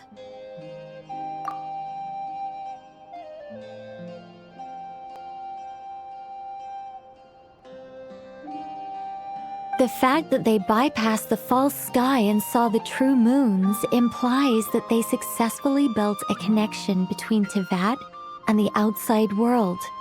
Which means, with enough Kuvaki and a sufficiently stable connection, it should be feasible to send one person over the border. Okay, so they built some kind of portal? Oh, yes. A portal. Yes. Is something wrong? You sound disappointed. I just didn't expect you to summarize it so well. It turns out I could have said all that in one word, if only I'd managed to think of it. No, please, it's fine. This is invaluable knowledge. I'll be sure to record and preserve everything in writing. Oh, really? Well, in that case, I suppose I could backtrack and add some more detail. I did gloss over a few things so far. Whoa, time out. Let's summarize what we've got first. The Hyperboreans were the last ones to use this method, right? So we somehow need to find whatever structure they built and make sure there's enough Kuvaki to power it up. Luckily, we have the moon marrow of both the eternal and iridescent moons, so we're all good for Kuvaki. Which means the key issue we need to focus on is finding the place. Am I right so far? Yes. Although I expect the structure is long gone by now. That said, what if we could take advantage of the phantoms to travel back to a time when it still existed? Well, travel back isn't quite accurate. It's more like we'd be creating a handshake between 2 points in space-time. We wouldn't even have to pick a time when it still existed. It could just be a time when it still appeared in phantom form via projection, or we could project our own phantoms, fold them together at... You look lost. Was that too hard to follow? Yeah, things got a little, technical there. Paimon's brain is reaching capacity. All right. Let me think about how to put this more simply. Okay, got it. Over the next few days, I'll search for phantoms that we can use. Once I find one that meets the criteria, I'll let you know and we'll regroup. By completing certain rituals, specific individuals will be able to enter the phantom and make it to the Hyperborean structure. If everything checks out and it looks feasible, we'll just need to wait for Moon Prayer Night, and we can send the Moon Goddess back home. I'm really skimping on the detail here. Is this making any sense at all? I think so. For now, we'll just wait to hear from you. Yes. Basically, yes. Great. Counting on you. In the meantime, we'll focus on finding the Moon Goddess's name. My name? Are they looking for a way to stop me from disappearing? Excuse me, Miss... Go on, Miss Nicole. This conversation was a little all over the place. I didn't catch your name. I am Lauma, of the Frost Moon Scions. Ah, I did wonder. I noticed that you listened very intently when I spoke about Hyperborea and the moon's history.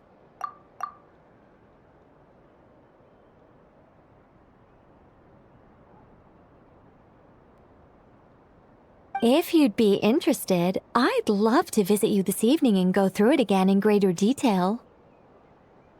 Also, if you were serious about making a record, it would be too risky to simply write down the raw details as is. I would suggest some tweaks. Maybe rewrite the stories as fairy tales or fables, perhaps even prayers. Anyway, we can cross that bridge when we come to it. So, see you later then?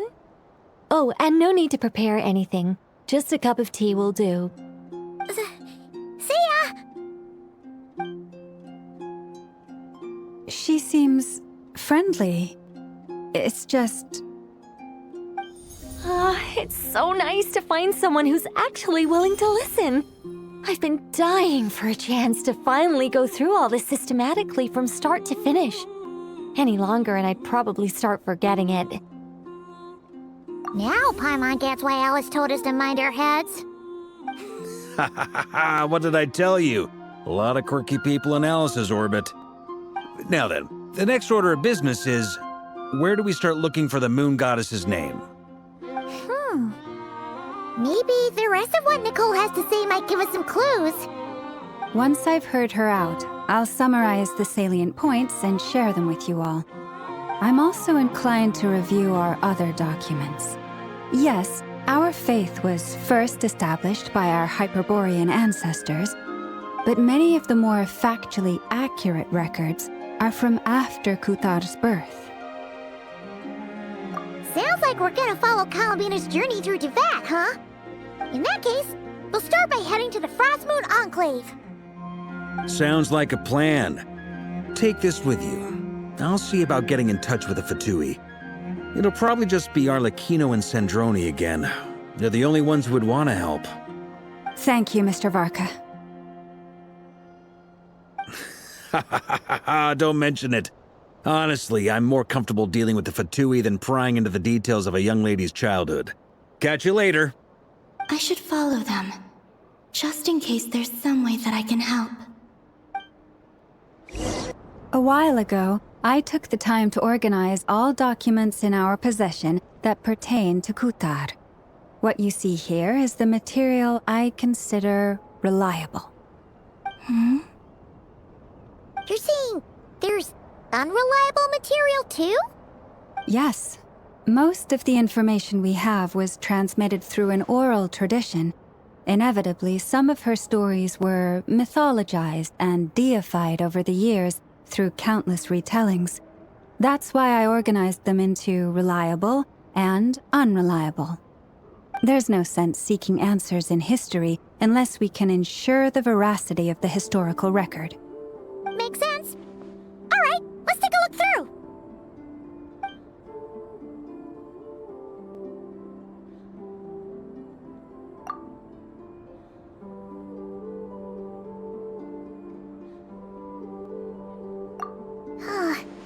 Almost all these records refer to Kutar instead of Columbina. Although neither of those is her real name. Paimon's not sure what point she's trying to make.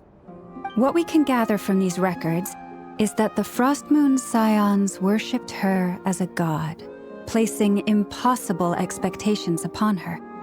I cannot fault them for their earnest faith, but for all their devotion, worshipping her day in, day out changed nothing. I imagine that none of it resonated with Columbina. It wouldn't surprise me if, even back then, she had already begun to reject the name Cuthar and everything it represented. Lama speaks the truth. When I heard them call upon Kutar with hope and expectation in their voices, they may as well have been calling upon somebody else.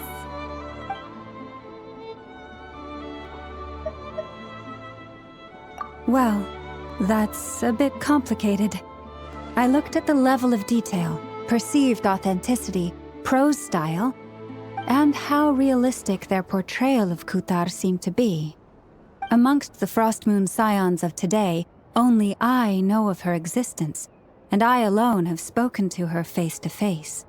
As such, I know that there are certain things she simply would never do. That being said, I have sensed some changes in her lately. Changes? Me? Seems like this is getting us nowhere. For what it's worth, why don't we check the unreliable sources too? Sure. Give me a moment.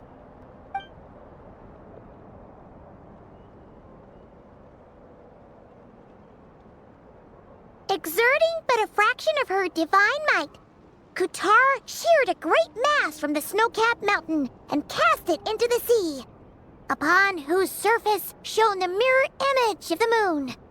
Thus was formed the island of Hisi. Yeah, right. That doesn't even begin to pass the sniff test. The 3 moons are not but lies through and through. Only one moon has ever shone for us, and Kutar is her name. The vast majority of ancient texts are filled with fanciful tales like these. I trust you understand my criteria a little better now. Kutar did not speak, merely gazing into the distance in silence. And where her gaze landed, this was her prophecy. Clearly, whoever wrote this text never even met Kutar. Otherwise, they'd know that her eyes are always closed. What about you, Traveler? What are you reading? Come on, let Paimon see. The child wished to build a wooden nest with which to shield the fledgling bird from the cold. But being so young and lacking in strength, the child could not snap the branches from the trees. Kutar was passing by. Upon seeing the child, she summoned forth the Kuhenki, who built a beautiful nest for the child. I remember that. Not knowing the meaning of Kutar's divine intervention, the child dared not to respond, and thus ran home to call their parents. But Kutar was gone. The Moon Chanter declared the event a miracle and took the nest as a relic, placing it on high for all to see. The child was named as one favored by the goddess and was greatly respected amongst the people. Yet, no further miracles were bestowed, and this matter was forgotten in but a few years. Huh. Any thoughts after reading that? Yeah. Columbina probably just wanted to join the kid in making nests. Ah. I'd originally considered this a fabrication, because Kutar did not perform any similar actions in subsequent records. But now that I think about it, it does seem like something Columbina would do. It's just that... She didn't know how other people would interpret her actions. She was probably worried about making things difficult for people. And so, she gradually stopped joining in. Yes. Oh, that's so sad.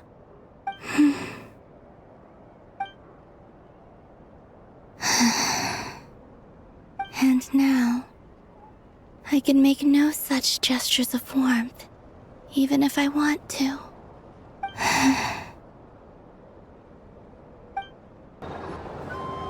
Let's see. There's Varka. Oh, and it's Durin and Albedo too. Yeah, this is pretty much the same place we bumped into each other last time. I convinced them to stick around a little longer. We were all waiting on people, so I figured having a little company would help pass the time. Ah, so you've been waiting for us? Does this mean that you've already arranged things with the Fatui? Sure does. Now you're back, we can go meet up with them together.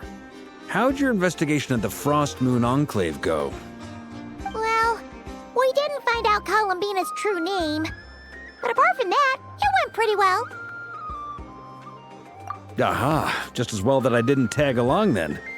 I'm sure our Moon Goddess wouldn't want every man and his dog knowing all about her private life. Still, desperate times, desperate measures, I guess. Someone had to do it. So, Varka was waiting on us, but what about you two? Are you waiting for Alice? Oh, no. We already met with her. We discussed that experiment I mentioned to you last time. Oh, and she also handed me this communication device.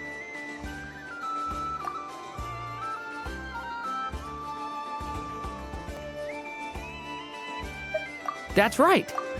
I understand she informed you about the relationship between the phantom phenomena and Tevat's borders, yes?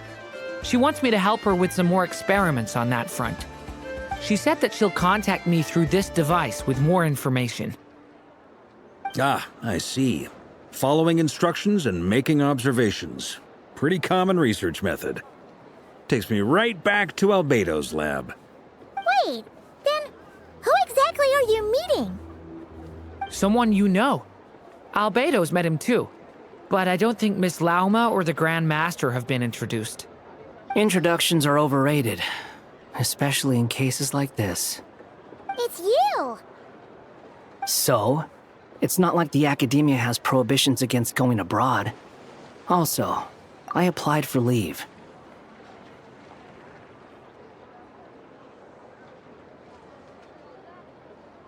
I've been writing to Hat Guy since obtaining a human form.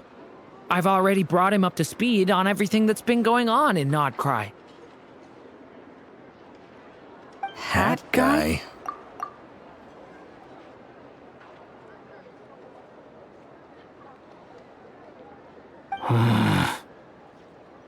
Turns out, I actually have heard that name before. Oh? Then why did you react the same way I did? I only knew the name, not the fella. But since we're all here, let's do some introductions for what it's worth. I'm Varka, Grand Master of the Knights of Favonius. Lauma, Moon Chanter of the Frost Moon Scions. And I'm a Driosh from the Vahumana Darshan of the Sumeru Academia. Hat Guy. Good to see you again, Mr. Guy. I believe we last saw each other on the boat ride here.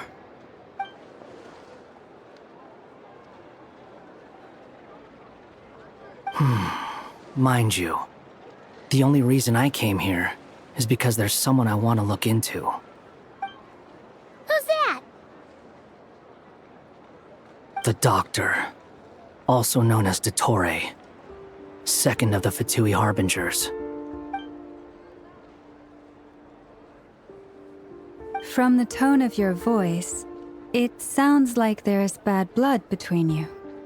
I was reviewing our archives and noticed that a lot of information about him was missing. Left a bad taste in my mouth. That's all there is to it. Dottore, or Zondique, as he was then known, once studied at the Academia, but he got kicked out before he could graduate.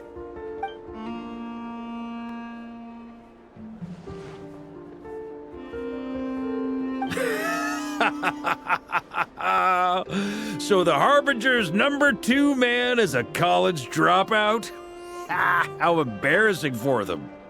Last we heard, he was planning something. We actually heard that a few times before, even coming to Nodcry, but we haven't seen a trace of him since we got here. He only appears when something interests him. For all we know, he might have left already. But the fact he did something here at all is worth noting. It'll fill a couple extra lines in his file. Why does it sound less like a file you're writing and more like a criminal record? Anyway, we were just about to meet 2 of the other Harbingers. Want to come along? You might learn a thing or two about him there. Sure. Even though they're Harbingers, well, they're old acquaintances of ours, so, you know, when you talk to them, try to be... I got it. The Frost Moon Scions' relations with the Fatui remain tense. Forgive me if I do not attend. In that case, we'll continue assisting Miss Alice with her experiments.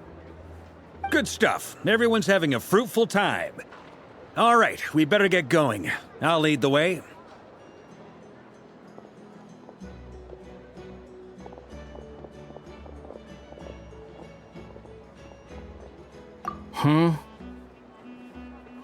Well, yeah, that's obviously part of it.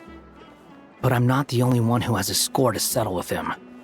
Neither you, nor Lesser Lord Kusanali, nor I want to see him meddling with things again.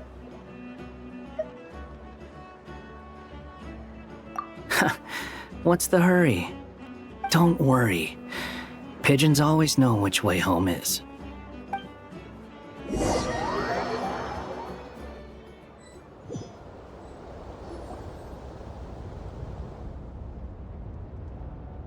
You made it. Who is this? A scholar from Sumeru. They call him Hat Guy. He's an old friend of the Travelers. Wait, this is the academia representative you wrote about? He doesn't exactly look the part. I believe this will prove my identity. You'll notice it bears the seal of the Sanctuary of Surasthana. Well, what do you know? So it does. All right then. My mistake. It's fine. I expected as much. What?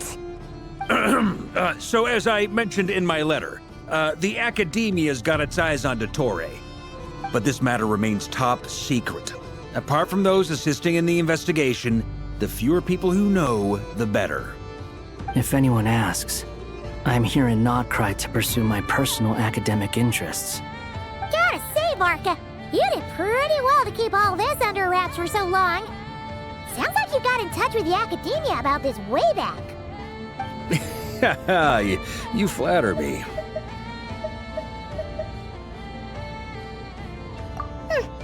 Where do I even start? Remember that time we fought Rerir at Star Sand Shoal? He sure let me have it then, didn't he? I'll bet Dottore had that all sketched out, with me as his convenient little pawn.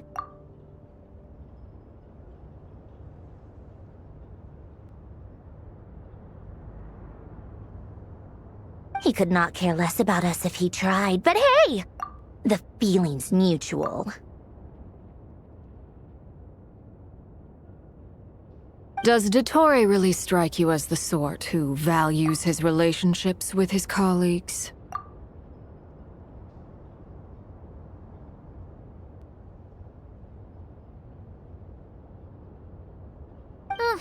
Fair point. Definitely not. Which is why I always keep my guard up whenever he starts making suspicious moves. To that extent, our motivations align. On top of which, I consider you trustworthy people. Now, back on topic. In the wake of the Reikir of Solnari episode, Sandrone and I grew suspicious about Dottore's complete inaction during the entire affair. So we tried to find out what he'd been up to, but unfortunately to no avail. He never lets anyone in on his plans.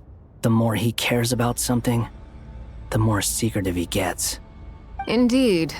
Perhaps he believes that by keeping a low profile, he can avoid trouble. But that trick isn't going to work on his colleagues. Yeah, I mean, he's been researching the ancient moon's remnants. And he's been trying to get his paws on the moon marrows. Only an idiot would believe he doesn't have something more planned.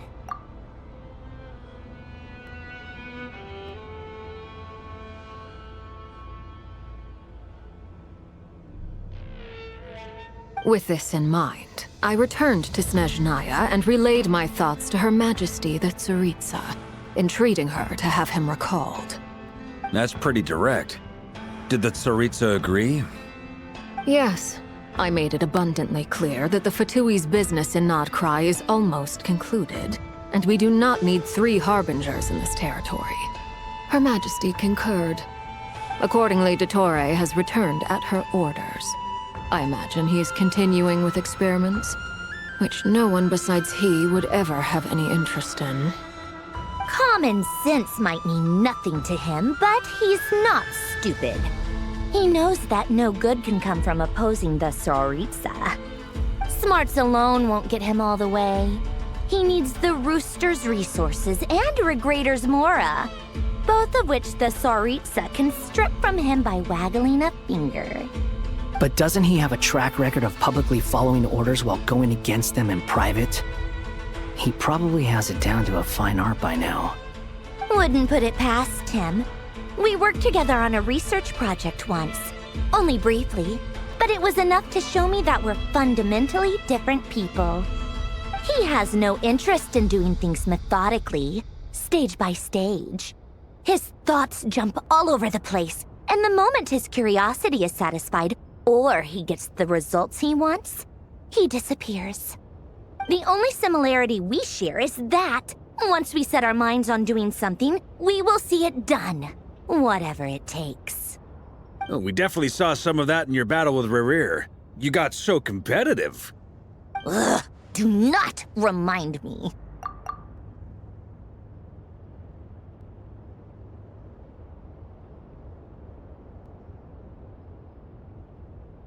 Then I believe we all concur. Dottore will not simply give up. Fantastic. Now this is turning into a whole day of unpleasant memories. Ugh. Are you talking about the moon marrow stuff? He also strikes me as the kind of person to disregard experimental regulations, ruin all the equipment, and go way over budget. Then leave the first person he can find to deal with the fallout.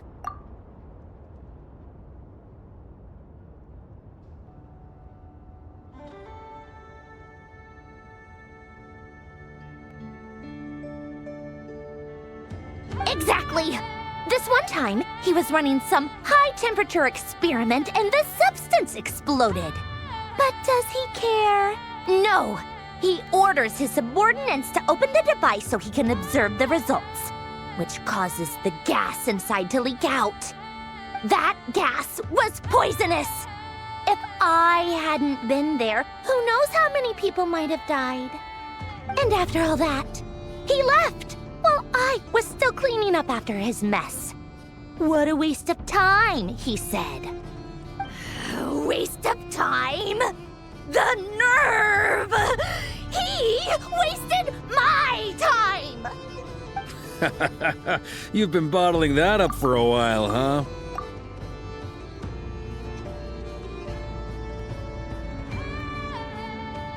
Hat guy, I must say, you seem awfully familiar with internal Fatui affairs, especially when it comes to Dottore.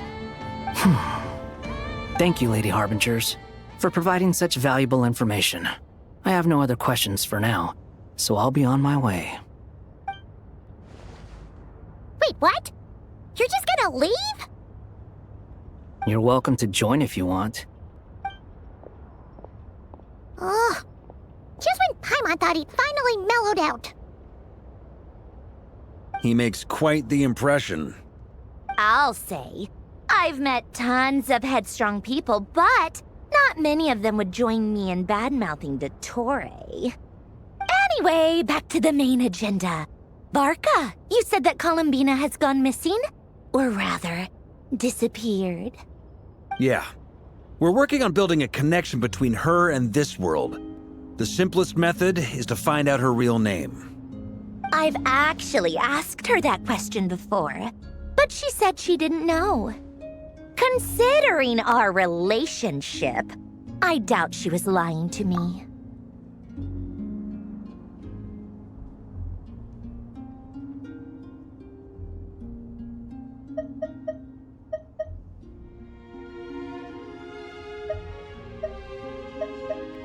As far as I recall, she was never dispatched by Her Majesty to claim a gnosis or anything like that.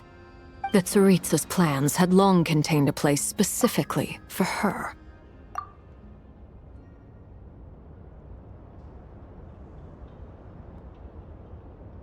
I always thought that was weird. What could she do that the rest of us couldn't? Knowing what we do now, it's probably something related to Kavaki, right? More than likely. When she first arrived, Columbina would often go to Her Majesty and ask when she could start the task assigned to her. But Her Majesty always gave the same reply. The time has not yet come. So she spent her days in Snezhnaya doing basically nothing. The Tsaritsa has summoned a beautiful blind maiden to be a harbinger, giving her the third seat by virtue only of her enchanting voice. It was a dumb and stupid rumor, but the reality of the situation made it hard to refute. And what happened after that? I imagine she stopped caring. She no longer seemed to care why she had been recruited, and Her Majesty never gave her any missions, so she just continued to sing in the flower garden. For my part, I was busy. So busy, in fact, that watching someone be that idle had me fuming. But still, I just sensed that. That she had long been used to a life of other people claiming she was needed when she wasn't. I just felt that having a place to stay would cost me something eventually. And so I waited quietly for the day that I would have to pay the price. And on the other end of that spectrum, you had me. Someone once told me that I had the lousiest work and the toughest luck. That's a good way of putting it. I forget who said it, but those words have always stuck with me.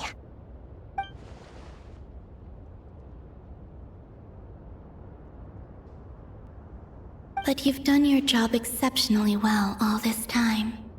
Because at heart, you are a conscientious person. What is it? Something come to mind?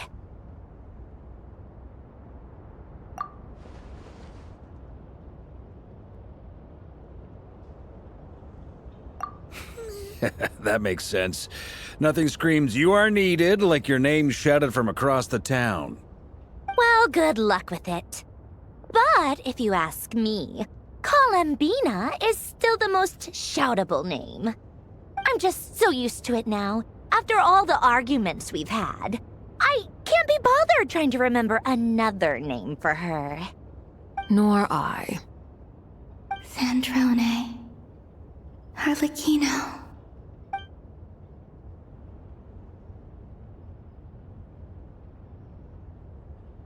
Huh!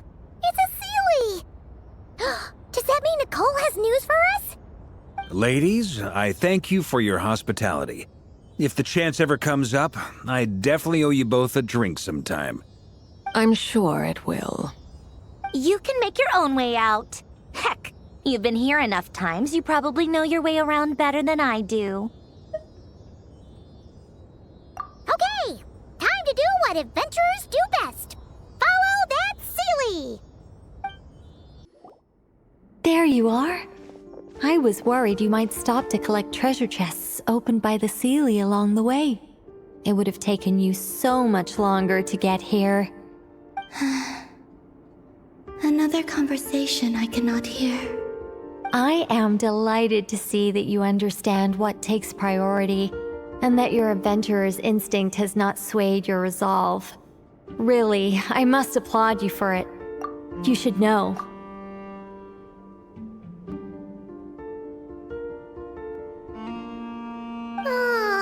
Paimon's head. Okay, I'll try and keep it short. My senses are telling me that this is where we shall find the entrance to the ruins. Oh, cool! Whoop. What are we waiting for?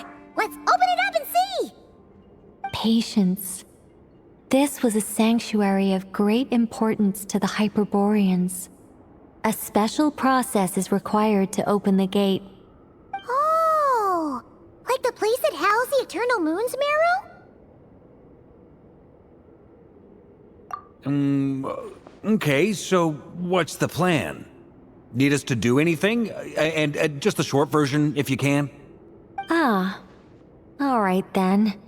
I was planning to start with some background on the invention of these techniques.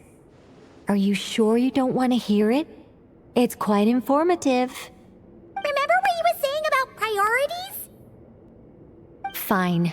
Simply put, we need 3 human representatives to successfully undergo a process of Kuvaki resonance. Think of it as a test from the 3 moon goddesses to see if the entrants are qualified, with the most recognizable qualification being Kuvaki. Pretty sure Lauma would ace that test. Oh, wait. But we need 3 people. I also have no doubt that the Moon Chanter would be qualified. But we would need 2 other people with the same constitution. Therefore, the most feasible method is not so much to follow the rules, but to figure out how the test functions and find a workaround. I've done some research, and it turns out the mechanism is rather crude. We'll simply need humans to stand before it who have sufficient Kuvaki energy within them. I'm with you so far. How do we get the Kuvaki in them? The easiest way would be transfusion. Take some Kuvaki from Nodkrai's soil, put it into the bloodstream, and get it circulating in the body. So we're going to cheat on the test? Precisely. There are other methods, but this is the simplest one. Cheating the system is much easier than trying to hide from it. Huh? Sorry? Does the idea of cheating upset you, Miss Lauma?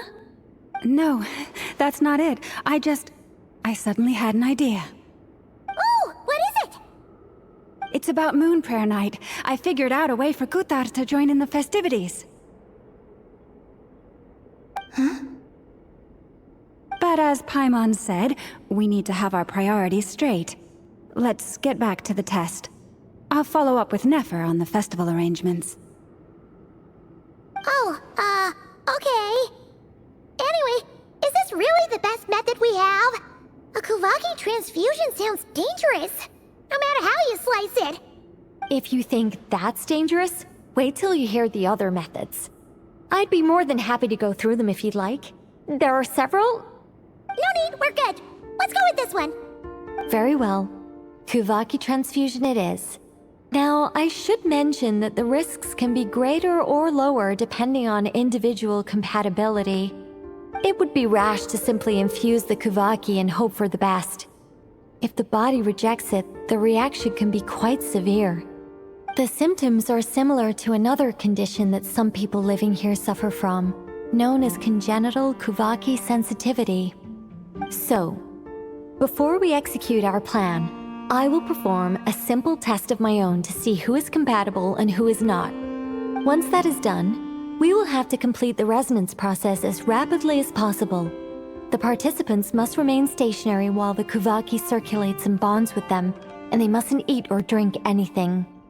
What? No eating or drinking?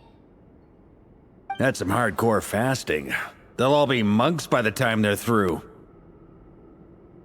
3 days. Oh, that's so long! And we still need to find 2 more people who are not just compatible, but also willing to volunteer. Fasting? What are they talking about? Really? Don't you want to think this through? Haha, count me in too. 3 days without food? I can handle that. Miss Nicole has made it clear that this is the easiest way. The way I see it, there's nothing else to discuss. It's time to step up.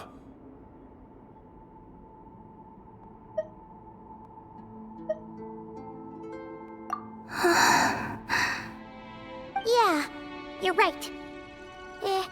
In that case, Paimon volunteers to be Captain of Logistics.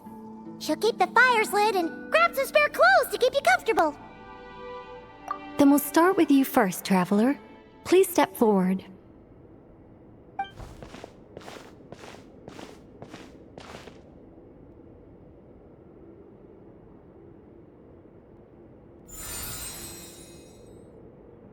How's it going? Do you feel anything?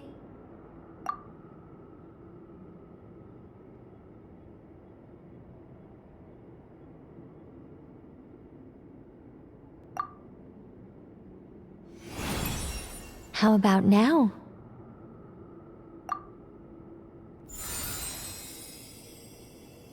And now?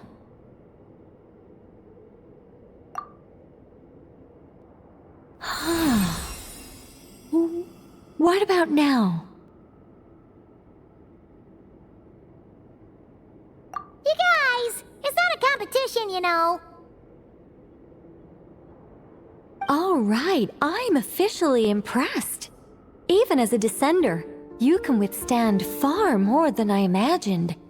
It's like I summoned a giant stone titan to arm wrestle you, and your arm hasn't even moved an inch. In my last attempt, I infused 5 times the amount of Kuvaki required. Yes, safe to say, compatibility won't be an issue for you. You're eligible to join. You're next, Mr. Varka. Sure, here goes nothing. All right, I'll start where we left off. 5 times the required Kuvaki dose. Whoa, whoa, whoa, hey, wait a minute.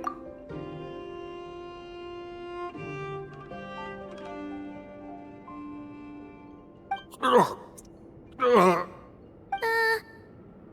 it going? No, not great. I kind of want to puke. Feels like I've been drinking too much. A few bottles of wine, then a big stein of Dark Horse, with some hard liquor from Liyue mixed in. You think this is funny? I just lost to a young lady in an arm wrestling contest. I'm never gonna live that down. My apologies. I'll lower the concentration and try again. Oh. How's it going now? I'm not as dizzy as last time, but I can still feel it pulsing around. In that case, you wouldn't be an ideal choice, Mr. Varka. Let's try someone else. Okay. Let's go ask some of our other friends then.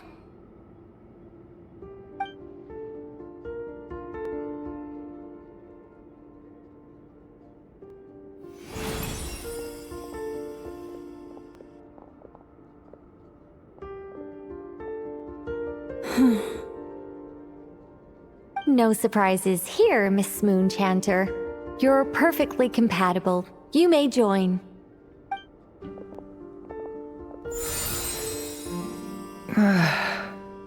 I'm getting a slight headache. Shame. You were so close. Whoa! I'm itching all over!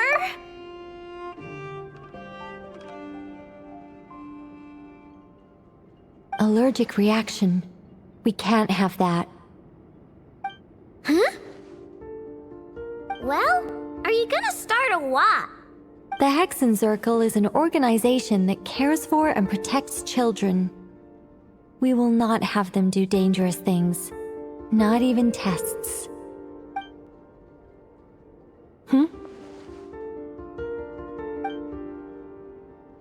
Is something the matter? The candidates have to be human. I guess that rules me out too. Huh. Everyone except the Moonchanter got beaten. Guess I don't need to feel so bad after all. I mean, looks like this isn't gonna be as easy as we thought. Perhaps I could ask for volunteers among the Frost Moon Scions. I'll see about talking to some trusted Lightkeeper colleagues. Itlua springs to mind. In fact, I think we had some former Frost Moon Scions join our ranks recently.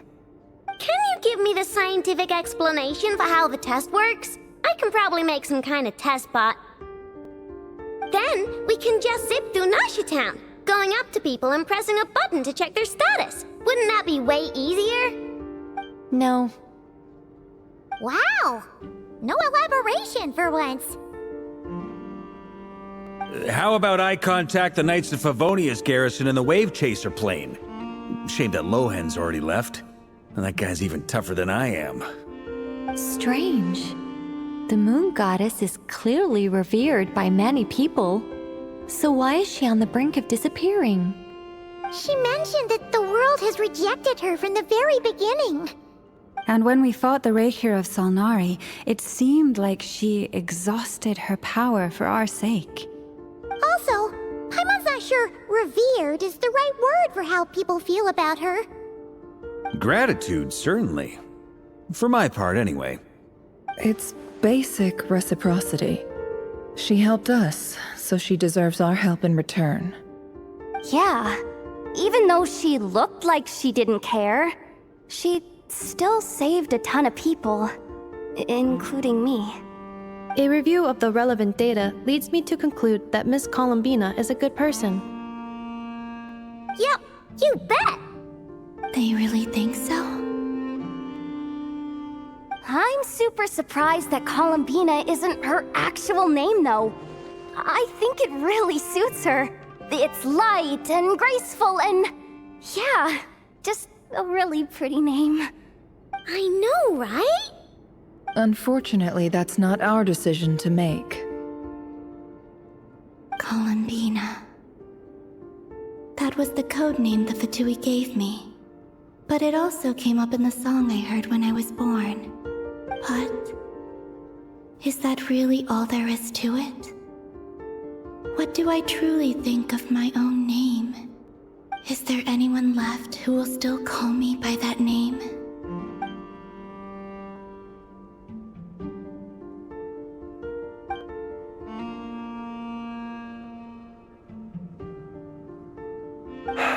Moon Prayer Night is getting closer by the day.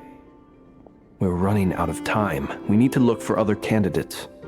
Then allow me to try.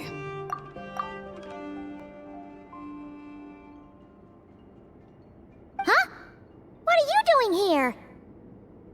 You contacted your friends via the Adventurers Guild. Sandrone has been keeping an eye out for something like that, so she informed me.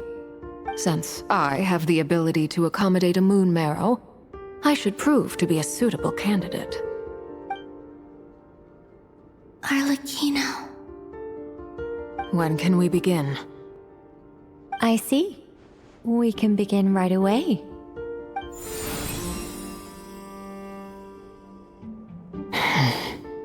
How was it? Did you feel any discomfort? Not at all. Then it seems we shan't need to look for additional candidates after all. Great! Cool. All right, like Paimon said, the rest of us can take turns making sure the three of them stay warm and comfy. Then, my job is to take care of the caretakers. I will ensure everyone receives food and accommodation. I'm ready as well.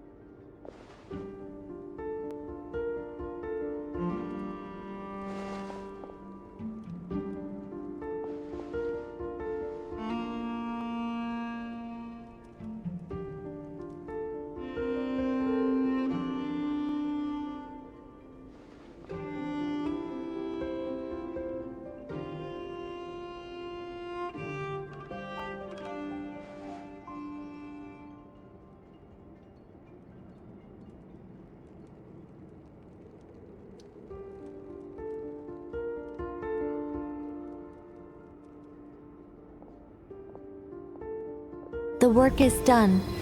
The sacred scroll shut. The stars grow dim, the people silent. The white sun sets, the silver moon rises. O path to the temple, appear now before us.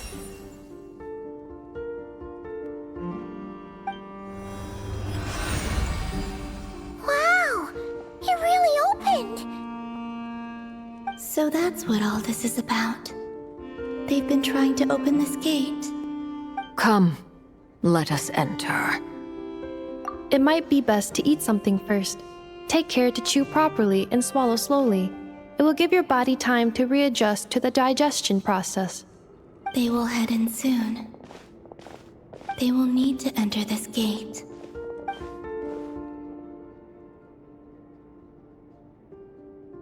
Huh?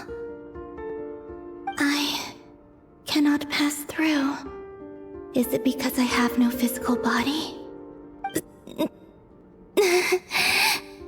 It has been 3 days. My strength is all but completely faded.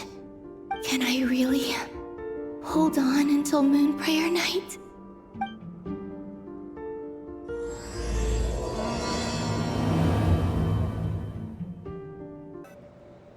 I can barely move anymore.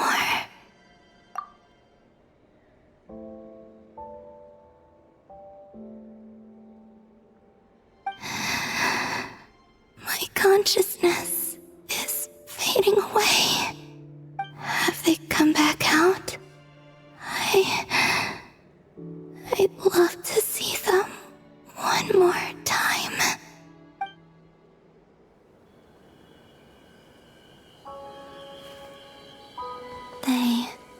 didn't make it.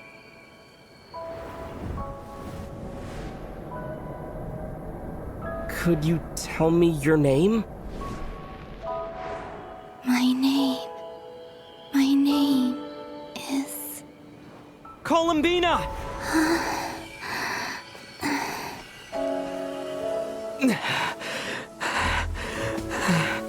Columbina!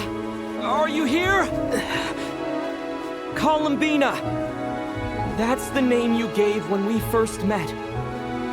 And it's what I've called you ever since. Columbina. It's a fine name. I have many fond memories of Columbina, and so do all of your friends.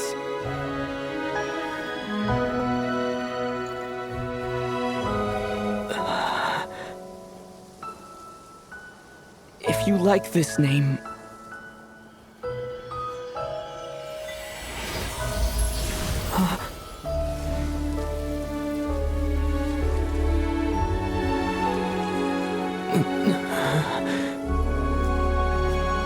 Looking for me?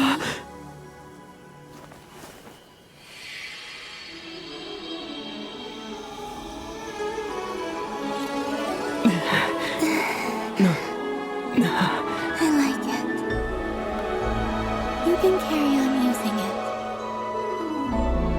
My name is Columbina Hyposplenia.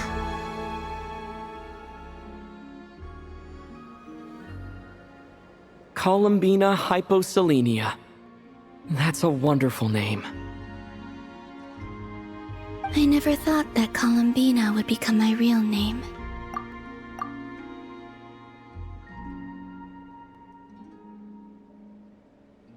But after I met you and my other friends, the things that this name stood for slowly began to change. It went from being a Fatui code name to something my friends call me.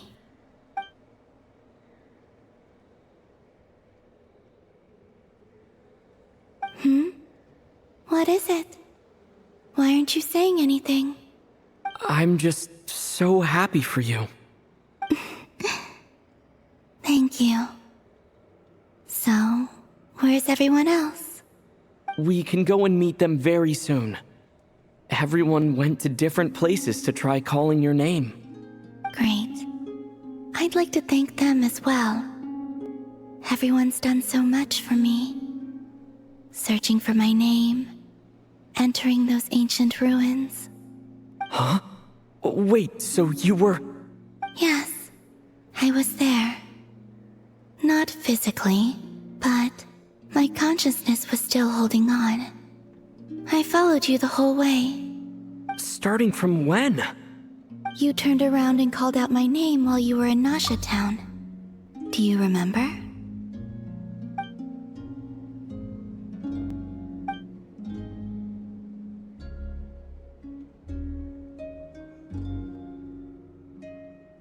Let's go. We don't want to keep them waiting. Sure. In that case, come with me. But...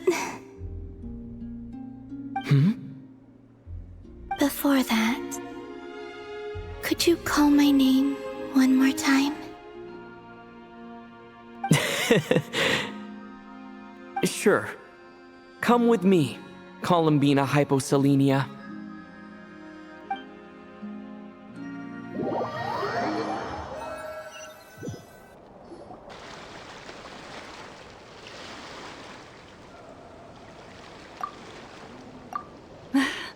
Columbina! Oh, this truly is wonderful. Llama! I can't breathe.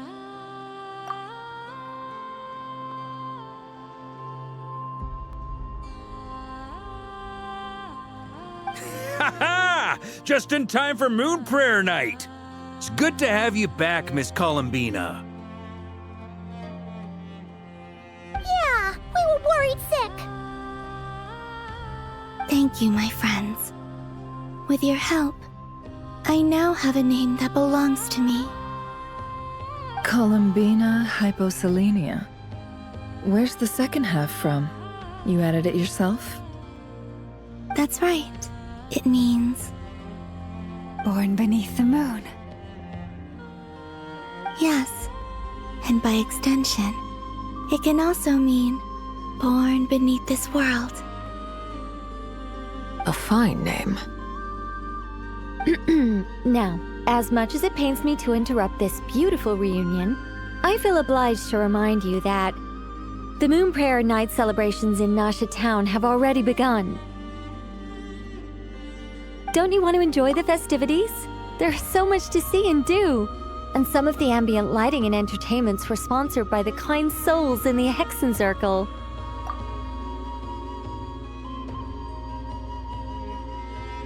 Nicole? Why have you turned into Dodoko? So you're Miss Nicole. Thank you for helping us, and for helping me find my name. It's nice to finally hear your voice. You're quite welcome. Guiding lost people to hidden treasure is what we Seelie do. And if you ask me, spiritual treasures are far more precious than material ones. Chests are all well and good, but this was what it's all about. Ah, so satisfying.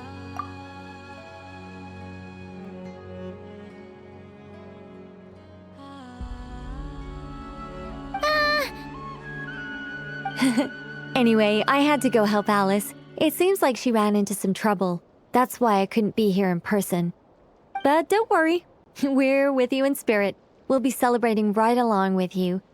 Keep an eye out for the Hexen Circle's festive stalls in Nasha Town. I think you'll like what we came up with. Alice said she even managed to rope B in this time. The Frost Moon Scions have also prepared various attractions. I believe Aino, Ineffa, and their crew are setting things up as we speak. On that note, Nefer, about that request I made. It's all in hand. Yehoda is on site to ensure that everything goes off without a hitch. Wonderful. In that case, Traveler? Huh? Come on, Columbina. It's time to celebrate the best Moon Prayer Night ever.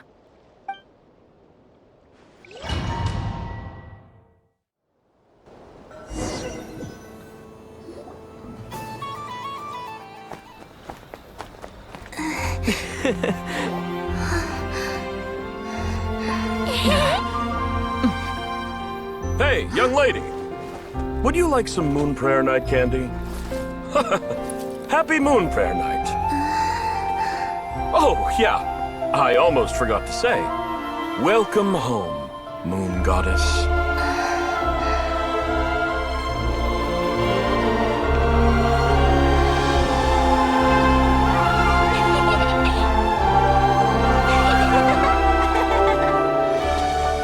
Welcome home, Moon Goddess. Welcome home, Moon Goddess. Welcome home, Moon Goddess. Turning Nasha Town into her home is a festive gift. A rather brilliant idea. Perhaps this is what Nodcry, Columbina's home, should have been like all along.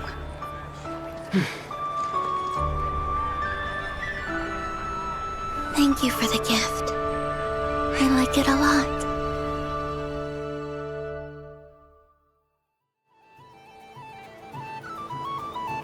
This feels like the surprise of my life.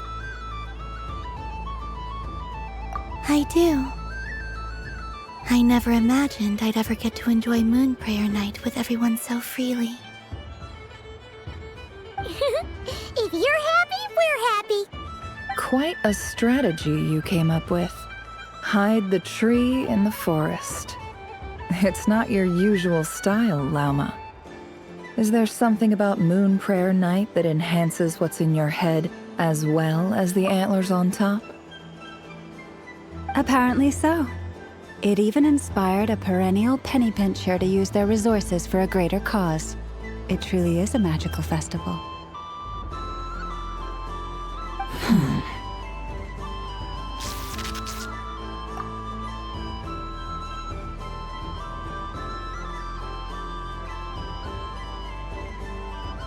I see it now. This bickering is actually a sign of a strong relationship. Huh? What's everyone doing here?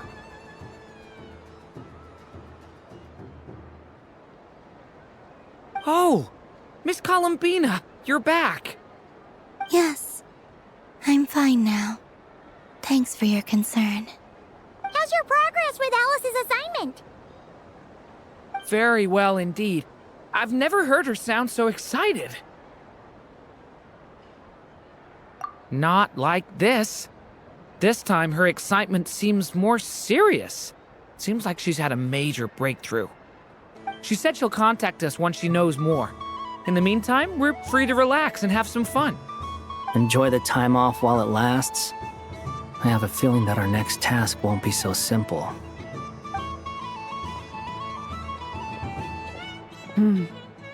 I should go. I still have a few things to attend to at the Frost Moon Scion stall.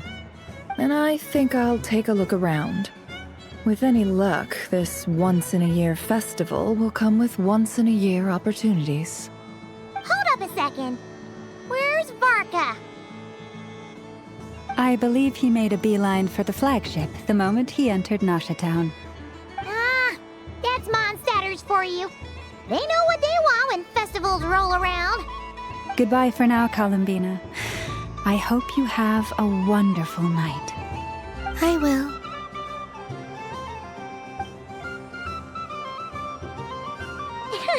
Well, in that case, don't just stand there. Get out there and have some fun. You'll definitely get a warm welcome at every stall. Oh, also, take this map with you. It's a guide to the festival.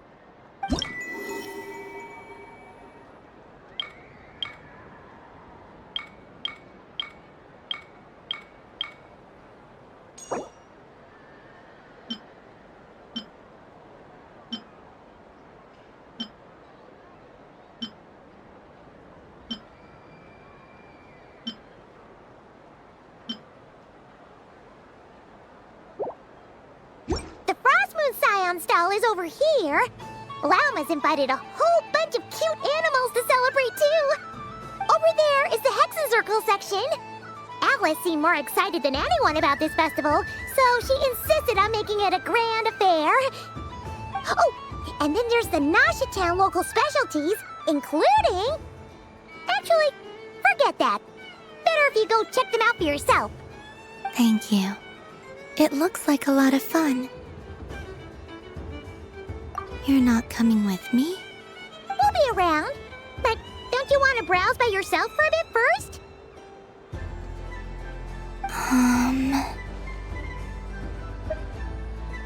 Yep. If you find something you like and want to try it out together, just give us a shout. We'll be right with you. Otherwise, just relax and enjoy yourself. There's so much on offer, so try to experience as much as you can. And don't forget to stuff yourself with all the delicious festival food!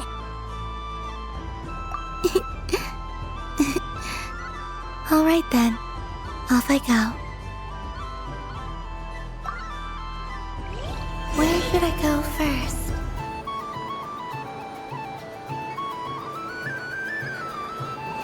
This must be the mage's stall. It feels like I've entered a fairy tale. Ah. How lovely.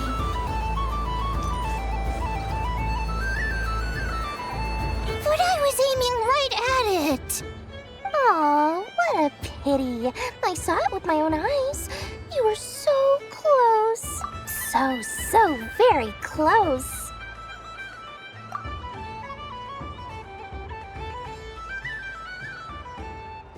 That's not true. It dodged out of the way right as I was about to snag it.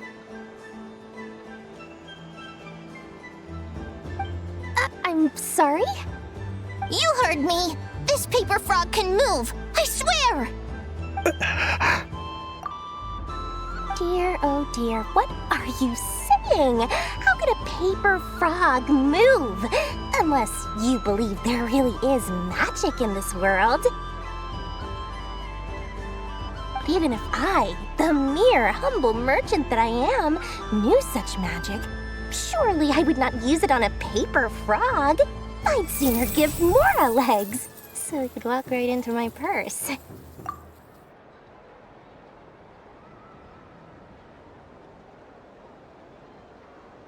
My dear, dear customer, why not have one more try? This time I'll give you 12% off, a very generous discount for one of my most regular customers.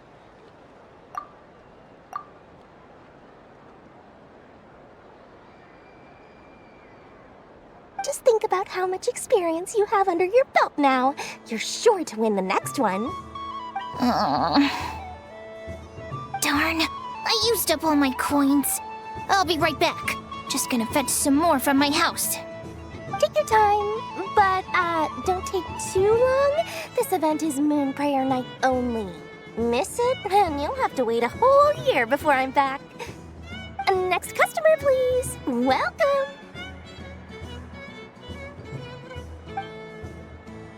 Hello. Whoa! What's this big one doing over here? How do I tell my employees not to go running around this time? Shooting them a glance won't work. I haven't known them long enough. Dory? Why, hello there, Miss Columbina. Would you like to play my ring toss game? The rules are very simple, and it's easy to get the hang of. How much for a round? Oh, first time's free. Not a single Mora. After that, well, we can cross that bridge if and when we come to it. But with your sharp sharp skills, I'm sure you'll win all the prizes in one fell swoop. That was an obvious enough hint for them, right? Right?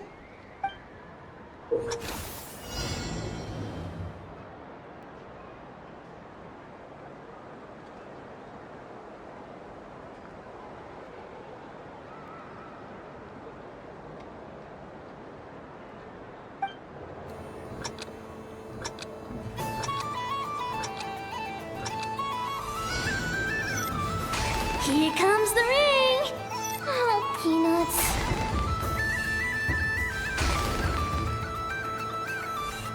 Change tracks!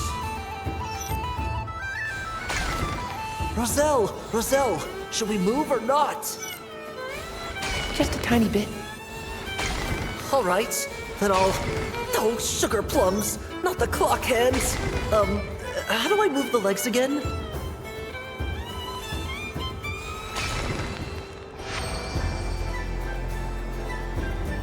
Let's see now. Let's see.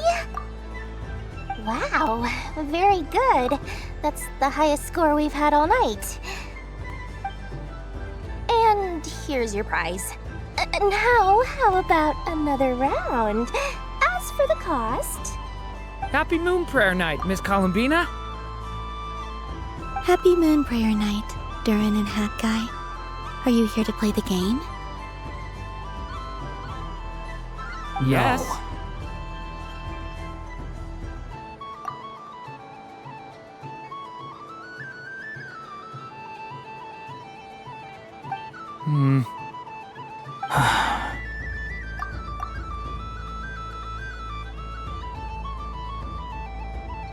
You said we were just coming here to say hello.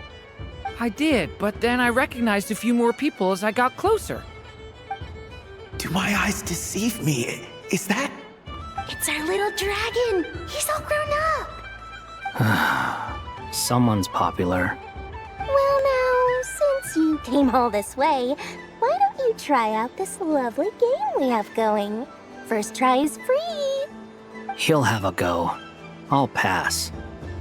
It's only one free try per customer. You can't give your try to him. I'm aware. How has Elder Almond been lately? He's in great shape. He goes for a run in the forest every morning to stay fit and healthy. He tried to go boat racing with Firecracker a while back, but he couldn't even make it onto the Lotus Leaf. Firecracker was in fits of laughter. How about you, little dragon? Can you still fly? Yes, I can. But you've become less chatty. Has growing up been tough on you? We call that maturity. You know, the thing people sing about. The knight wields a sword of stone to defend those hearts that are made of gold. Stone is very heavy. That's what keeps them from talking too much. That's awesome! I want to be a knight when I grow up, too. Ring, here I come!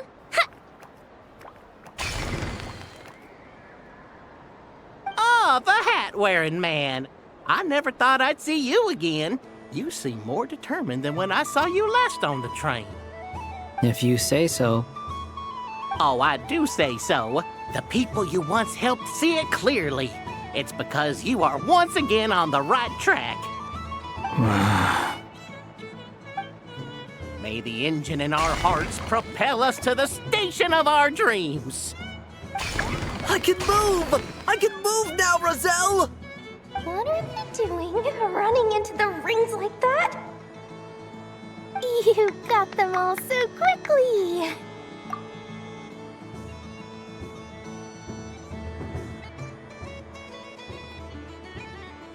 I have never seen anything like this in all my travels!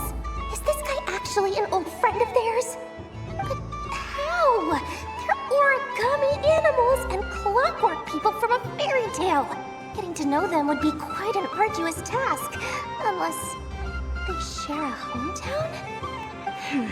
I have to get to the bottom of this. Next time I see the Great Mage Alice, I shall demand answers. Thank you, Dory. I had a lot of fun. Now for your prize. Where did I put it? Give me a moment to dig it out. Oh, sweet grand prize. How I wish I didn't have to let you go.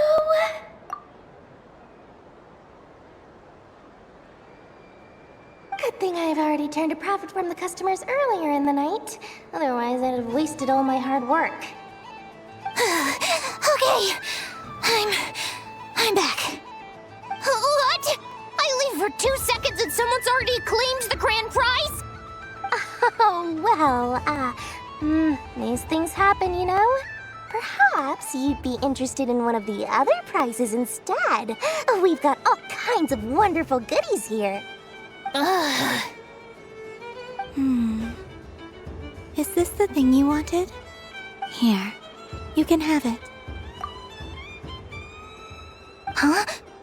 But... Don't worry about it. It will be happier with you.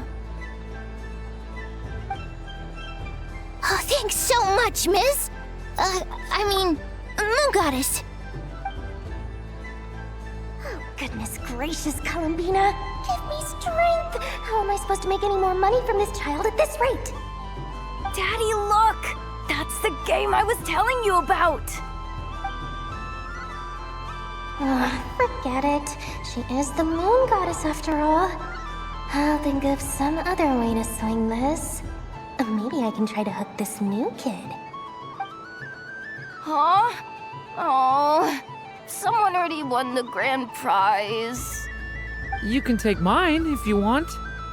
What?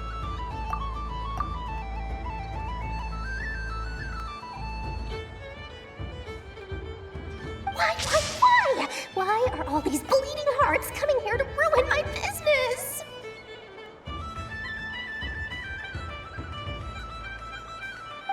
Happy Moon Prayer Night, everyone.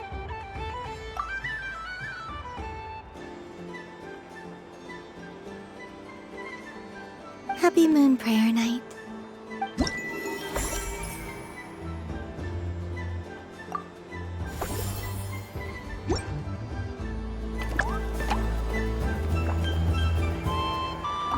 If all the prizes are gone, I might as well close up shop for the day.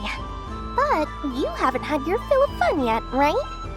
So the next time a customer shows up, you're going to have to run faster, all right? And remember, run out of the rings, not into them.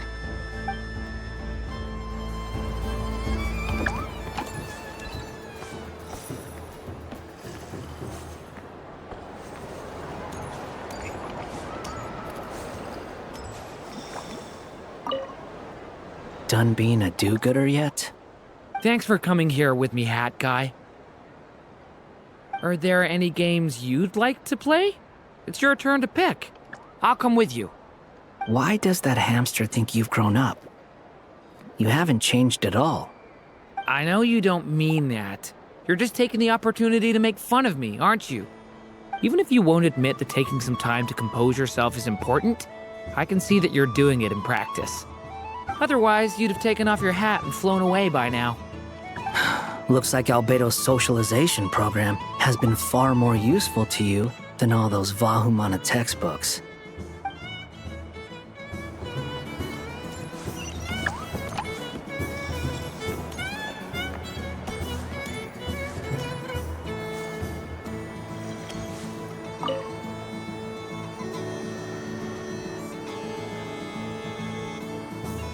I wouldn't say it's unfair, exactly.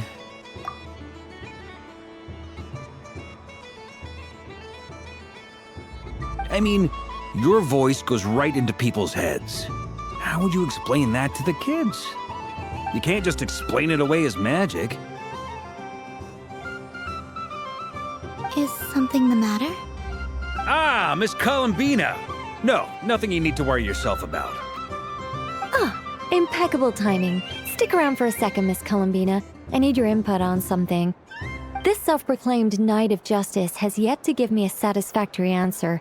I, for one, would like to hear your verdict on the matter.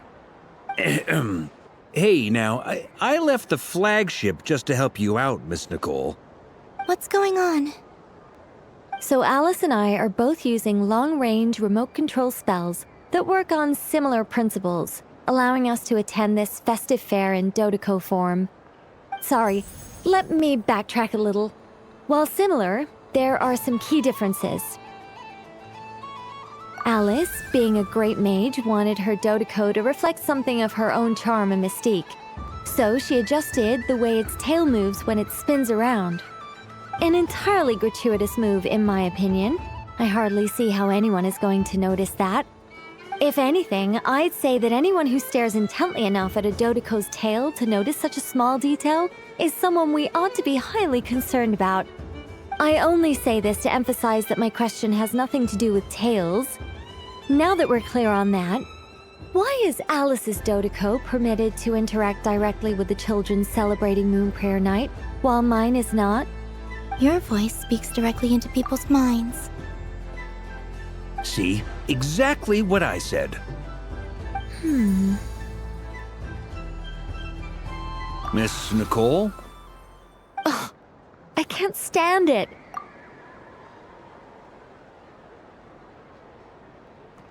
I know that probably makes me sound like a whiny child acting out in front of their parents.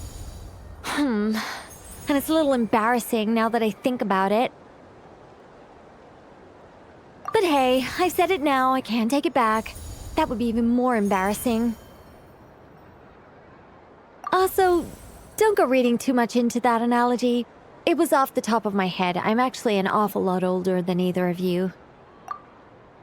Miss Nicole, are you saying that you'd like someone to play the game you've prepared? I'm not so invested in that. It's just something cobbled together using items I borrowed from Alice. She probably didn't even make them herself. The point is, I want to know everyone's thoughts after they receive their prizes. But as you've said, I can't just ask. I've been biting my lip for so long, and I've had no one to vent my frustrations on. I thought this was going to be a nice, straightforward festival where I'd get the chance to guide people to treasure. Well, can I play?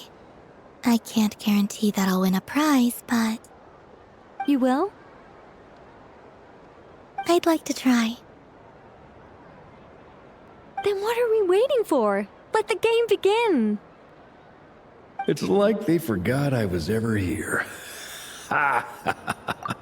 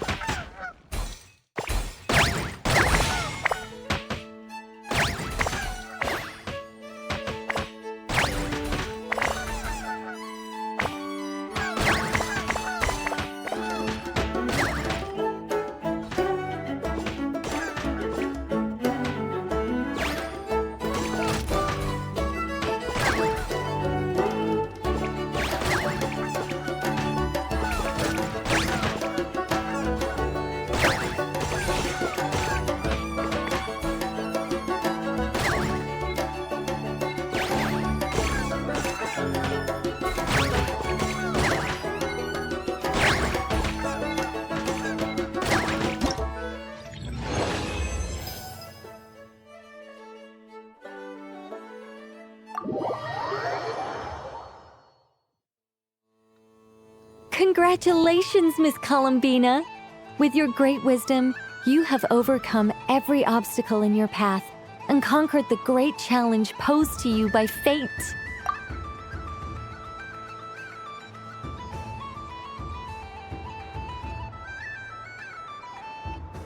Fate?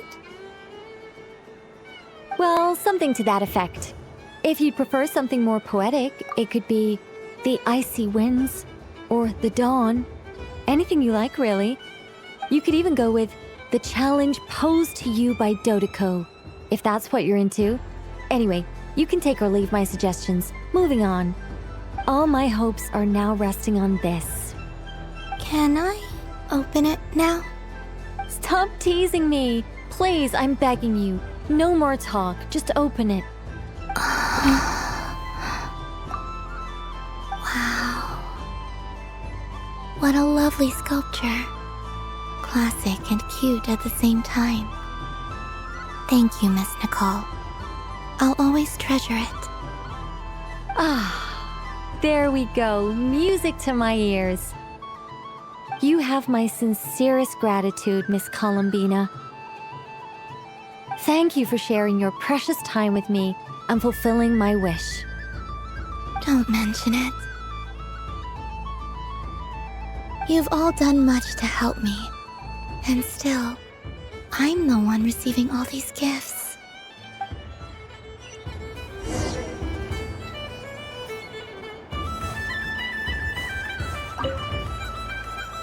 A soft and furry creature that bounces and jumps. Welcome home, Moon Goddess.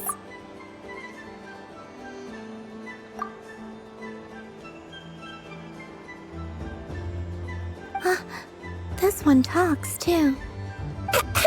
Allow me to introduce myself.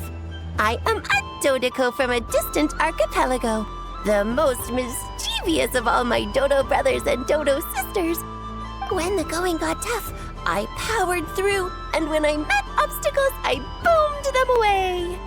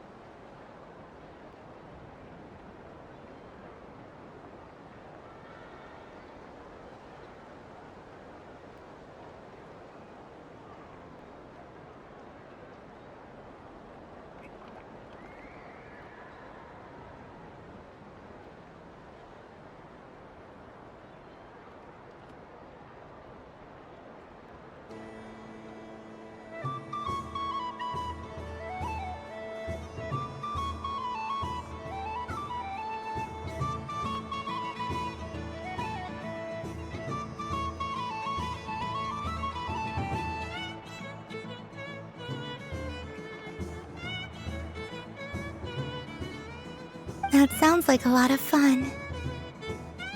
Doesn't it just? Oh, but then the trouble started. Recently, I found a lovely beach, the same beautiful jelly color as my hometown, and so I dove in to have a look. Only to find it overgrown with seagrass and nasty little spiky fish everywhere, looking to turn me into a Dodeko kebab. I made it back to shore by the skin of my teeth, but my tail was sorely hurt. Couldn't you just boom them away? Oh, I wanted to, believe me. But I've heard that you, Moon Goddess, can understand animal speech. The last thing I wanted was to cause a gigantic fuss and get taken to court by a school of spiky fish. I'd be driven out of these waters for good, and my winter holiday would be ruined. And so, dear Moon Goddess, I was wondering if you might lend me your allegiance. Are you roping me into a crime? Oh, let's call it a once-in-a-lifetime carefree adventure.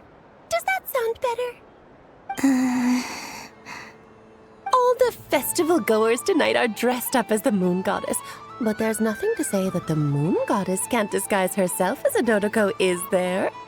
Besides, this is your home. You should be free to be whoever you wish. I'm afraid I'm not well acquainted with Dodokos, Madam Mage. Oh, that's quite all right. We Dodokos are innocent, happy creatures with a free-spirited nature. Many, like myself, are mischievous troublemakers. Others are lazy souls who like nothing better than to lie down on a nice rock and take a nap. In our eyes, every creature who yearns for happiness and freedom is a Dodoko. But perhaps in yours, we Dodoko are a fluffier and more mischievous breed of Kuhenki.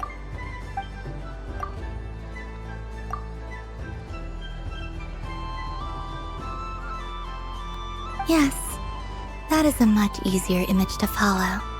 Oh, wonderful! Then let's play! Grab onto my tail and follow me into the sea! Time to settle some scores with the bad guys!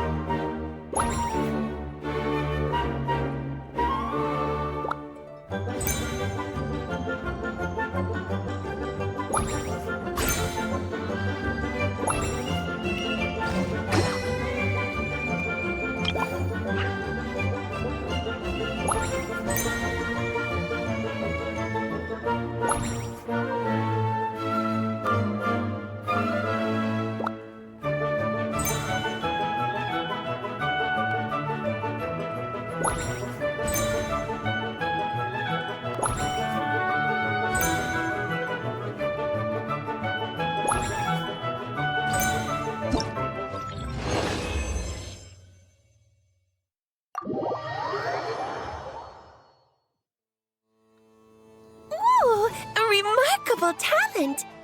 So, what do you make of it? The use of Jumpy Dumpties doesn't come as naturally to me as Kuvaki, but their unpredictability makes it fun. I think they call this novelty.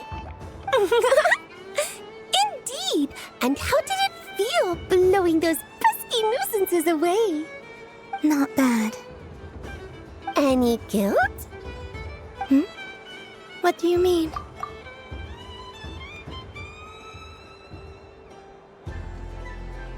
Oh, wonderful! Lovely answers to all 3 questions. You've passed the safety test.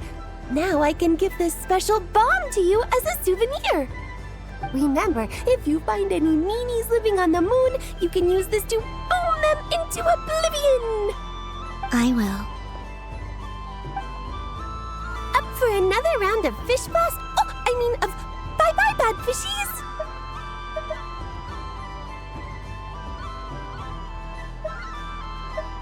Of course! Feel free to come back whenever you like. There's always time for a dodo venture.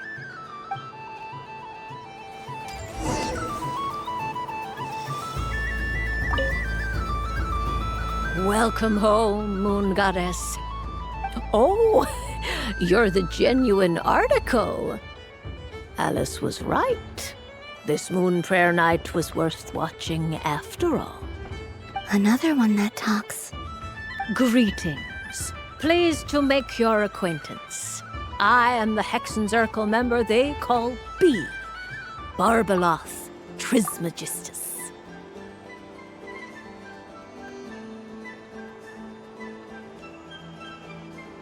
Columbina Hyposplenia. Pleased to meet you too. Hyposplenia. A fine name indeed. Now then, Miss Columbina, do you wish to hear a mage's divination? Divination? The Frost Moon Scions used to ask me what would happen in the future. Is this like that? From the perspective of the one seeking answers, perhaps. As you look to your journey ahead, if you seek to understand the unknown, resolve your doubts, and soothe the confusion in your heart, divination could be for you. The unknowns on my journey. Of course, if one wishes to peer into fate, then hydromancy is the more precise option. But that is a complex affair, and to relegate that majestic art to the status of a festive amusement would seem somewhat uncouth. Besides, it is sometimes better to not know fate with great certainty. Hence, I shall use the suitably festive Luna Arcana to tell your fortune instead. It is more popular with the youth in any case. Lunar Arcana. Indeed. Unlike hydromancy, this will only display possibilities and trends. People like to think of themselves as creatures of agency and free will. Peering too far and too clearly into the future is detrimental to both body and soul. I'd like to give it a try. Of course you may. Come then, take a seat, Miss Columbina. Before we begin, are there any specific questions you would like to ask?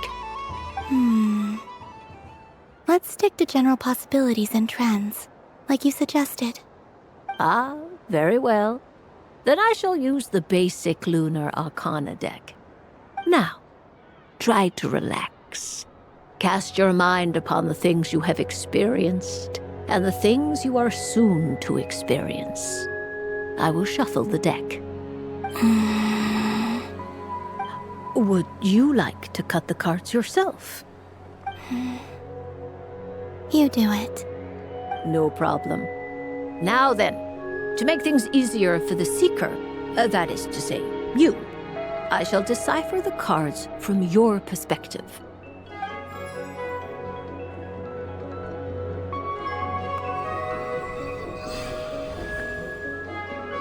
Please, draw the first Lunar Arcana. This represents destiny and is the foundation for the divination as a whole. Now, draw your second card. This will stand for the past, the sum of all your experiences that have come before. And now the third Arcana. This is the present, your interpretation of the current moment. Finally, the last card. This shall speak of the future, which...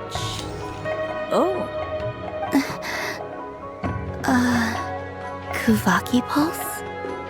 Fascinating. I've never encountered this before in my role as a diviner.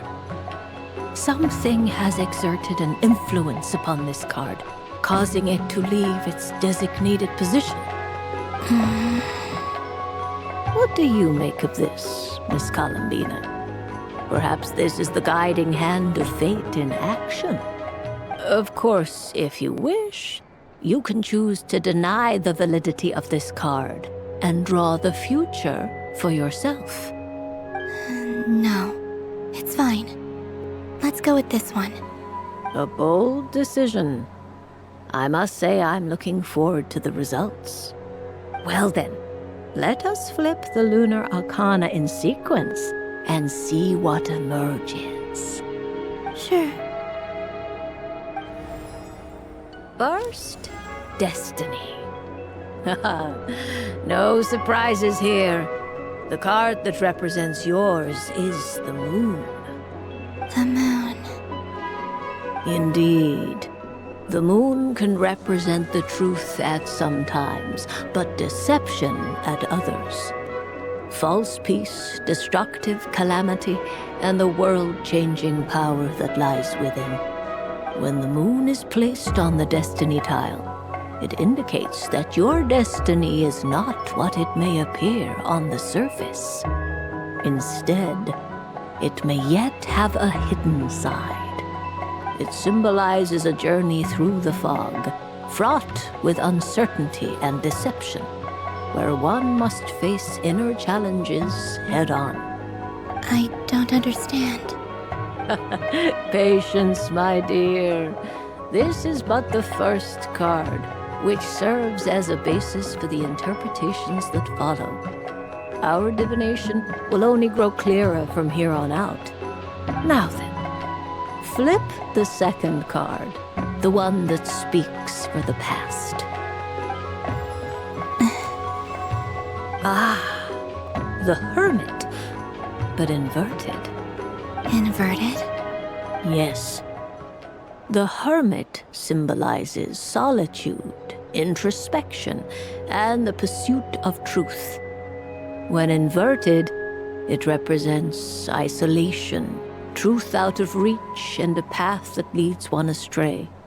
Combined with the moon as one's destiny, the Hermit inverted represents a choice you made to stand alone in the past. It was a choice made not out of fear or arrogance, but for reasons that others could not perceive. You fumbled through the darkness without a guide, but you did not find your way. Rather, you went astray. More than once, it would seem. Is this about how I became Kutar despite not wishing to become a god? And how I joined the Fatui because I yearned for a place to belong? I suspect only you know the answer to this question. All is not lost. The past is in the past, and so it shall remain. Shall we look into the present now? Oh my, the Lovers. One of the most interesting Luna Arcana. What does this one mean? This means that you have had an unprecedented emotional experience. The joy of finding your soul becoming intertwined with that of another. A precious and wonderful thing indeed. It's true. I've made a lot of friends recently, and they are very good to me. I like them a lot. That sounds lovely. I am most delighted for you. The Lovers can also represent important decisions, perhaps related to a parting of ways. Now, if I were to guess... Yes. My return to the moon. I understand. Parting with friends is never easy, Columbina. But rest assured, this is not the end of your journey. There is always another story waiting to be told. The future always lies ahead. The future. Well now, it's finally time to flip this most mysterious of cards. Why did it appear?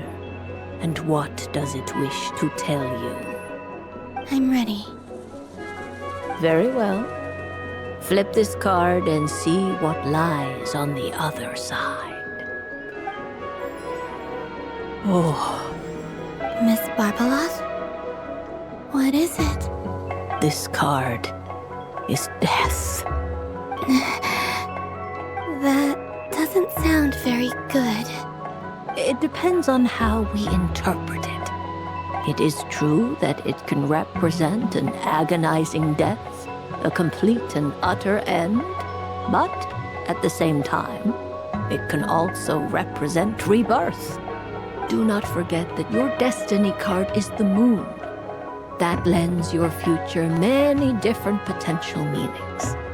If death spells the end, is it unavoidable? As I have said, divination can only display general trends. It is a rough guide, but it does not show predetermined outcomes. Allow me to summarize it for you. In the past, you may have lost your way, but now you have gained new connections and new strength. You now face an important decision, one that may bring about a great change in what is yet to be. This change might, in turn, be the end of all things, or their beginning. But remember, Everything is subject to change because of the moon present in your destiny. You must see the truth clearly and face your innermost thoughts. The truth. My innermost thoughts. Thank you, Miss Barbaloth. Don't mention it. Some people dislike divinations, for fear of glimpsing an ending to their story that they wish was not so. But I can see that you're different. The result of this divination will not sway your decision. This is a rare quality, and one that diviners always hope to see in the seeker. We are here merely to guide, not to exert undue influence. I understand. Go then and illuminate your future, Miss Columbina. The moonlight that shines from you now is most captivating.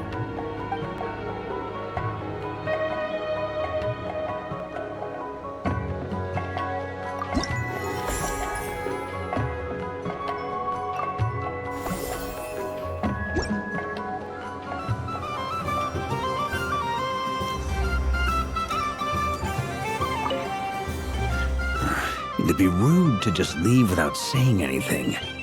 But at the same time, I don't want to barge into their lively conversation just to announce that I'm leaving. I guess I'll just wait a little longer. Huh? Albedo? This sketch is for you, Grandmaster. Oh, a gift for me. Thanks.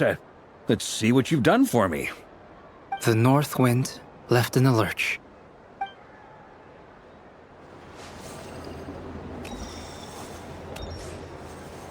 The death card made a most enigmatic appearance. The moon for which Miss Columbina is bound, I fear. Fretting is of no avail. I will have a chat with Alice about it sometime.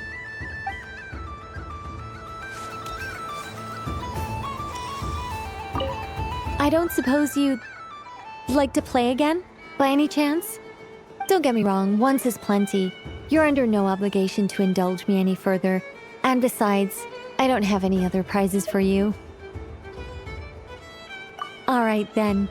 Happy Moon Prayer Night.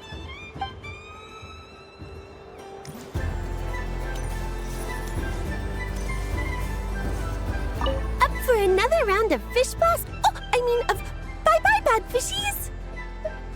Of course, of course! Feel free to come back whenever you like. There's always time for a dodo venture.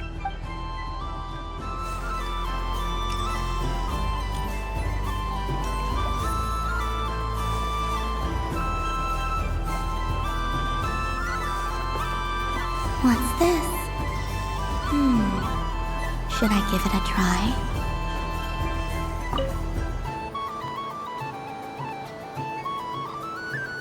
Come on, Citrus. One more round. Just one more. But my neck... oof. It's acting up again. You should take a break. Health comes first. Yeah, don't push yourself. We'll find someone else. Hey, don't look at me. I'm the referee. What are we gonna do then? Do you need any help? Yes, we do. We need one more player for our game. All right. Could you teach me how to play? It's really simple. You just throw the dice and move by that number of tiles. First one to reach the finish line wins. Rolling a hamster means you move one tile. A paper frog is 2 tiles, and a flying squirrel is 3 tiles. 'Cause they go the fastest. Okay, I get it. So, we're all set? In that case, please take your places and let the game begin!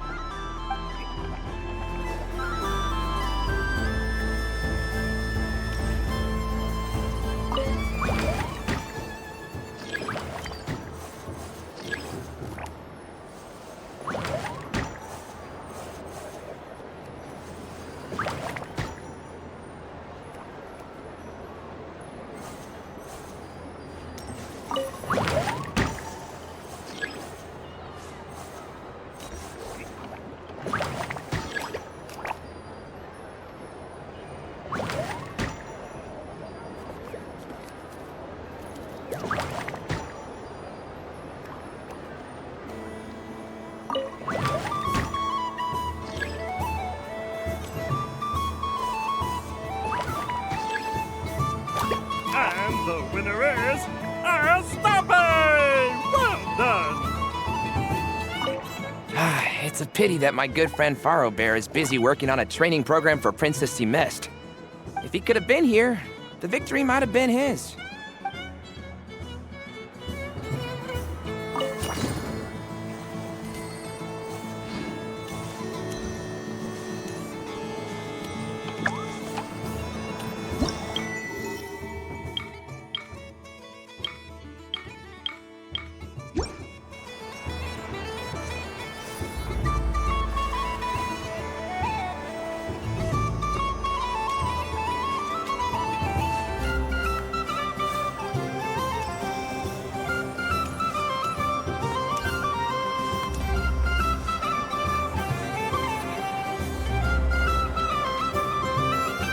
Dodoco's Whirligig! Come check out Dodoco's Whirligig!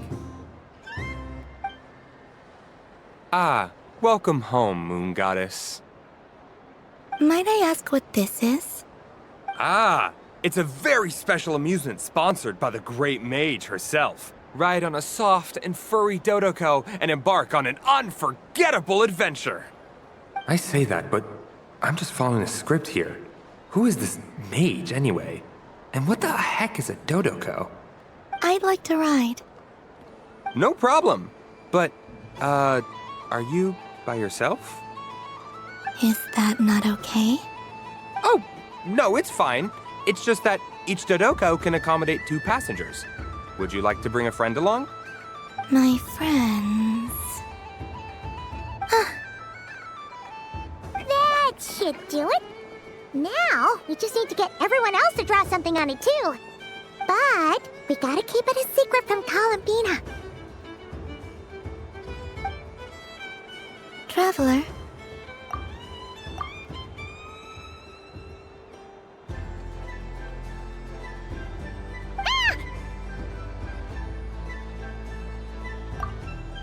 I want to go on that ride. Will you join me?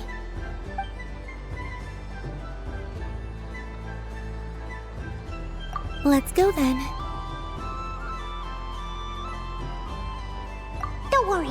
Paimon will do the rounds. You go have fun.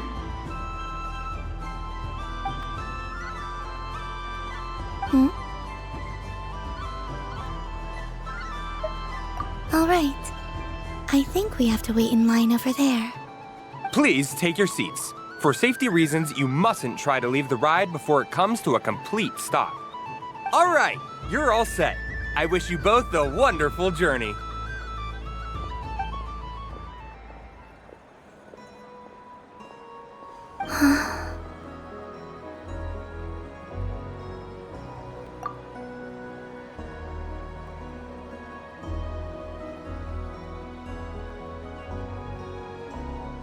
Not bad. It reminds me of riding a moon lane. Sometimes, the Kuhenki circle around me like this, playing their beautiful melodies. Yeah, I'm going to miss them.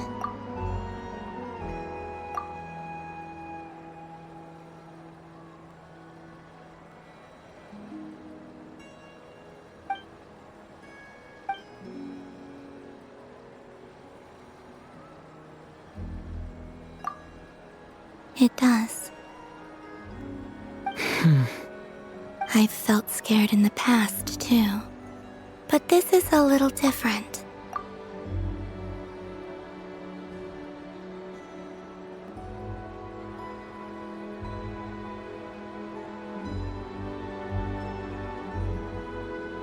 You know something? I got to see a lot of fascinating things during my disappearance. I saw how the Frost Moon Scions act around their families. So different than how they used to act in my presence. And I also saw how they interact with their friends. It made me curious at first. Why do people act so sincere when they're worshipping gods, but save their truest, warmest feelings for each other? Slowly, I came to realize that it's because they trust one another. They know, deep down, that they'll be accepted for who they are. All of it. The good and the bad. I know.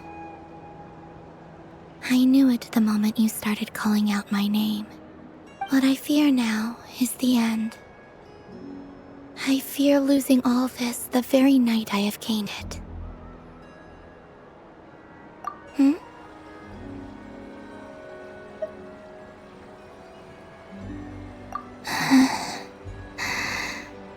Thank you for this conversation. Thank you for listening to me. Don't worry.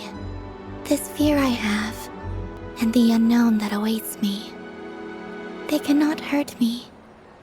Not when I possess a treasure far greater. I just want you to remember this version of me.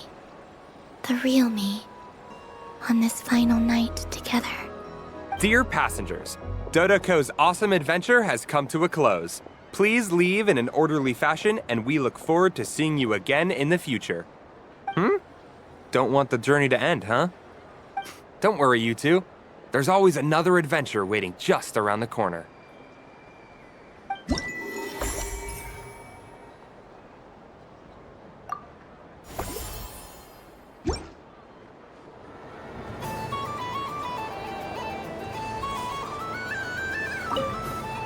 Dodoco's Whirligig. Come ride on a soft and furry Dodoco and embark on an unforgettable adventure.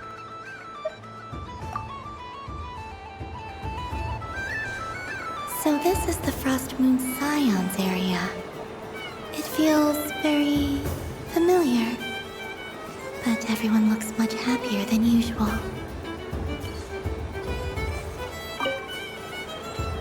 Fun ride, huh? You and Columbina looked pretty sad to leave. This isn't gonna make Paimon dizzy, is it?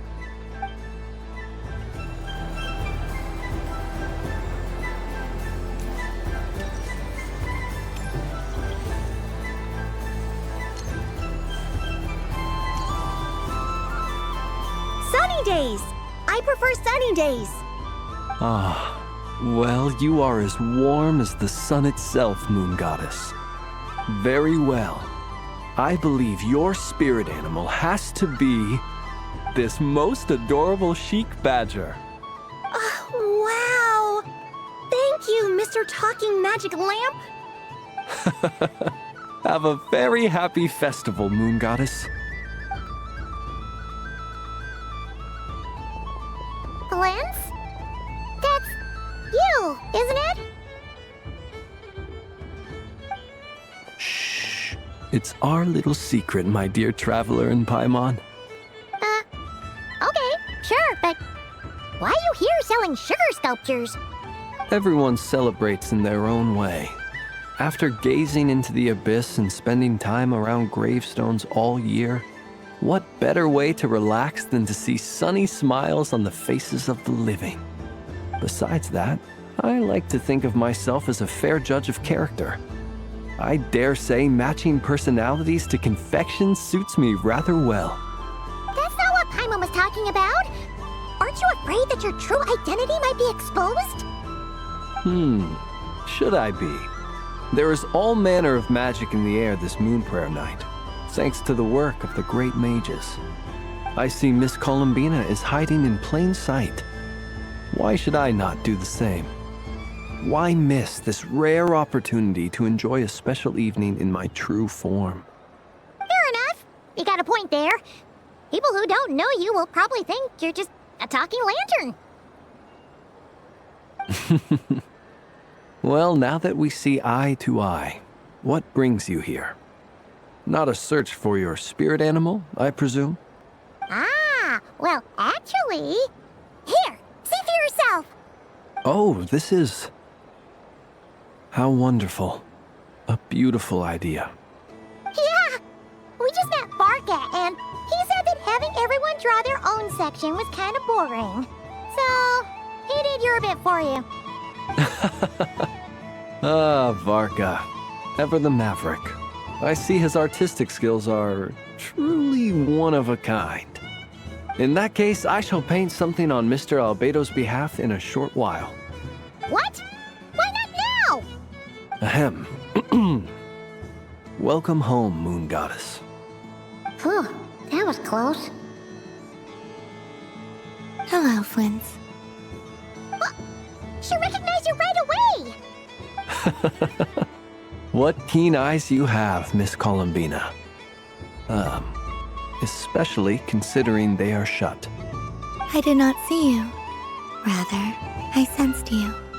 I can sense the fluctuations in Kuvaki all around me. One would expect no less of the Moon Goddess. Might I interest you in some candy? Yes, please.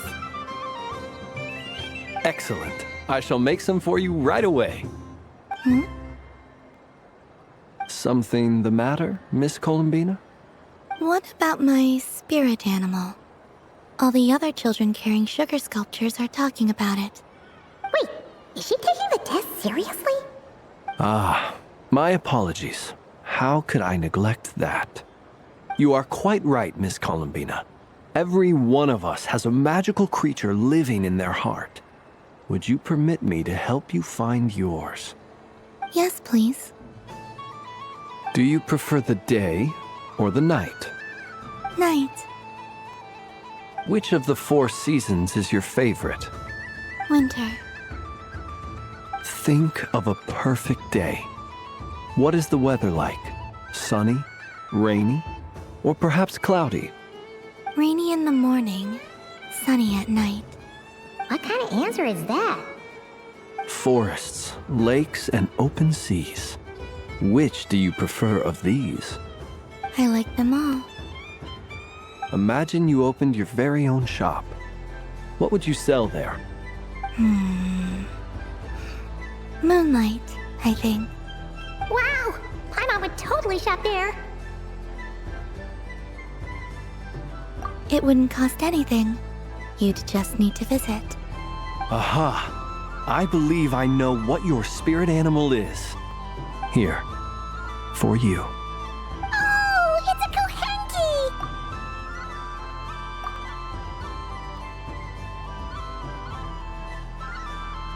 Indeed. A free-spirited being with a deep love for all things here in Nodcry, who selflessly lends her aid to as many people as she can reach. It is the perfect fit for you, Miss Columbina.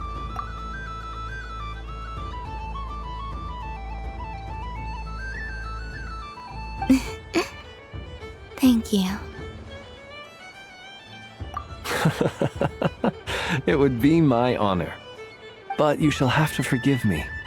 We have known each other for quite some time. I doubt there is any answer I could give that would come as a surprise to you. So instead, would you accept this sugar sculpture as a token of our friendship? It's a lantern. Hey, why don't you two go enjoy your candy over there? Paimon wants to try out this spirit animal thing too. Right, Flint's?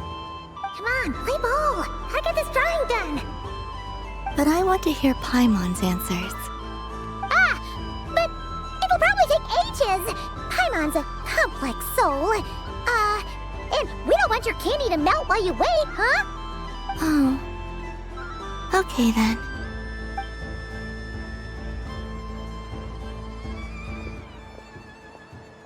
Phew. Nice excuse, Lady Paimon. That was some quick thinking. Yeah, no thanks to you. A little help next time.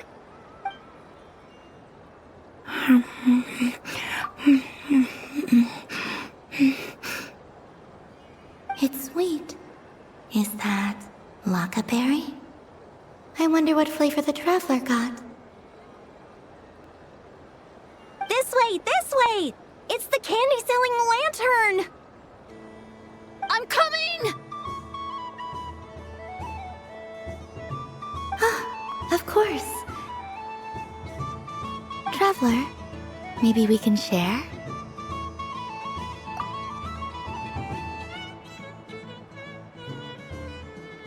Yes.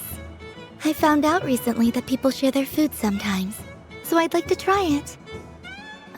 Or is that a no? Thank you.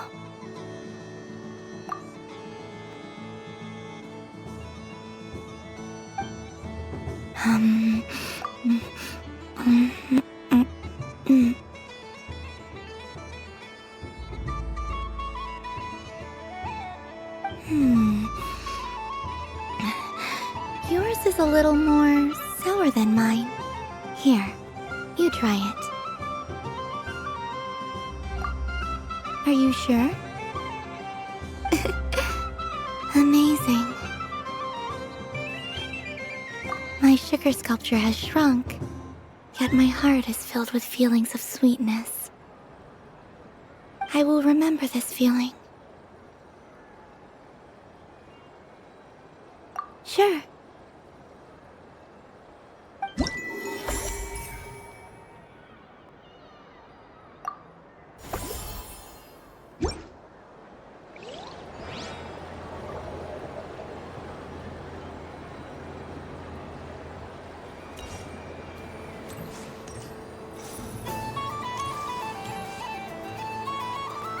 What's this? Should I give it a try?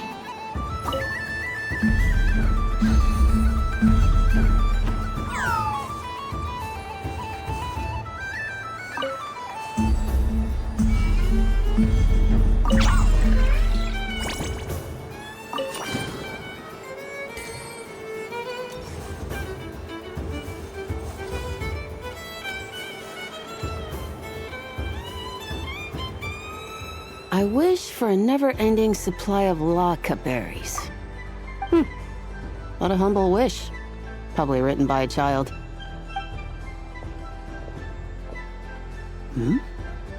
Is that Lama the Moon Chanter?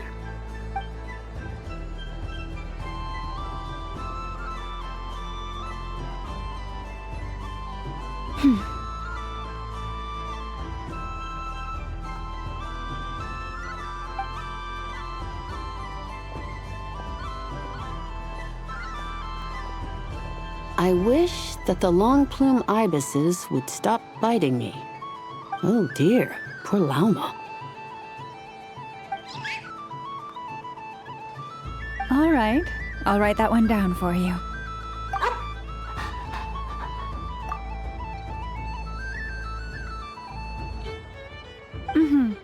I got it. While everyone else is celebrating Moon Prayer Night, you're as busy as ever. I don't mind. It's rewarding work. A good kind of busy. My antlers are at their heaviest tonight, and the Kuvaki waves are especially strong. But as I help these dear friends hang their wishes up, I feel a great peace within myself that is hard to describe. You see, they are all such beautiful wishes, and they are ones that we can fulfill by our own strength. Do you blame me, Lama? I want to hear your honest answer. It is by the help of so many people that I can return to the moon. But I feel as though I've hardly done anything in return. You've done plenty, Columbina.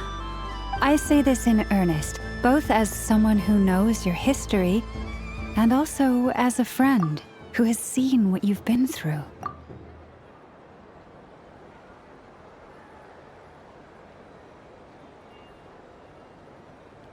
What about as a moon chanter? I feel proud to honor our moon goddess's wish, and I'm sure any moon chanter in history would have felt the same way. Thank you for your kind words, Lama. But... Since you asked for my honesty, I won't lie to you. My feelings are mixed right now. Besides pride, I also feel... I suppose it's a reluctance to let go. Once you return to the moon, we will be far apart and separated by a false sky. I'm sure those of us left behind will gaze up at that sky, yearning for the moon once in a while, just as you used to do.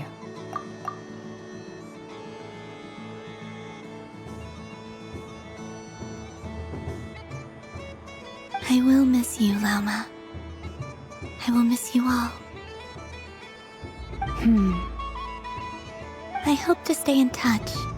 I will try and find some way to send messages down from the moon. Perhaps you could use Kuvaki.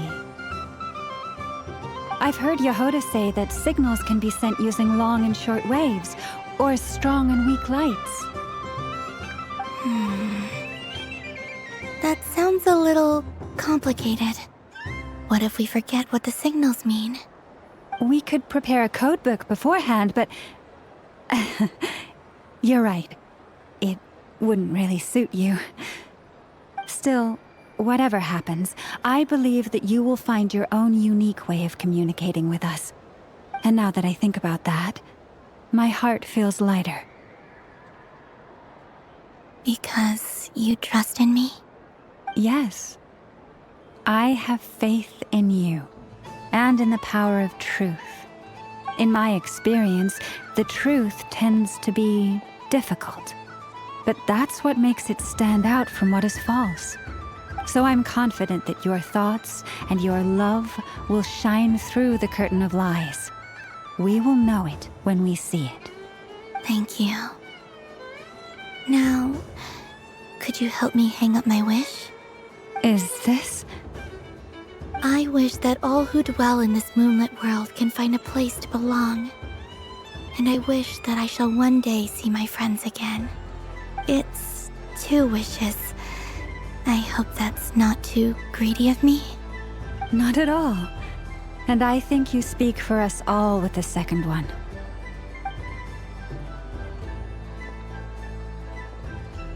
I shall continue to pray until the day that all of these wishes come true.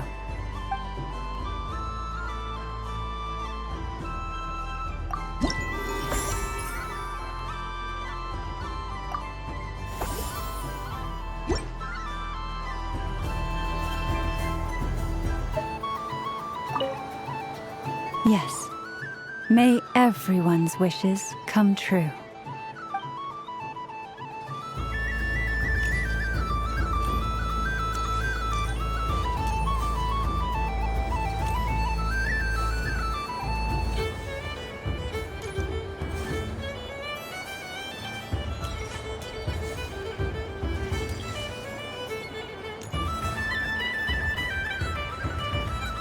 Wow, the Frost Moon Scion stall looks kind of plain, but it's pretty cool once you get into it. I don't go to Hisi Island much, but it's got that, like, all-the-world cultural feel. And if culture means we get more festivals, I'm all for it! Hello, Yehoda. Columbine...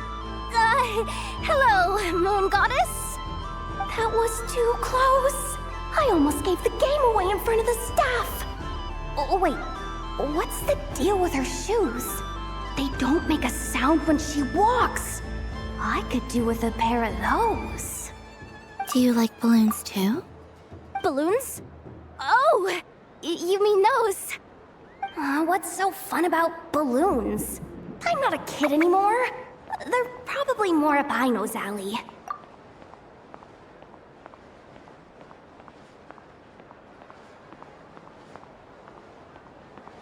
Yes. The animals seem very curious about these strange flying objects. I was drawn here by their voices. I recently learned a fun new game you can play with balloons, so I decided to come and give it a try. A new game?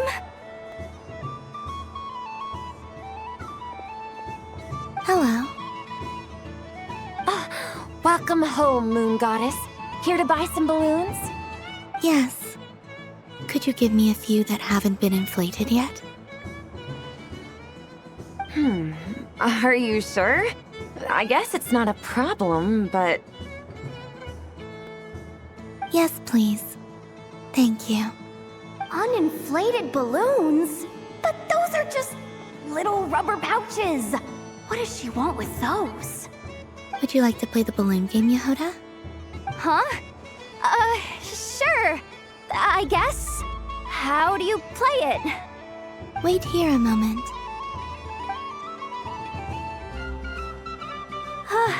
Oh. This is so weird.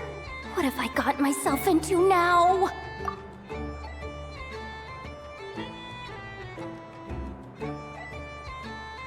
I thought I saw Columbina nearby.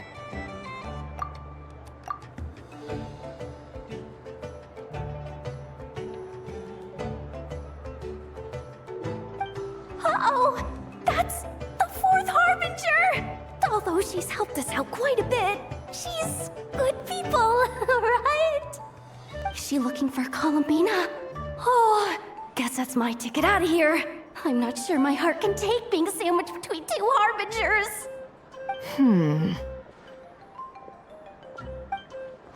Which stall is she checking out?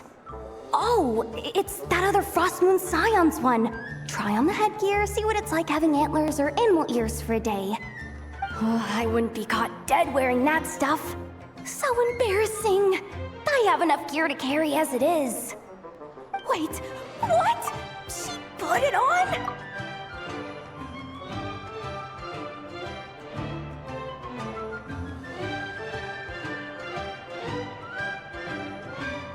How peculiar.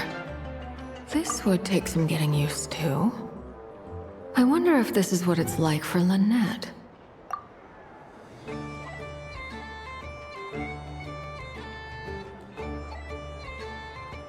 It really suits you, ma'am. What is this? She was so intimidating a moment ago, but now, dang, she's really rocking those ears. How does she make them look so cool? I suppose I may as well keep them on for now. All part of the festive experience. She's coming this way. How do you do, Miss Yehoda? Oh, jeez. Don't talk to me while wearing that thing. Where am I supposed to look? Oh, hey there. I'm looking for Columbina. Have you seen her? She just... Huh?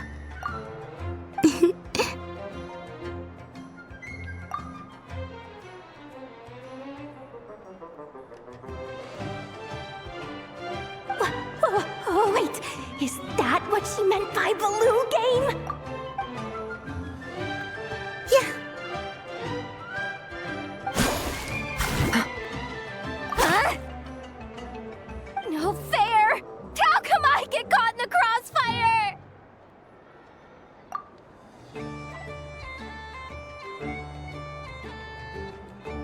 An ambush from the rear? Is this a declaration of war, Columbina? Would you like to play too, Arlecchino? Seriously? Are they gonna start some beef right here, right now? Gladly. That said, I believe there is another who would like to join.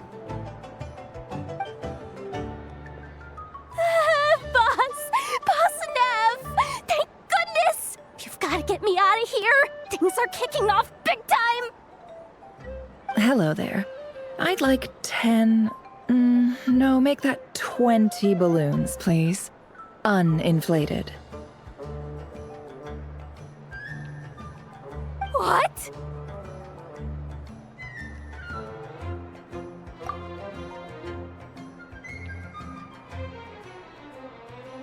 Miss Moon Goddess, I hope you're prepared to pay the price for assaulting my employee. Welcome to the game, Nefer.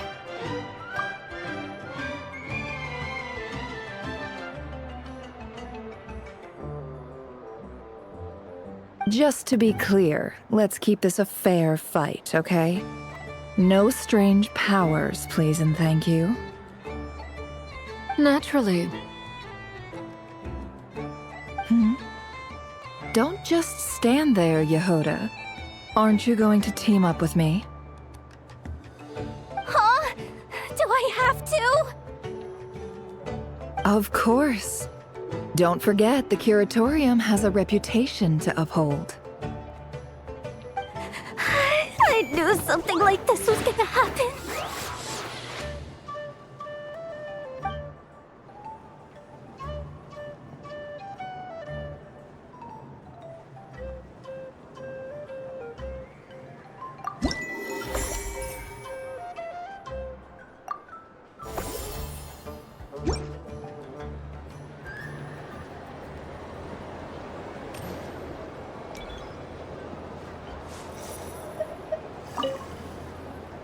I've seen Linny and the other children play this game before.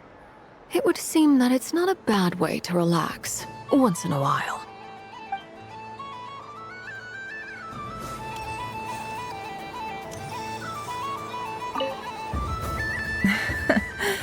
That was fun.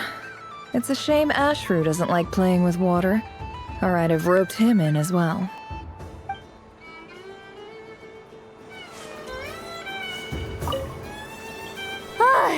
I just had a water fight with 2 Fatui Harbingers. Pretty scary, but also surprisingly fun.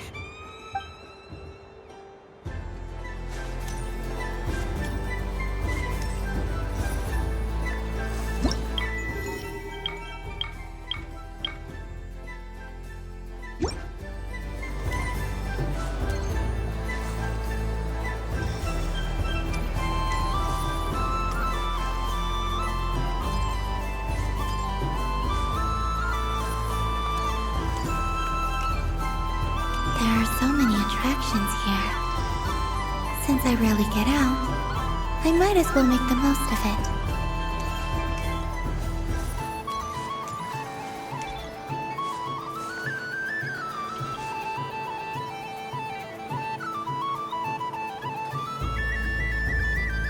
This doesn't make any sense! How am I losing every single time? Wait, Inefa, you're cheating, aren't you? Yeah, that must be it. I am not cheating, Aino. Uh-oh, sounds like Inefa's turning into a big baloney bot. I think it's time for some serious maintenance. Moon Goddess, help me. Miss Columbina, Aino is attempting to cheat. What the? I'm not the cheater! You're the cheater! How dare you throw it back at me?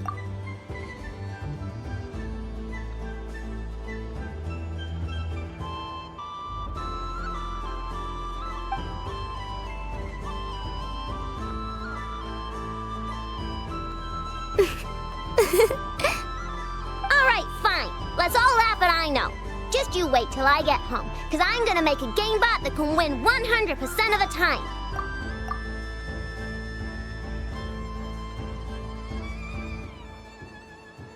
Let's see you laugh when I come back and beat your butts.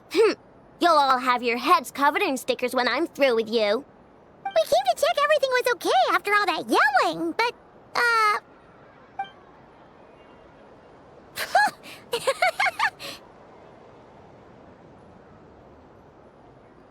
Whatever it is, it sounds like cheating is allowed. Kuhenki concentration. Each player starts with differently colored Kuhenki.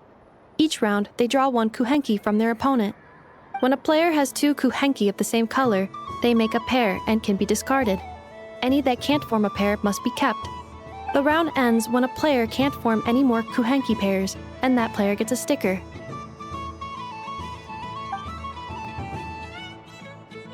ooh, can 4 people play as well?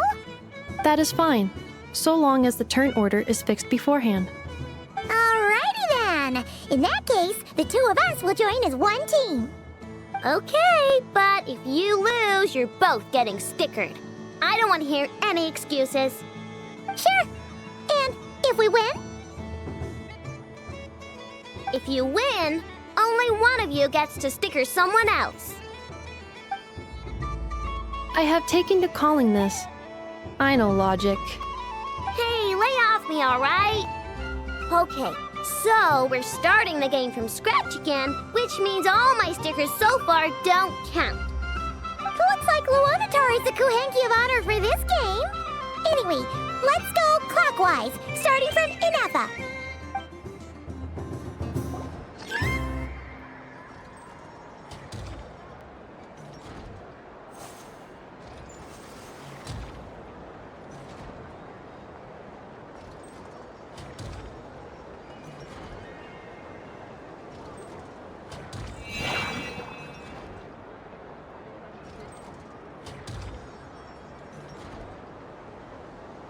Nice! That's a pair!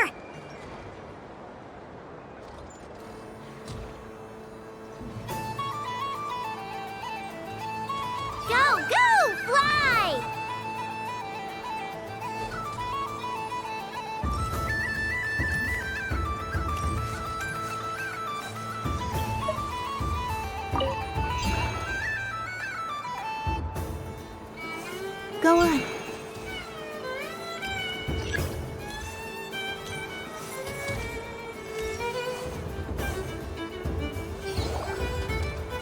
I have a pair.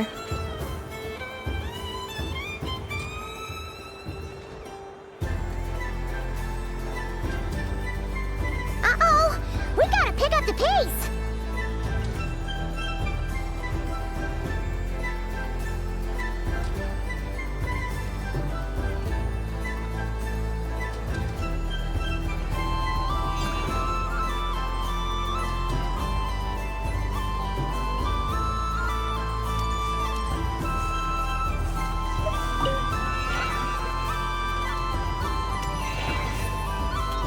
I win.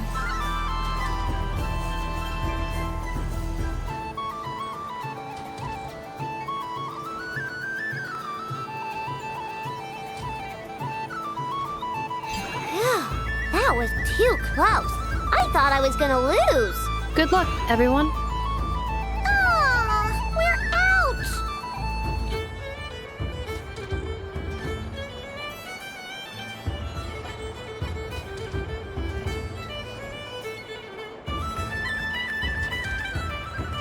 Let me pick a good one.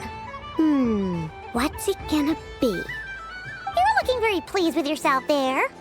What happened to being a huge Grumposaurus? I won. Duh.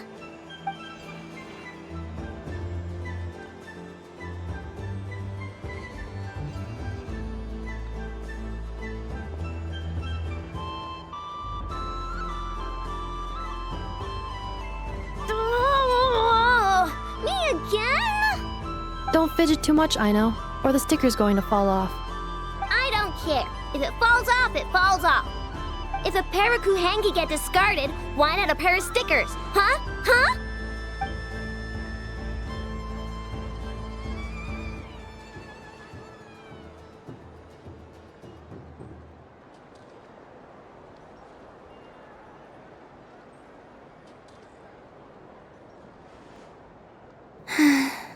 I've lost. Sticker, sticker, sticker!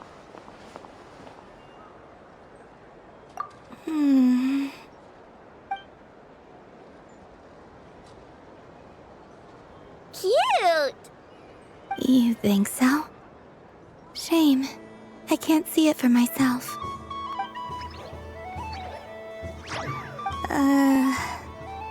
What did Luanatar say? She said it looks so cute that she wants me to lose a few more rounds.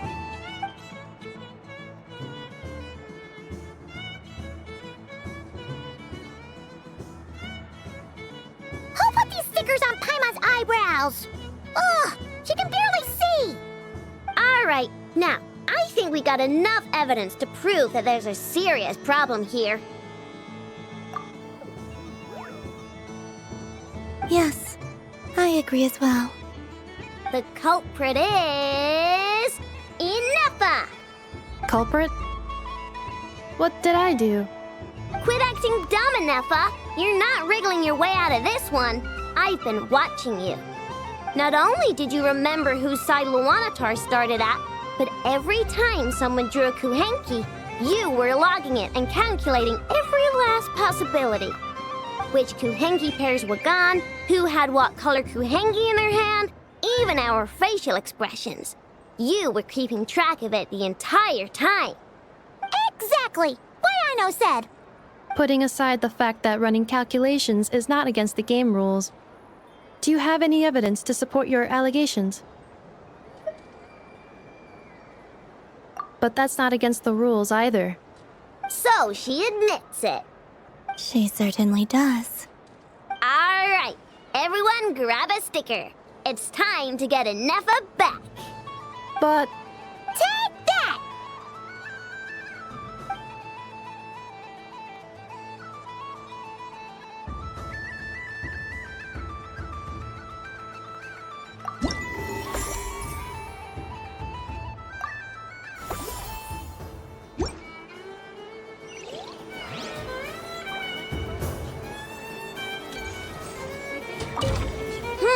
I'm never playing games with you ever again, Inefa.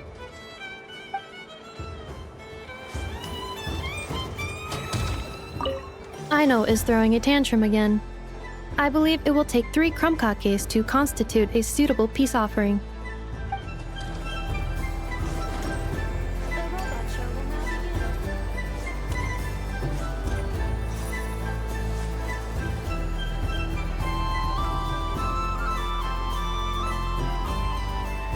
Well, well, look who it is. I heard someone went and disappeared on us the moment we let her out of our sight. They looked all over for you. Frankly, I didn't think you'd be back for Moon Prayer Night. Were you worried about me, Sandrone?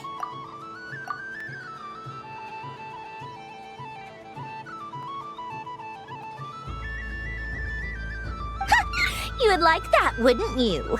Do you even hear what you're saying?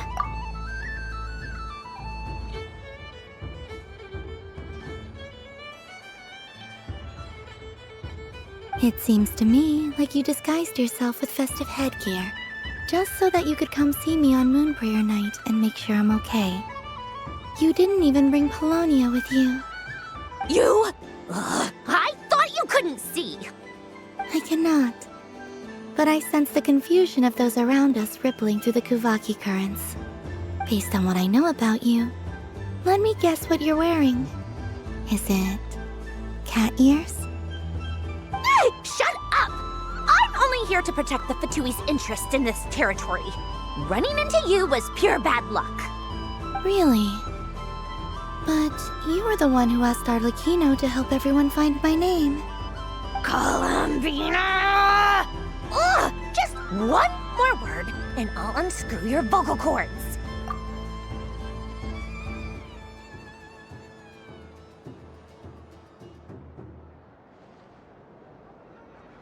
It's Columbina Hyposplenia now.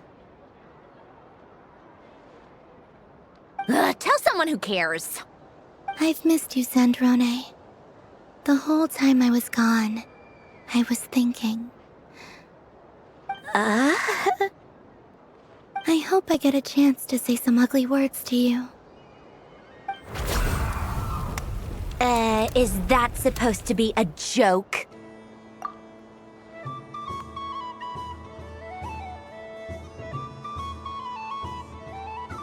Anyway, let's go play that game. What? You mean that frostfin whale? Yes. It's some kind of game where you get bitten if you step on the wrong tooth. Seems like fun. Who in their right mind would wanna... Because you're not a scaredy cat. Gah! Fine! You wanna play? Let's play. Don't complain when I kick your sorry butt. Lovely. You old geezer! I'm gonna beat the pants off you! Just you watch! I almost forgot. Sandrone? What is it now? You'd better not lose, or I'm going to beat your head in. What?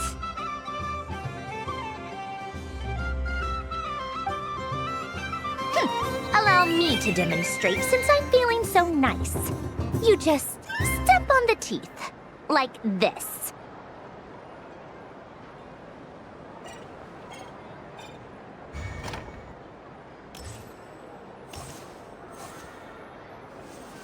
Which should I pick?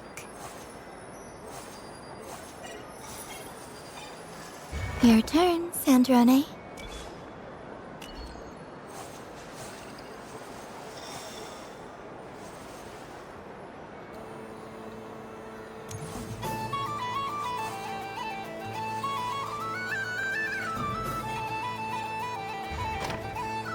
Don't come crying to me if you get bitten.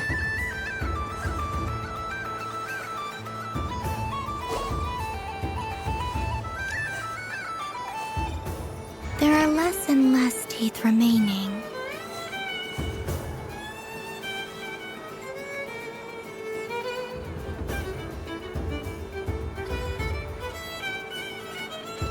Huh? What's that noise?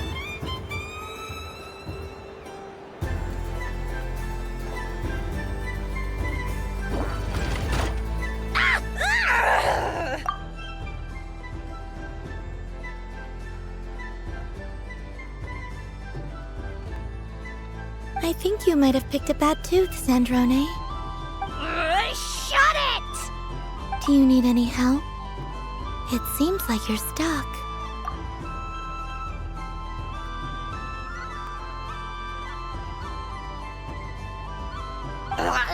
No! It's just a blasted toy! How is its grip this strong? Stop laughing! Alright. Well, you lost. So just like I promised. Hey! What are you doing? Are you seriously? Hiya!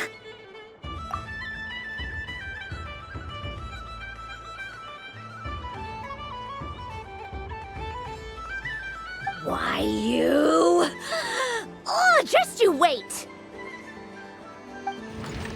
Rematch! Are you alright, Sandrone? That was quite a strong bite. Are your clockwork parts? Quit your fussing! I don't need it! Alright. I'll go first this time.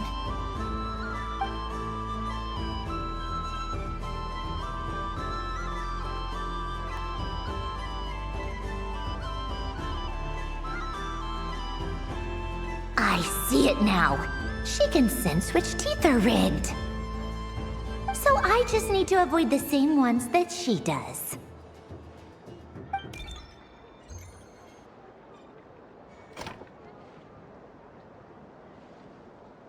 This one...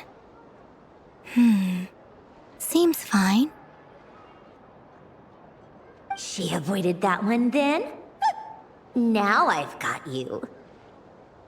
All right, my turn.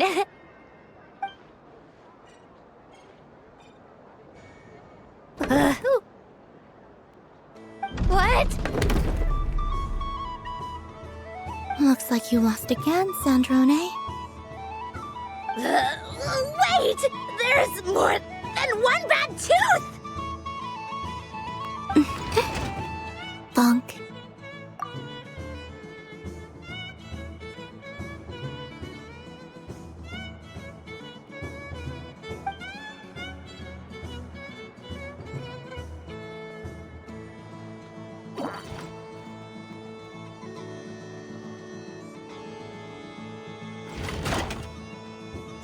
Stupid game! What idiot came up with this?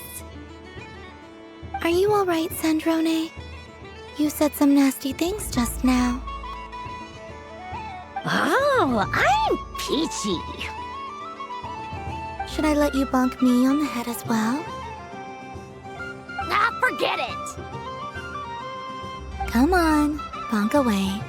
It can be your consolation prize for losing so badly. I told you, forget it! Gah, you've always been so annoying. Singing right outside my door, inviting yourself to my tea parties, going AWOL. And now you're off to the moon or something.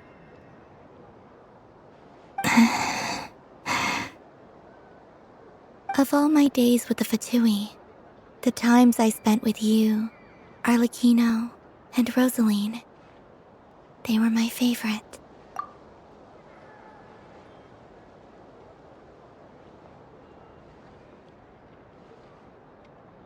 I will not forget them, just as I shall not forget this moment.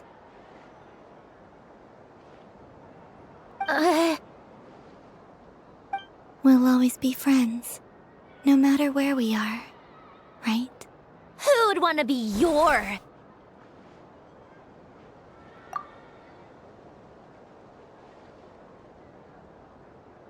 I'll miss you, Sandrone.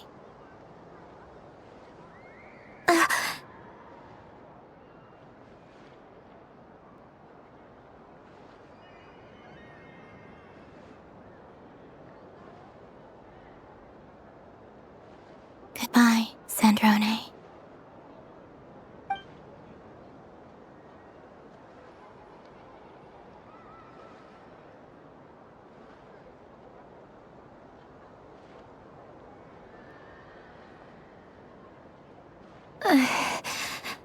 I'll miss you too, Columbina.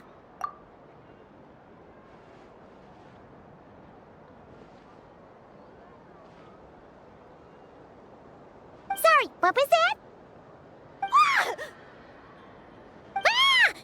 Yeesh! No need to freak out. What's wrong? We've been looking everywhere for you. What do you want? Oh, nice ears.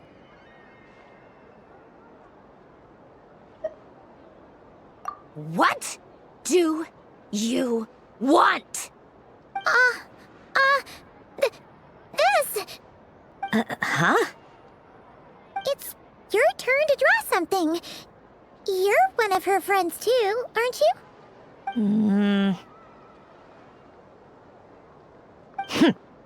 Doesn't know how lucky she is.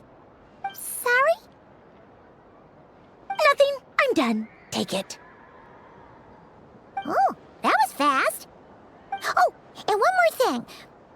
Last time we spoke, you mentioned you were interested in the Narcissan Kreuz Ordo's research, remember? There were too many people when we last met, so we didn't get the chance to do this. What are you talking about?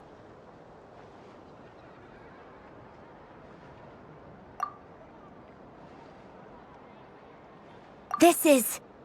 Oh. Alan, Renee, and Marianne. Huh. The Holy Blade. A savior's plaything. It's not about whether I approve or not. These people, they would sacrifice themselves for the sake of the world. Especially Alain Guillotin and Renee. That is something I would never choose to do. Still, I didn't know they had any pictures left from that time. If I'd have thought to bring a camera, I'd have... What? Yeah, of you being bitten by the frostfin whale and Columbina bonking you on the head. Tear it up! Now!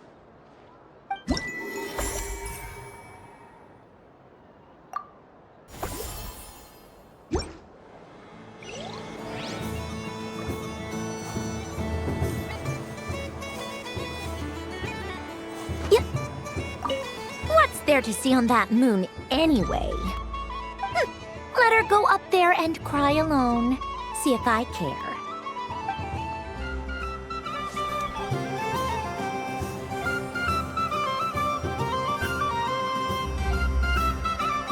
What is going on over here? It looks like fun. Hold it right there! You can't run away from me, Moon Goddess. Are you talking to me? Of course. Do you see anyone else here dressed up as the Moon Goddess besides me and you? Hey, come on. Call me by my title. Happy Moon Prayer Night, Moon Goddess.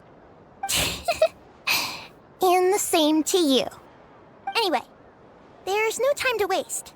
Get ready for the duel of a lifetime. Duel? Meet my partner, Stacko. Come on out, Stacko!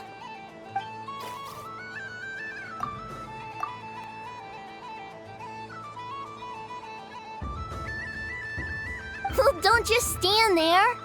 Let's see your partner. Partner?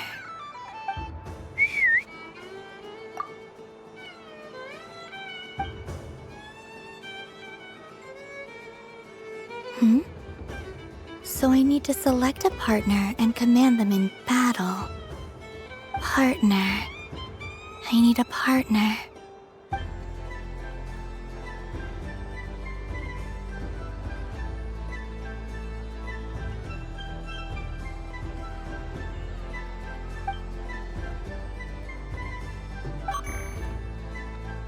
Whoa! Am I seeing things? Where'd you get a Kuhenki? They're super rare. That's great. But you can only bring one partner to battle against me and Stacko. No ganging up allowed. They all look so eager to be picked. Which one should I choose?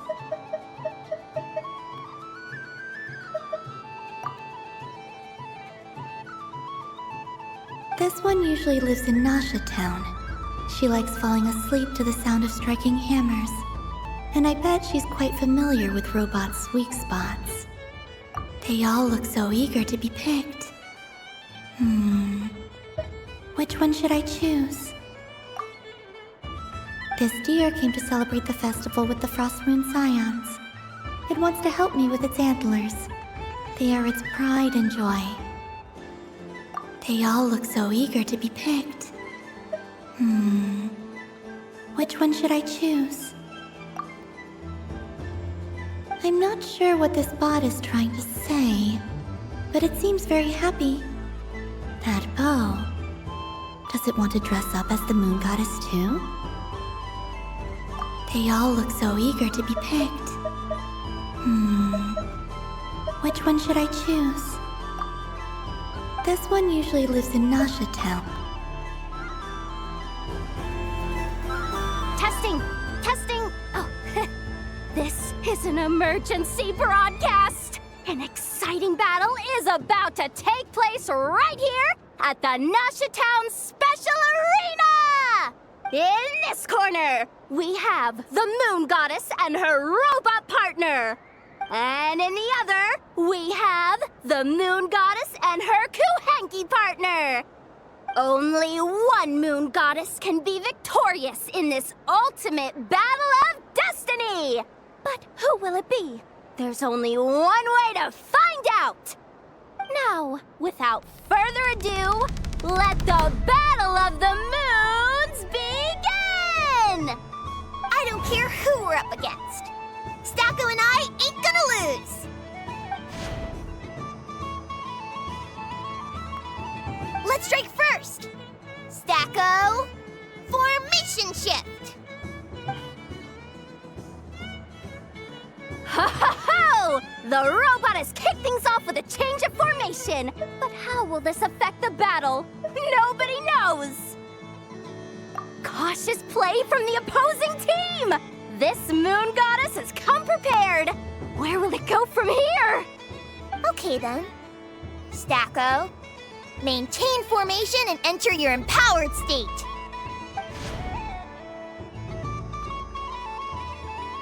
Empowered state! There we go! Now we're talking! Absorbing the immense Kuvaki present on Moon Prayer Night, this lean, mean machine has greatly increased its offensive power! Oh, they chose defense! But Stacko's about to attack with full force! Is it too little too late? The battle is heating up fast! I'm about to start sweating machine oil over here! Go for it, Stacko! Set Kuvaki to maximum! Can their opponents withstand this blow? And what will this Moon Goddess do? Don't be afraid. Fight however you wish. It's a moon lane! A deft use of a moon lane allows the Kuhenki to dodge the blow! And now it's spiraling around its foe in circles! One loop, two loops! The robot's screen is bugging out! It's getting dizzy!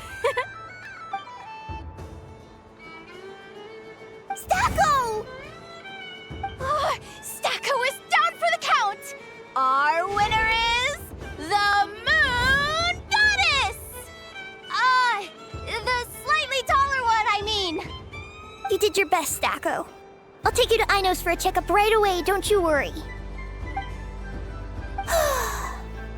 Well, you beat me fair and square, I guess. Honestly, I underestimated you. Won't make that mistake again. I think my partner deserves most of the credit. Just you wait. When I'm a little bit older, I'm gonna come back a whole lot stronger. You ready for a rematch?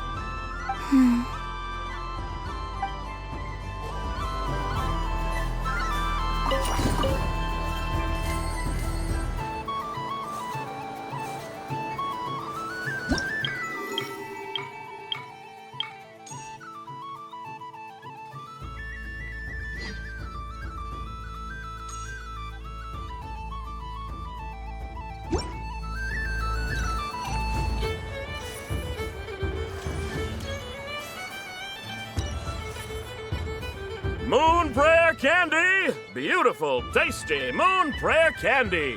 Buy a whole box, share it with your friends and family! Candy? To share?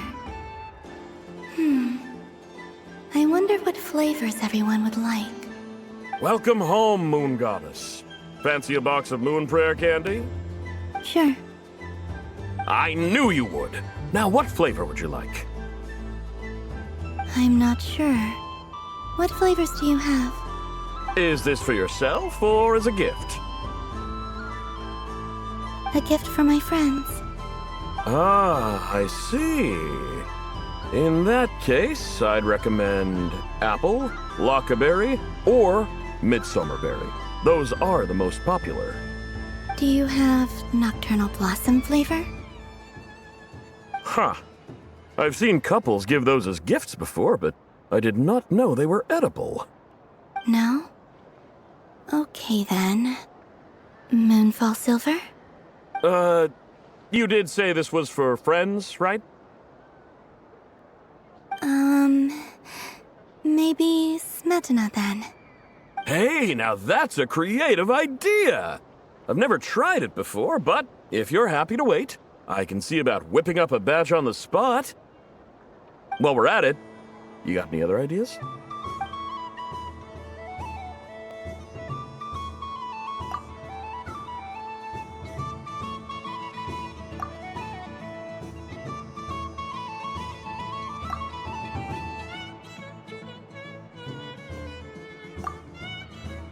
Here you go. Every flavor you asked for is in there.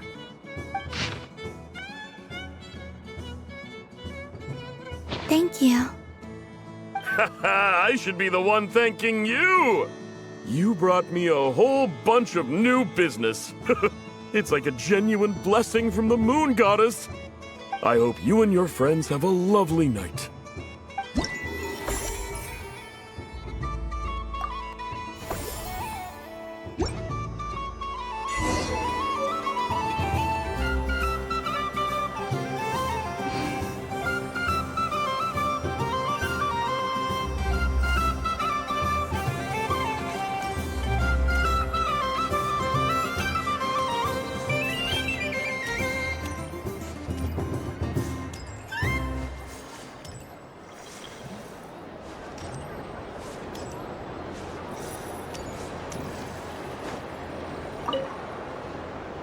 Traveler. Hey there, Columbina! Are you done checking out the festive amusements already? Are you sure you don't want to look around some more? You might not get another opportunity like this for a while. Right now, what I'd like to do is...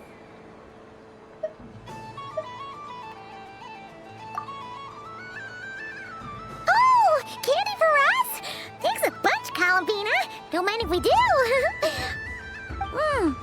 Whoa! This one's intense. But it's so tasty. What about you, Traveler? How does yours taste? Oh, sounds good. Paimon's drooling now. Are there any more Smetana candies in the box? Yes, I believe so. Okay, gotcha. Let's see.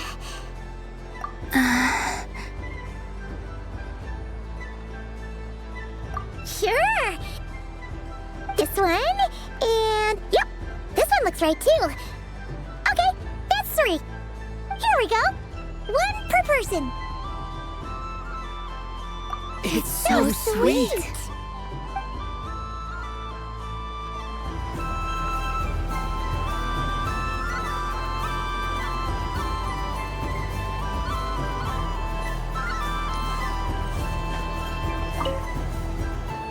Traveler. Columbina! Finished with the festival already? Really? You're sure you don't want to have a little more fun out there? Final answer. Yes, I am sure.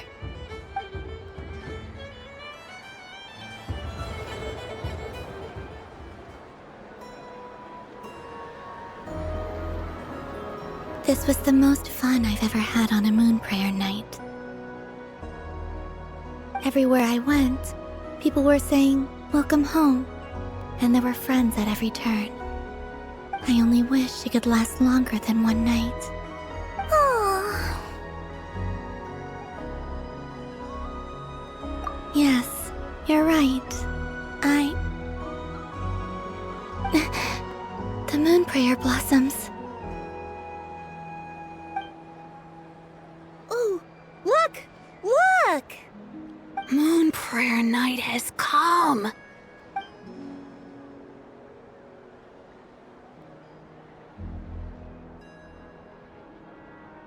The moon. It's so beautiful. Happy Moon Prayer Night, dear. Happy Moon Prayer Night. Happy Moon Prayer Night.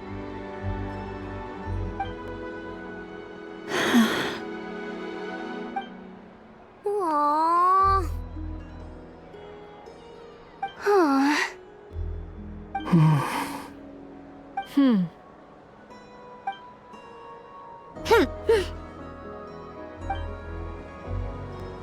Time flies when you're having fun.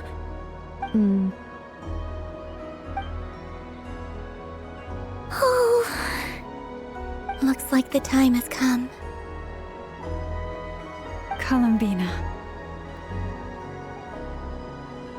You're heading off, then? Yes, to the ruins you mentioned, and from there, back home to the moon. Wait! I know? At least... Take one of our craft shop's crumb cookies up to the moon with you. You know, for a snack. Sure. Why not? The Curatorium of Secrets believes in proper farewells. No story should be left without a satisfactory endnote. Never. Farewells are an important affair for the Ratniki, too. We never know when we might meet again. Haha! And here I thought grand farewells wouldn't suit tonight's mood. But I suppose friendly passion is not to be stopped, eh?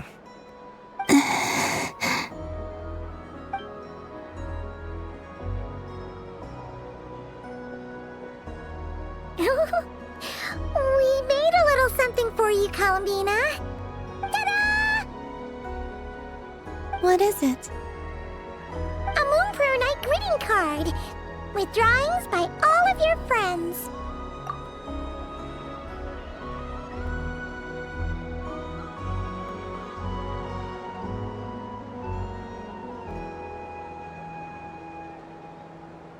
You did mention that you'd like a portrait done, so I took the liberty of creating one for you.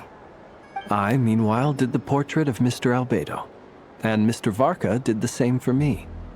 I mean, I think my work was pretty true to life, don't you think? The picture of Ashru was my doing.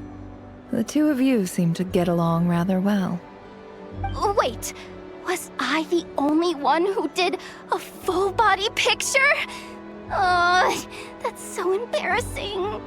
I did pictures of me and Anefa. I did my own portrait and one for Hat Guy. Plus, there's the two mages, Arlecchino and Sandrone. So, if you ever miss us, just flip the card open and we'll all be right there with you. I don't know what to say. Thank you so much, everyone. This whole Moon Prayer Night was more than I could have ever asked for.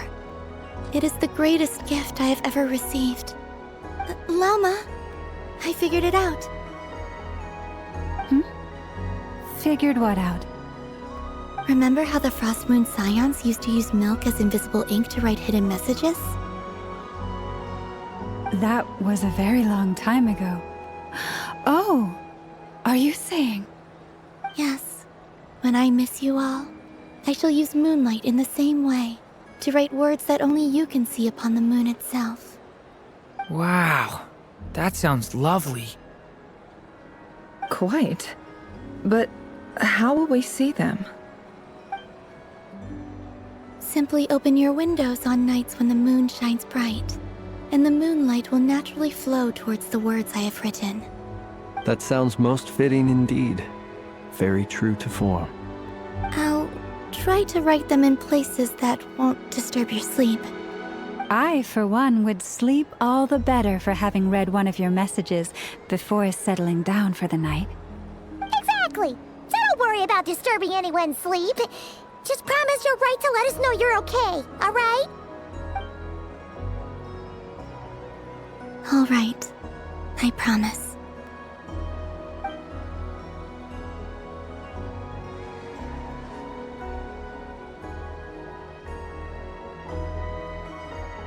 In that case, Columbina.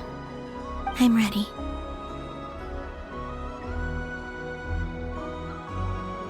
Very well. Let's go.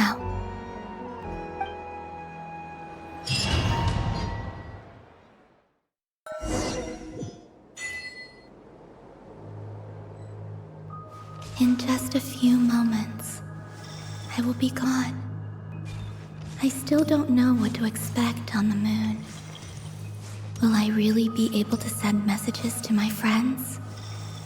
The Kuhenki, the animals of Nod Cry. I'll never get to see them again. I wonder where I'll be when the next moon prayer night comes.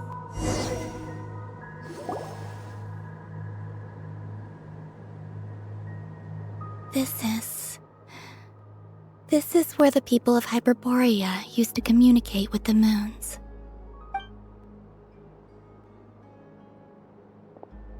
Eternal moon, frost moon, iridescent moon.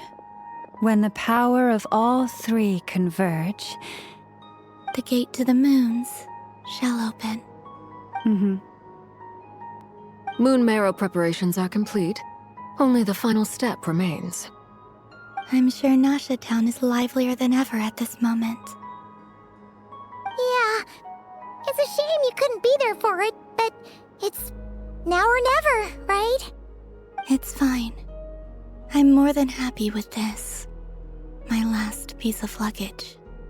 My only piece of luggage.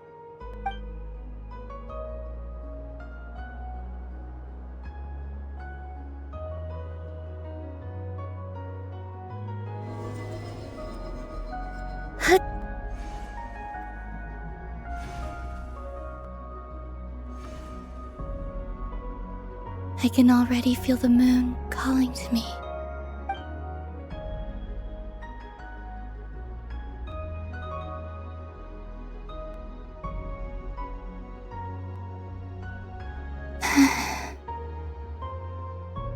Your home lies on the far side of this light, Columbina. From now on, we will at last have a reason to pray to the true moon.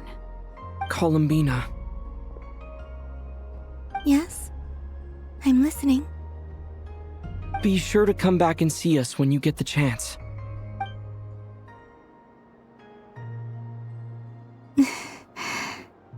Of course. But if that chance doesn't come, then remember that you have friends on this planet. People who will miss Columbina. Yes, I will. Thank you for everything you've done for me. And remember, come night or day, the moonlight shall always connect us.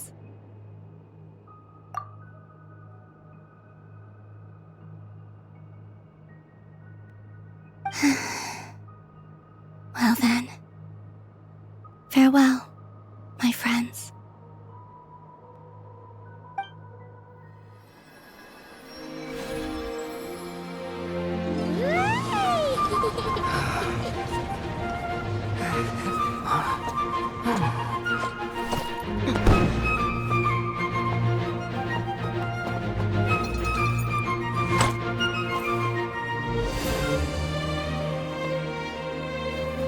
Thank you. This was my happiest night in Tevat.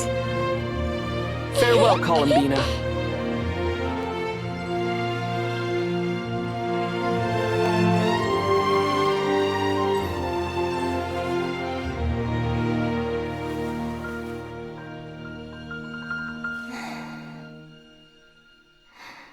The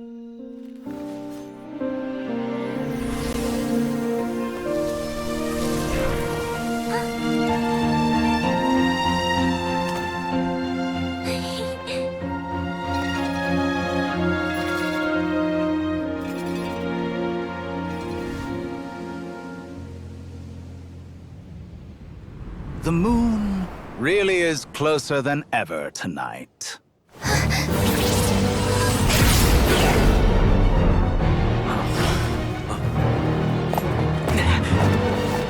Columbina. All 3 moons in one place. Time for one final experiment. Reason, life, death, time, and space. They all believed I would fail.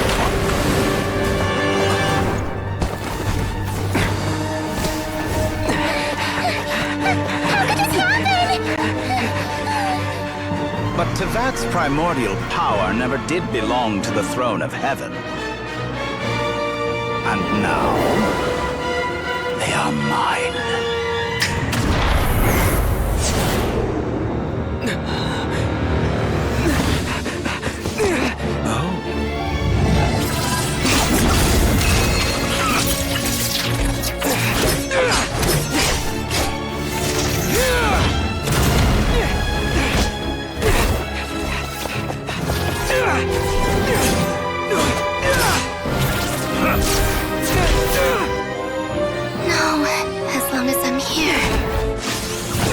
Is free to wield the 3 moons' power.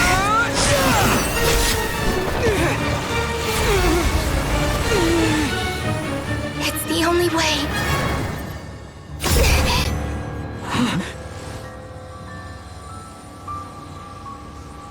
I guess I won't be going home today. Columbina! No!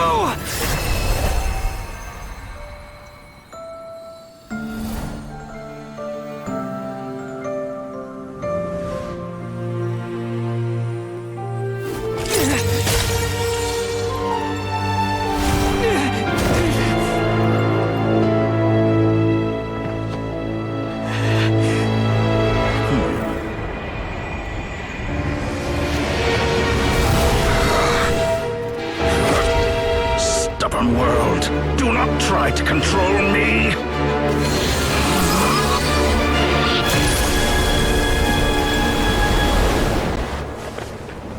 Columbina.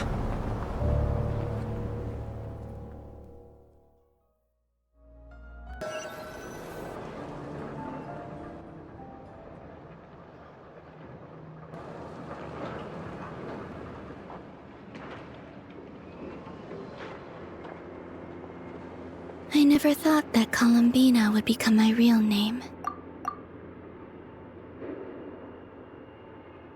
It went from being a Fatui code name to something my friends call me. And remember, come night or day, the moonlight shall always connect us.